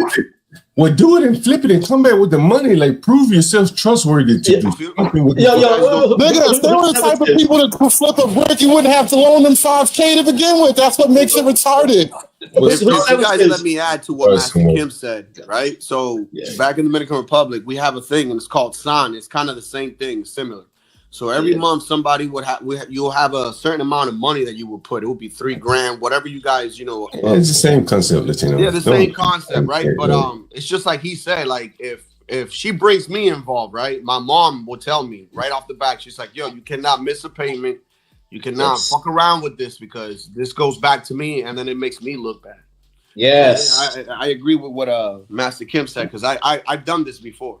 And so anyway, before I left, I think I was talking about price discovery. Someone I asked someone about transparency. You know, transparency. Okay, yeah, someone that told me about oh shit. Let me John Gold. I was the one that said keep going with the price discovery talk. Yeah. I want to learn. Master Kim, you know what price discovery is? Yes, sure do. It is. Let me blow up the screen. It is the price discovery refers to the process by which a market determines the price of an asset. I'm being silly, but no, please, I'd love to learn. Yeah. Basically, it's let's say in the stock market, right? You see bid and ask out there, right? And so you kind of know what the bid and you know what the bid or offer for a stock because there's proper price discovery. Right? You can see the prices out there. They're trading constantly. You see the prices that people are buying and selling for. Without those prices, you have no transparency, no price discovery. So then what do you bid? What China's doing right now. You can see what the current price is, but you don't see what the bids or the asks are. And that would be kind of like I guess they would say the spread in that sense.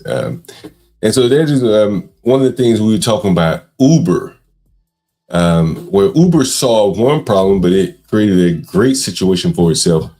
Another, and I'm going to show that to you here. Let me show you this. And the reason why this happens is because there's no price transparency. And I'll share this on the screen right here, which without price transparency, there's no price discovery. And if you've ever been in an Uber, right? You ever been in Uber and the driver says, "How much you pay for this fare?" You ever been in Uber to ask you that? I've been asked maybe twice. Yes. Yeah, once or twice. The reason why they're asking you that is because they're trying to get some price discovery because there is no transparency. Uber doesn't tell them what they charge the customer. They tell them what they're going to pay them, the slave wage. That's how it works. You know, John, I saw a video about this just today. I think some lady. Yeah, here it is right here. On the West Coast. Yeah, okay, you played a video. Yeah, and it's basically the same thing. This explains why. In the economics term, is what I just showed you here.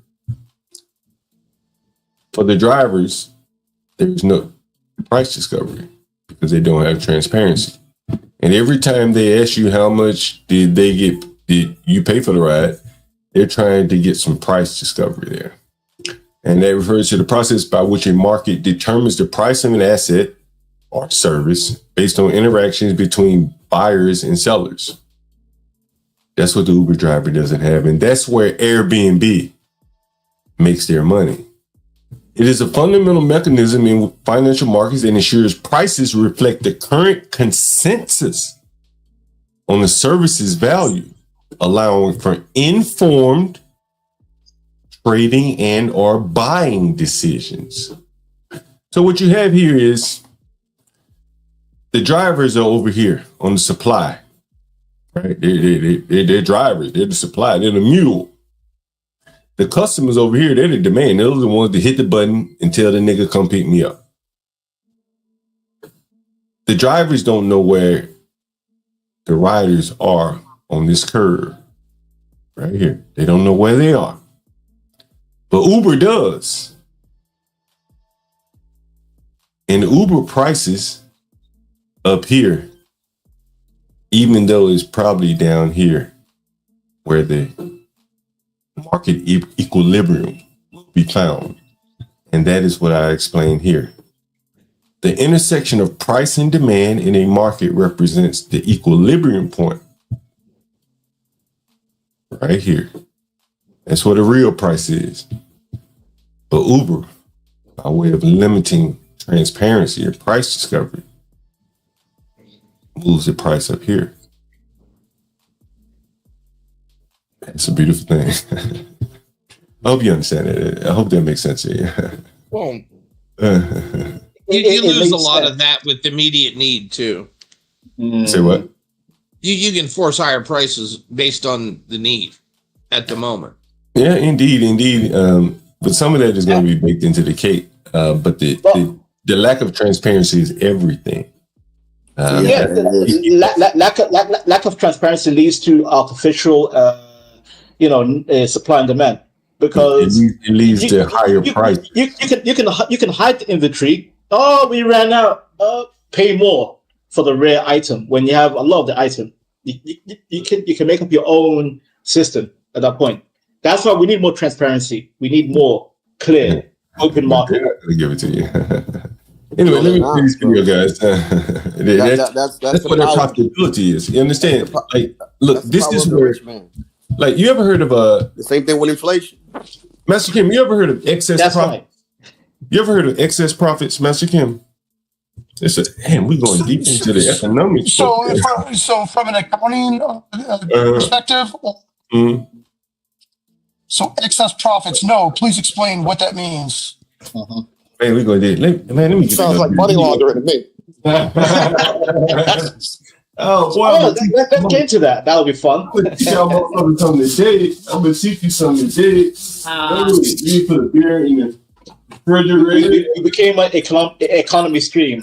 Teach the nightshade something. Dope man lingo 101, niggas. See, the dope man, they need to come to me. I swear I could teach the niggas. But they don't understand. They don't understand. Excess profits. In economics, excess profits refer to profits exceeding the normal or expected return on capital, often due to market imperfections due to lack of transparency, as an example, no price discovery, or temporary conditions. These profits are sometimes referred to as abnormal, supernormal, or pure profits. An excess profits tax is a tax levied on such excess profits, typically during wartime. Well, nigger, this is excess profits right here. If you're getting way above supply and demand, because you created a condition where there's no transparency or price discovery, this is excess profits. Understand? Right there. That's the sweet spot, my nigga. When your customers over here, right? When your suppliers of labor, right, over here, don't know how much demand there is. You can manipulate the whole market. The customers don't know shit. The laborers don't know shit. And you end up over here. And this is the price axis right here. Price per ride. Right here. Here you go. See, typically in economics, this is price and quantity. Understand? Uber wants to be right here. They want to have high prices, low quantity. Walmart is over here. A lot of quantity, low prices. Uber is probably like Tiffany's. Low quantity, high prices. It's economics. One-on-one for you guys. Excess profits. Bruh, I am fucking heated right now. I'm freaking heated right now. I just got out of an Uber and I was chatting with him and I was like, dude, Uber prices in LA. I'm only going 7 miles and my Uber is $37. He said, they're charging you $37? Guess how much he made? Guess how much he's making? I'll wait. Like $8. $15. I'm paying $37. My driver's making $15 of that $37.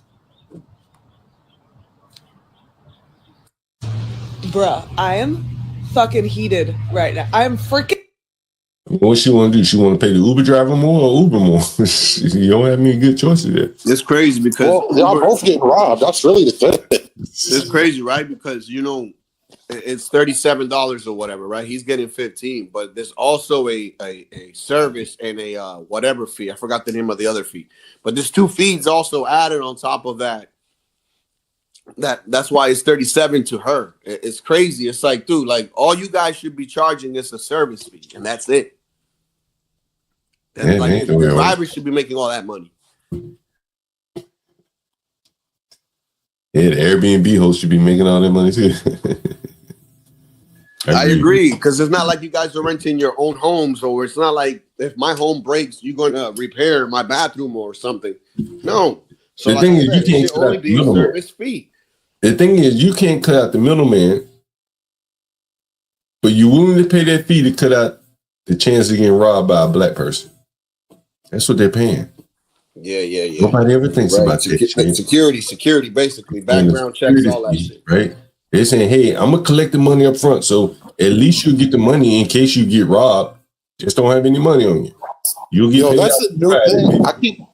I keep hearing this a lot lately. Like, and I'm in like the far right racist Twitter circles or whatever. So I'm trying to get into the deep end, and I hear this a lot. There is a surcharge to avoid niggas. So the goal of white America is to make enough money that you never have to interact with niggas. Yeah. And you get it how far away from niggas you live. Yeah. Man, I gotta call this nigga. I'm gonna call. You know what? This nigga want me. Let me see. I'm gonna call this one nigga first, and then we're gonna go ahead, Hood. Let me see. Look at the Chicago Bears. They moved out of the hood. Yeah, that shit's loud. Yeah, did they move out of Chicago? Loud enough. Yeah, they did. Damn, that is crazy. Call has been forwarded to an automatic voice. He didn't answer. This fucking 70% and want me to call him. Should I call him now or should I call him later? We had a 70. We had a 70%. Keep calling, John. Keep calling. Yo, you said a 70%. Or what's that? The bad side or the good side, bro? Be brave, 70%. No, I'm just joking too. Should we go? I have the same mindset. I'm like, is it bad or good? Should we call the 70% nigga? What y'all think? Cole. Do it. Let's see, niggas.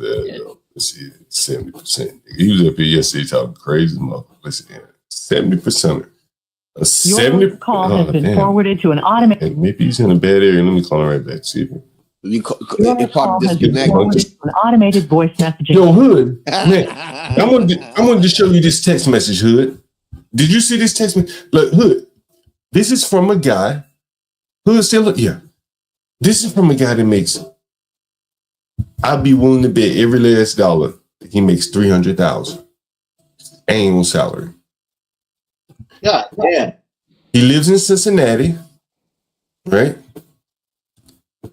And I asked him about the shit that's been going on in Cincinnati over the last 5 or 10 years. And I didn't mention cop killings per se, but, don't get hung up on that. What I want you to pay close attention to is his response here. Now, again, this is a guy that probably makes $300,000 a year. He's been at Procter & Gamble for probably 20 years now. And here's what he says about the killing. He says, why does something have to be going on in Cincy for this recent case of a distraught father that was mourning his child that was unlawfully killed by police. This is a man in middle management at Procter & Gamble. And he has expressed frustration to me over the years that he wasn't able to move up into upper management. And Master Kim is here in upper management. Mr. Gold. Can you see by this text message, Master Kim, why this nightshade did not and has not moved up into upper management at the nightshade at Procter & Gamble, Master Kim? Just by this text message here. Mr. Gold, why is hold on. I got Master Kim up here. I don't want to waste his time. Master Kim, you're in upper management. Would you say that's fair? At a company in America? Yes. Can you look at this text message and look at the judgment that this guy makes off of no evidence? And can you kind of surmise why he has never been promoted into upper management? Obviously, saying anything political or anything on this topic is just not going to do anyone any good, especially for his career. Well, if he's talking to me directly, and I'm a friend of his, you look at some of the things that he's expressing in favor of the black guy that is not factual, that are not factual. He said his child, the man was not a child, and he said that was unlawfully killed. Well, that has not been proven yet. Yeah, he's 18. Right? He's 18, which means he's not a child in the eyes of the law. Nope. And he's also saying it was an unlawful kill by the police. That has not been proven yet. A man that is worthy of upper management has to be objective. Would you say that's fair, Master Kim?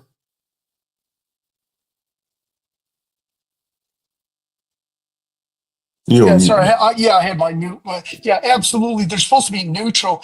I think that this guy is doing a version of what's it called? Signaling, virtue signaling. But he doesn't have to do this with me, Master Kim. Then I know this guy too well. He doesn't have to do this. I'm telling you, this is how he feels.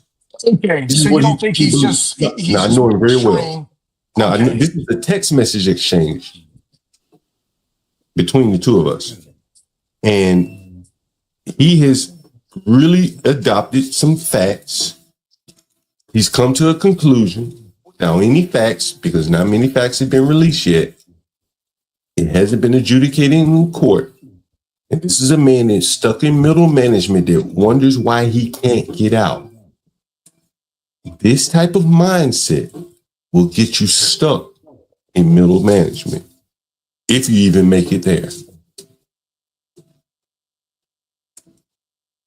What do you think, Master Kim?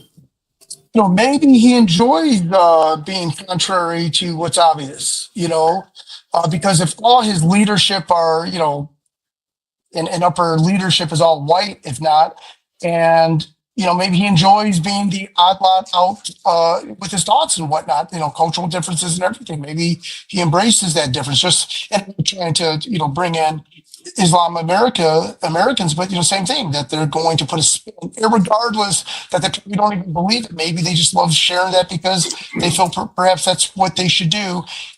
I'm just speaking very broadly, when I say, Muslim Americans or whatnot, that, maybe he's trying to give the crowd what they're, maybe he's just trying to keep it real, whatever that comment means, try to play the part. Hey, Master Kim, how much hiring do you do? Do you do any hiring now? No, very little. Very little. Are you in charge of hiring? No, not at my big job, big job. But you know how I rented a 30,000 square foot warehouse? Okay.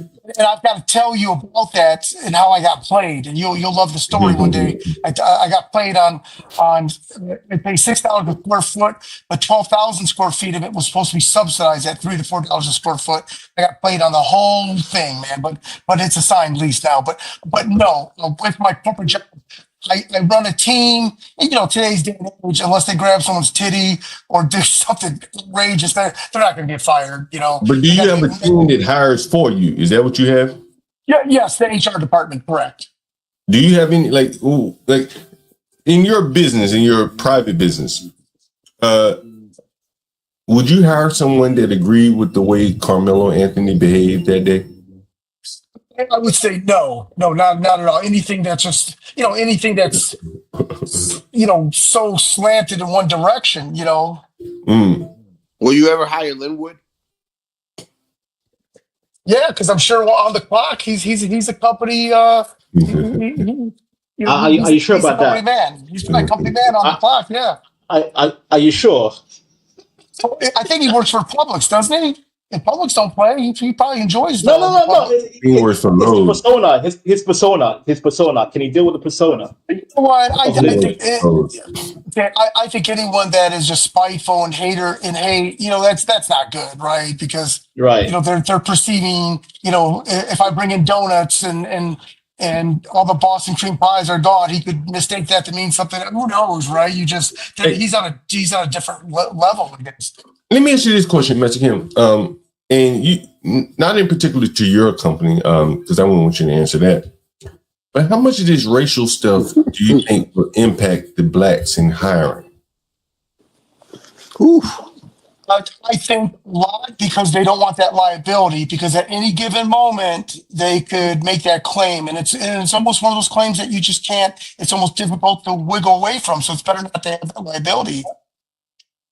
Say that one more time. You say not a lot or a lot? So very little, and I think also now where we are as a society, all these companies with HR, they don't want any litigation. So I think that they would refrain from any possibility that could, put them at risk, whether it be hiring more women, hiring more minorities, because what they want to avoid, in my opinion, I could be wrong, is any fruitless claims. Because keep in mind, if any claims come against them for racism, they still have to spend the $60,000 on corporate lawyers to defend a claim that was just a bunch about nothingness. Well, I'm just putting in perspective of your small business, right? Your small business.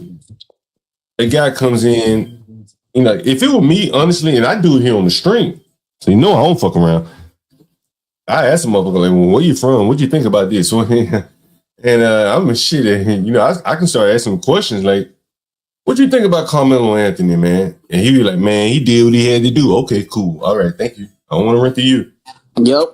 And if I owned a small business, like I would be taking some kind of alternative approaches to hiring to make sure that I don't get someone that, may end up being like a Carmelo Anthony or the attitude of a Carmelo Anthony inside of my organization. That's what I would do. That's what I do. Yeah, those white folks better watch out. They get stabbed. And I can't imagine that doesn't play a part, Mexican. I'm sure somewhere in your subconscious you're looking at this, and you listen to this lady right here. If you go and apply for a job and you think they're asking you questions about your skills, ability, and background, they're not. They're asking you questions to figure out if they like you. And then you ask if you got the job, and they tell you that they hired someone whose job skills more closely match the job. And so you think you just weren't qualified for the job, but you just actually weren't likable. What people tend to do is they go back to school and they get another degree. But what they really ought to do is master the skill of likability. The skills on your resume will get you an interview, but the character and your personality will get you the job. Damn right. I agree. There you go. I agree, dude. I agree. Like, dude, look, when I worked in Boston University, right, for those 8 years, right, I got into hang out with movie stars, kids. I'm not going to mention them and everything because I'm not going to put that out there. But I got to hang out with these guys, go out to the bars and all this shit, man. I mean, it's because I brought good vibes, bro. You understand?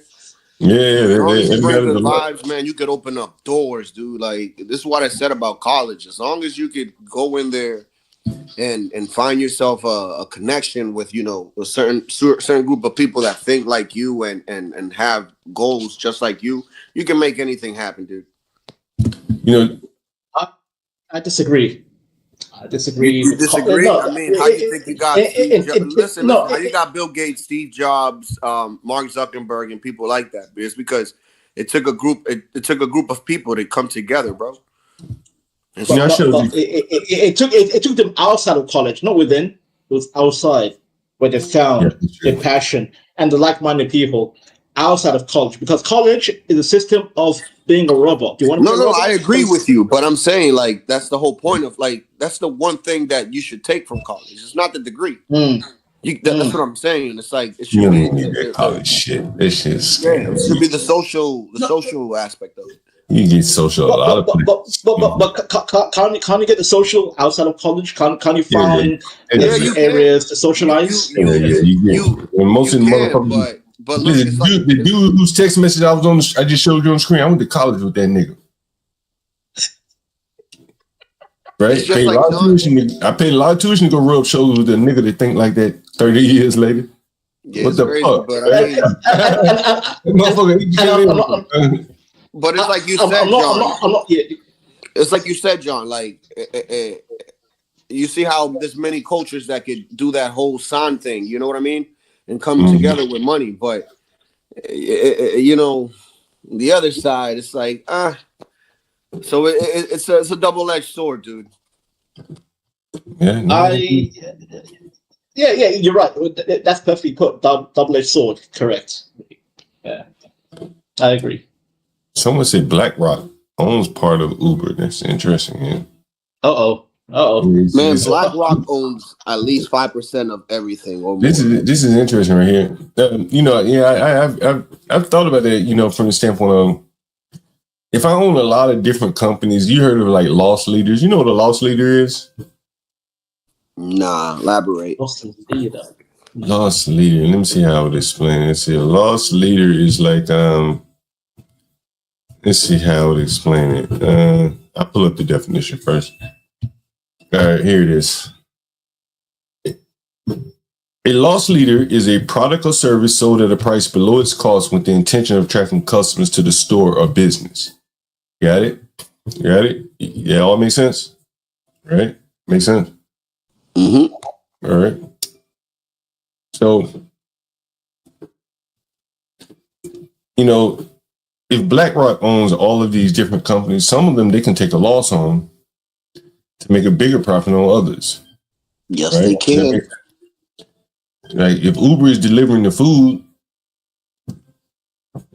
and BlackRock owns the food company and the damn Uber ride, then you can pick out the one that's most profitable from a tax basis as well. If you own part of McDonald's, you have a lot of capital expenses in which you could probably structure your capital purchases to lower your taxes. With Uber, you don't have a lot of capital expenses.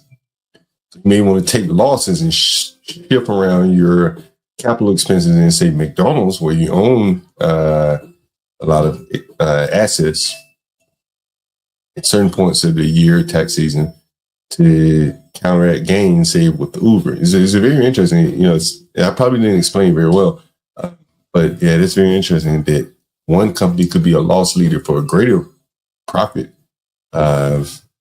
center in another company, and they own both. So it doesn't really matter. They lose 15 cents on one and gain $1 on the other from the same fucking service. That would be fucking amazing. You know, Uber and Uber Eats and the McDonald's that they own. That's very interesting. That's very interesting. Loss leader. Man, we learned about 3 or 4 economic terms. That's right. They do, and they own the investment firms too. That's why I don't invest any money in the stock market. $1. Oh, same here. Like people tell me, "Oh, Vanta, get into stock and blah." I'm like, no. I believe in physical tangibles. I don't care about stock market and all that. You want to know how I knew the stock market was bullshit? When Obama was president, they were making a big deal and a big deal and whatever. And I'm like, yo, but I got to eat every day. Still got to smoke weed. Still got to work. Still got paid. Like, I don't know what was the biggest deal. Latino, do you know when I realized we no longer live in capitalism? when Obama bailed out the banks, the corporations in 2008, when it rightfully should have been collapsed and destroyed. And he hired the same guy that was responsible, which is retarded. Yep. That's what I said. You know what? You know what, Vanta? We no longer live. We live in what was it? No longer capitalism, corporatism. It's a corporate world we live in. Speaking of corporatism, take a look at this video.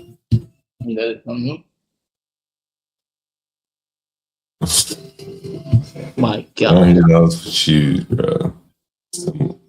Murray's. What the fuck is that? I paid $925 for this boy to get one pair of shoes. Where the receipt at, baby? Come on with it. $925. Fucking amazing, bro. So while y'all worried about me, y'all need to be out here making some motherfucking money as well. This is crazy. Making money is sending that shit for some Chinese plastic. Yeah, because that's all made in China, and I don't know if you guys heard, but Louis Vuitton is losing a whole bunch of money because of China coming out and saying that most of their product is made over there. Yeah. So people are now like, now they feel like they've been bamboozled and shit. But I mean, it was inevitable, bro. Like, bro, like, if anyone understand business, bro, like, all you gotta do is watch Shark Tank. Just watch any episode. Yes. And when the people come up on Shark Tank, they ask them a question. If they have some sales, they say, "What's your plan on going to China?" Even if you're a profitable business, you got to go to China, or someone will undercut you by going to China, right? And so Louis Vuitton, all these other people, they said, "Fuck it, we can pad our profits and go to China, skirt all these EU regulations." Why wouldn't they? That says made in Italy. Right, and then John Gold, not to sound racist, but the Chinese are the masters of copycat.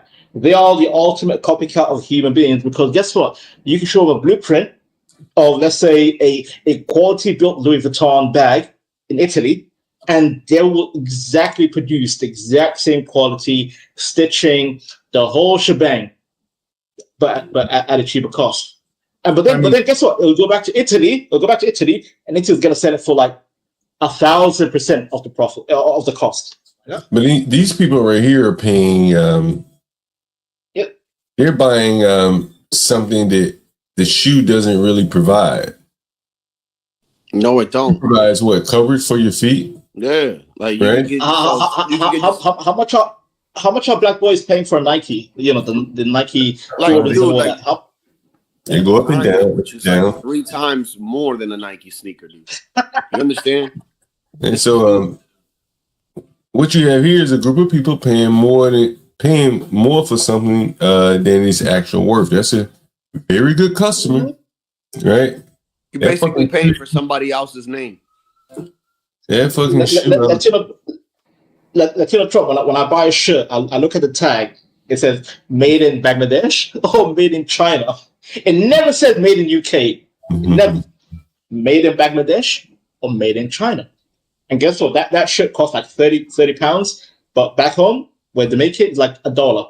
Literally. I got to show you guys a couple things here. Check this out right here.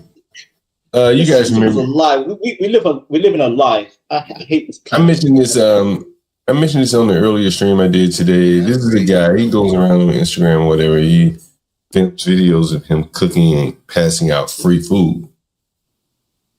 The problem is he goes around. In different areas. I've seen it a lot of times in the ghetto. He's done it right around the corner from where I live. But today he decided to go into a very exclusive little area right here.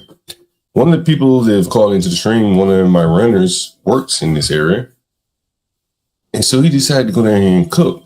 But we're in a time in America where you can't ask someone to leave blacks. I mean, and listen how this white woman you might get Carmelo, bro. Yeah. She has to because he has a knife here, right? And she has to gently talk to him. Yeah. And she has to ask him, listen to this.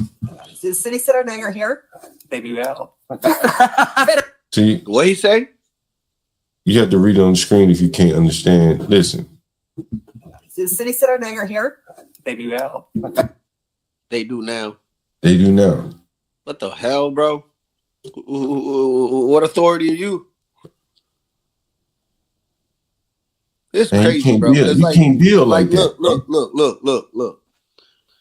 If I've ever, I'm looking into the business of trying to get a food truck down the line, right? So if I was to ever get a food truck, I don't know how it works where you at, but like if you get a food truck and you park somewhere, you need a permit to park on that area. Right. You just can't just like drive your food truck and park it anywhere the hell you want. You just pull up. Yo, Fuck bro, it. what the? And so now he's done this shit in the ghetto. You know what I'm saying? Yeah, I mean that's different though. Those people don't give a shit. Free It's a food. food desert. Free food. Hey, you free food, they shit. Ain't who gonna complain? They're gonna complain. But you talking about these There are white no folk, restaurants man. where he does it in the ghetto, but here there are a lot of restaurants, bro. Like as I show you the video, like look at it, look behind it. Look, Better move quick before they have you better do it quick. Chris kind of. They have security. Yo, you know what this shit reminds me of? Freddie Gray, bro, when he was selling the cigarettes in front of the stove. It's like, bro, come on, homie. And then if you look behind him, look. COP knows I'm here, and this. And so he said, the radio station know I'm here, nigga. They can't give you permission. They can't give you permission. They don't own the property. He said, look, the radio station know I'm here, and Good guy right here. they're the good guy. Point to the white man. As I said earlier, you look at the store, Kate Spade. There are fucking high-end restaurants down here, Bro, this is a goddamn chain, dude. right? And he wants to go down here on their property. Damn. And like, you know what I'm saying? Like it just don't fit the vibe. You know what I'm saying? That shit cuckoo, bro. He could go up in the ghettos and all these ghetto neighborhoods, but the blacks just want to continuously force themselves on white people. And Why, like, I don't understand. Y'all hate white people so much. Why you want to be next to them, bro? I just never understood that shit, bro. It sounds like, that shit remind me of women. You know, like how when women like to talk shit about other girls when they're not around, but when they around them, they're like, they all friendly and shit. This is what I get from this shit, bro. You know what this shit is? As you just said, women like being around pretty girls, even when they fat and ugly, right? Mm-hmm. I think that's the situation that the blacks find themselves in. That shit crazy, because if I don't like somebody, I ain't gonna be around you. You know that. Right. And that's why I predict, let me see if any news is out of Memphis. I predicted the Memphis police department will throw their hands in the air and say, let the white people police us from the county. That's what I believe is going to happen. Trust me. They've already done it with the schools, bro. Why can't it be done with the police? Think about that shit. The blacks know, bro, they can't police themselves. You just heard the man say it's a gap, bro. We can't do it. John, it starts from youth. Like a legit, straightforward black boy. He's called the lane. He's called the lane. You're talking about a culture difference, though, bro. You just don't understand. Bro, this is why they said social workers, because there's so many in the black communities with social degrees and not enough people that would want to be a cop because it's a shame. Well, they need to be mammies and domestics. That's where they thrive. But they don't want to do that. They got too much. Whatever happened to that old grandmother that used to raise these kids and never take bullshit and like line these kids up, man?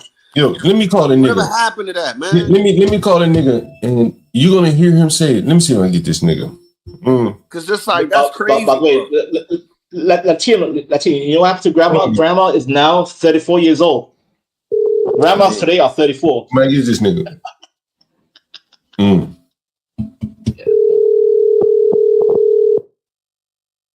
Might get this nigga. Hello. Hey, what's up, man? Hey, look, I wanted to, you live online with John Galt, by the way. I wanted to ask you a question. We were talking about something online, and you said something yesterday. I just wanted you to repeat, if you don't mind. You said something like, black people raised a lot of white people's children. Is that correct? Because my grandma did back in Alabama. You said that, right? Like during the Civil War? Huh? No, I ain't say that. Oh, okay. Well, what did you say? I could be wrong. But But that's true though. But you would agree that's true though, right? Everybody know that though. But that's true. That is true. Hold on. That is true that black people raised a lot of white people's children. Is that correct? That's correct. That's correct, right? And they did a good job of it, didn't they? Mm-hmm. That's right. That's what I'm talking about. Well, you know, we ain't gonna leave, man. It was just, we didn't know. I ain't saying it was great. I ain't gonna say that kid better than their kid. They go raise their own. You ain't got no black mama that gonna raise nobody white shit better than her. So you can't. Who you talking to now? You know what I'm saying? No, but I give a damn about nobody white shit. Hold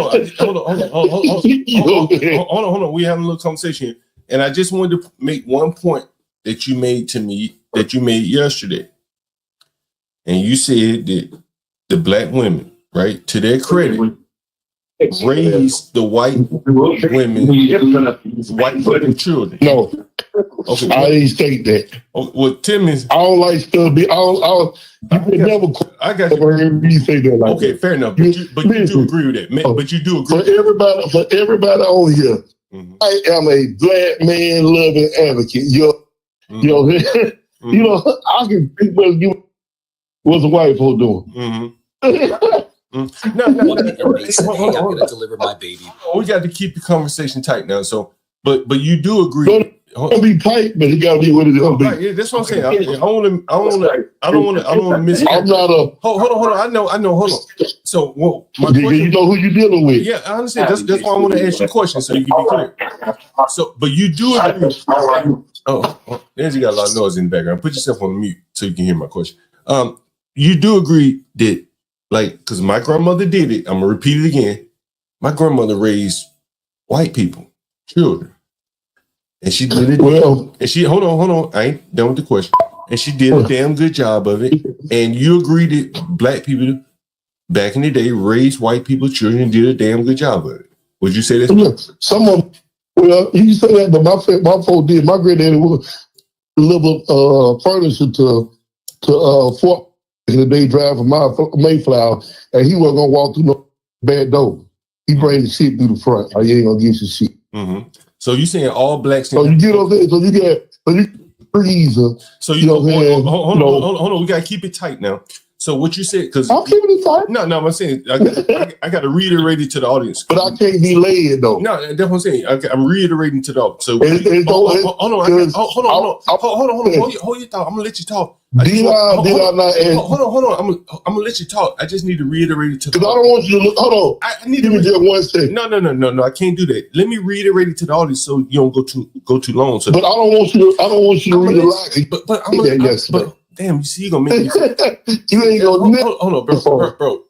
This is not a phone. Hold on. This is not a phone conversation. We're talking to an audience of people, so you got to let me read.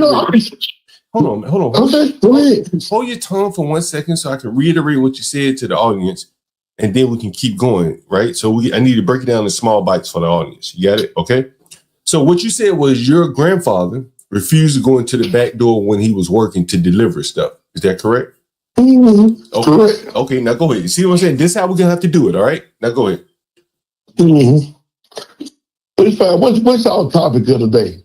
I got another man here that we had to talk for a minute. No, who you got with you? I got your classmate because you from Alliston, Alabama. Is that you from? You from down here with these country motherfucking buckets.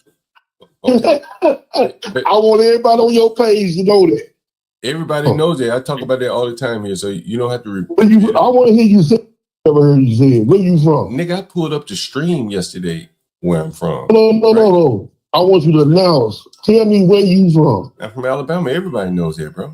No, where part? I'm from Anderson, Alabama. Everybody knows that, bro. Okay, all right. As long as you know. Nigga, I showed on the stream yesterday.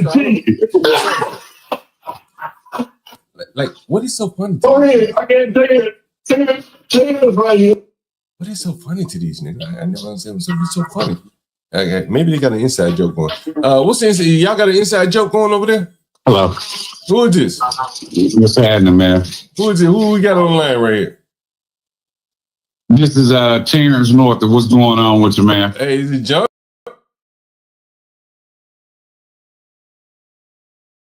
Hey, you guys. Thanks for watching. I gotta go take care of some stuff. Thank you for watching, and you have a good day.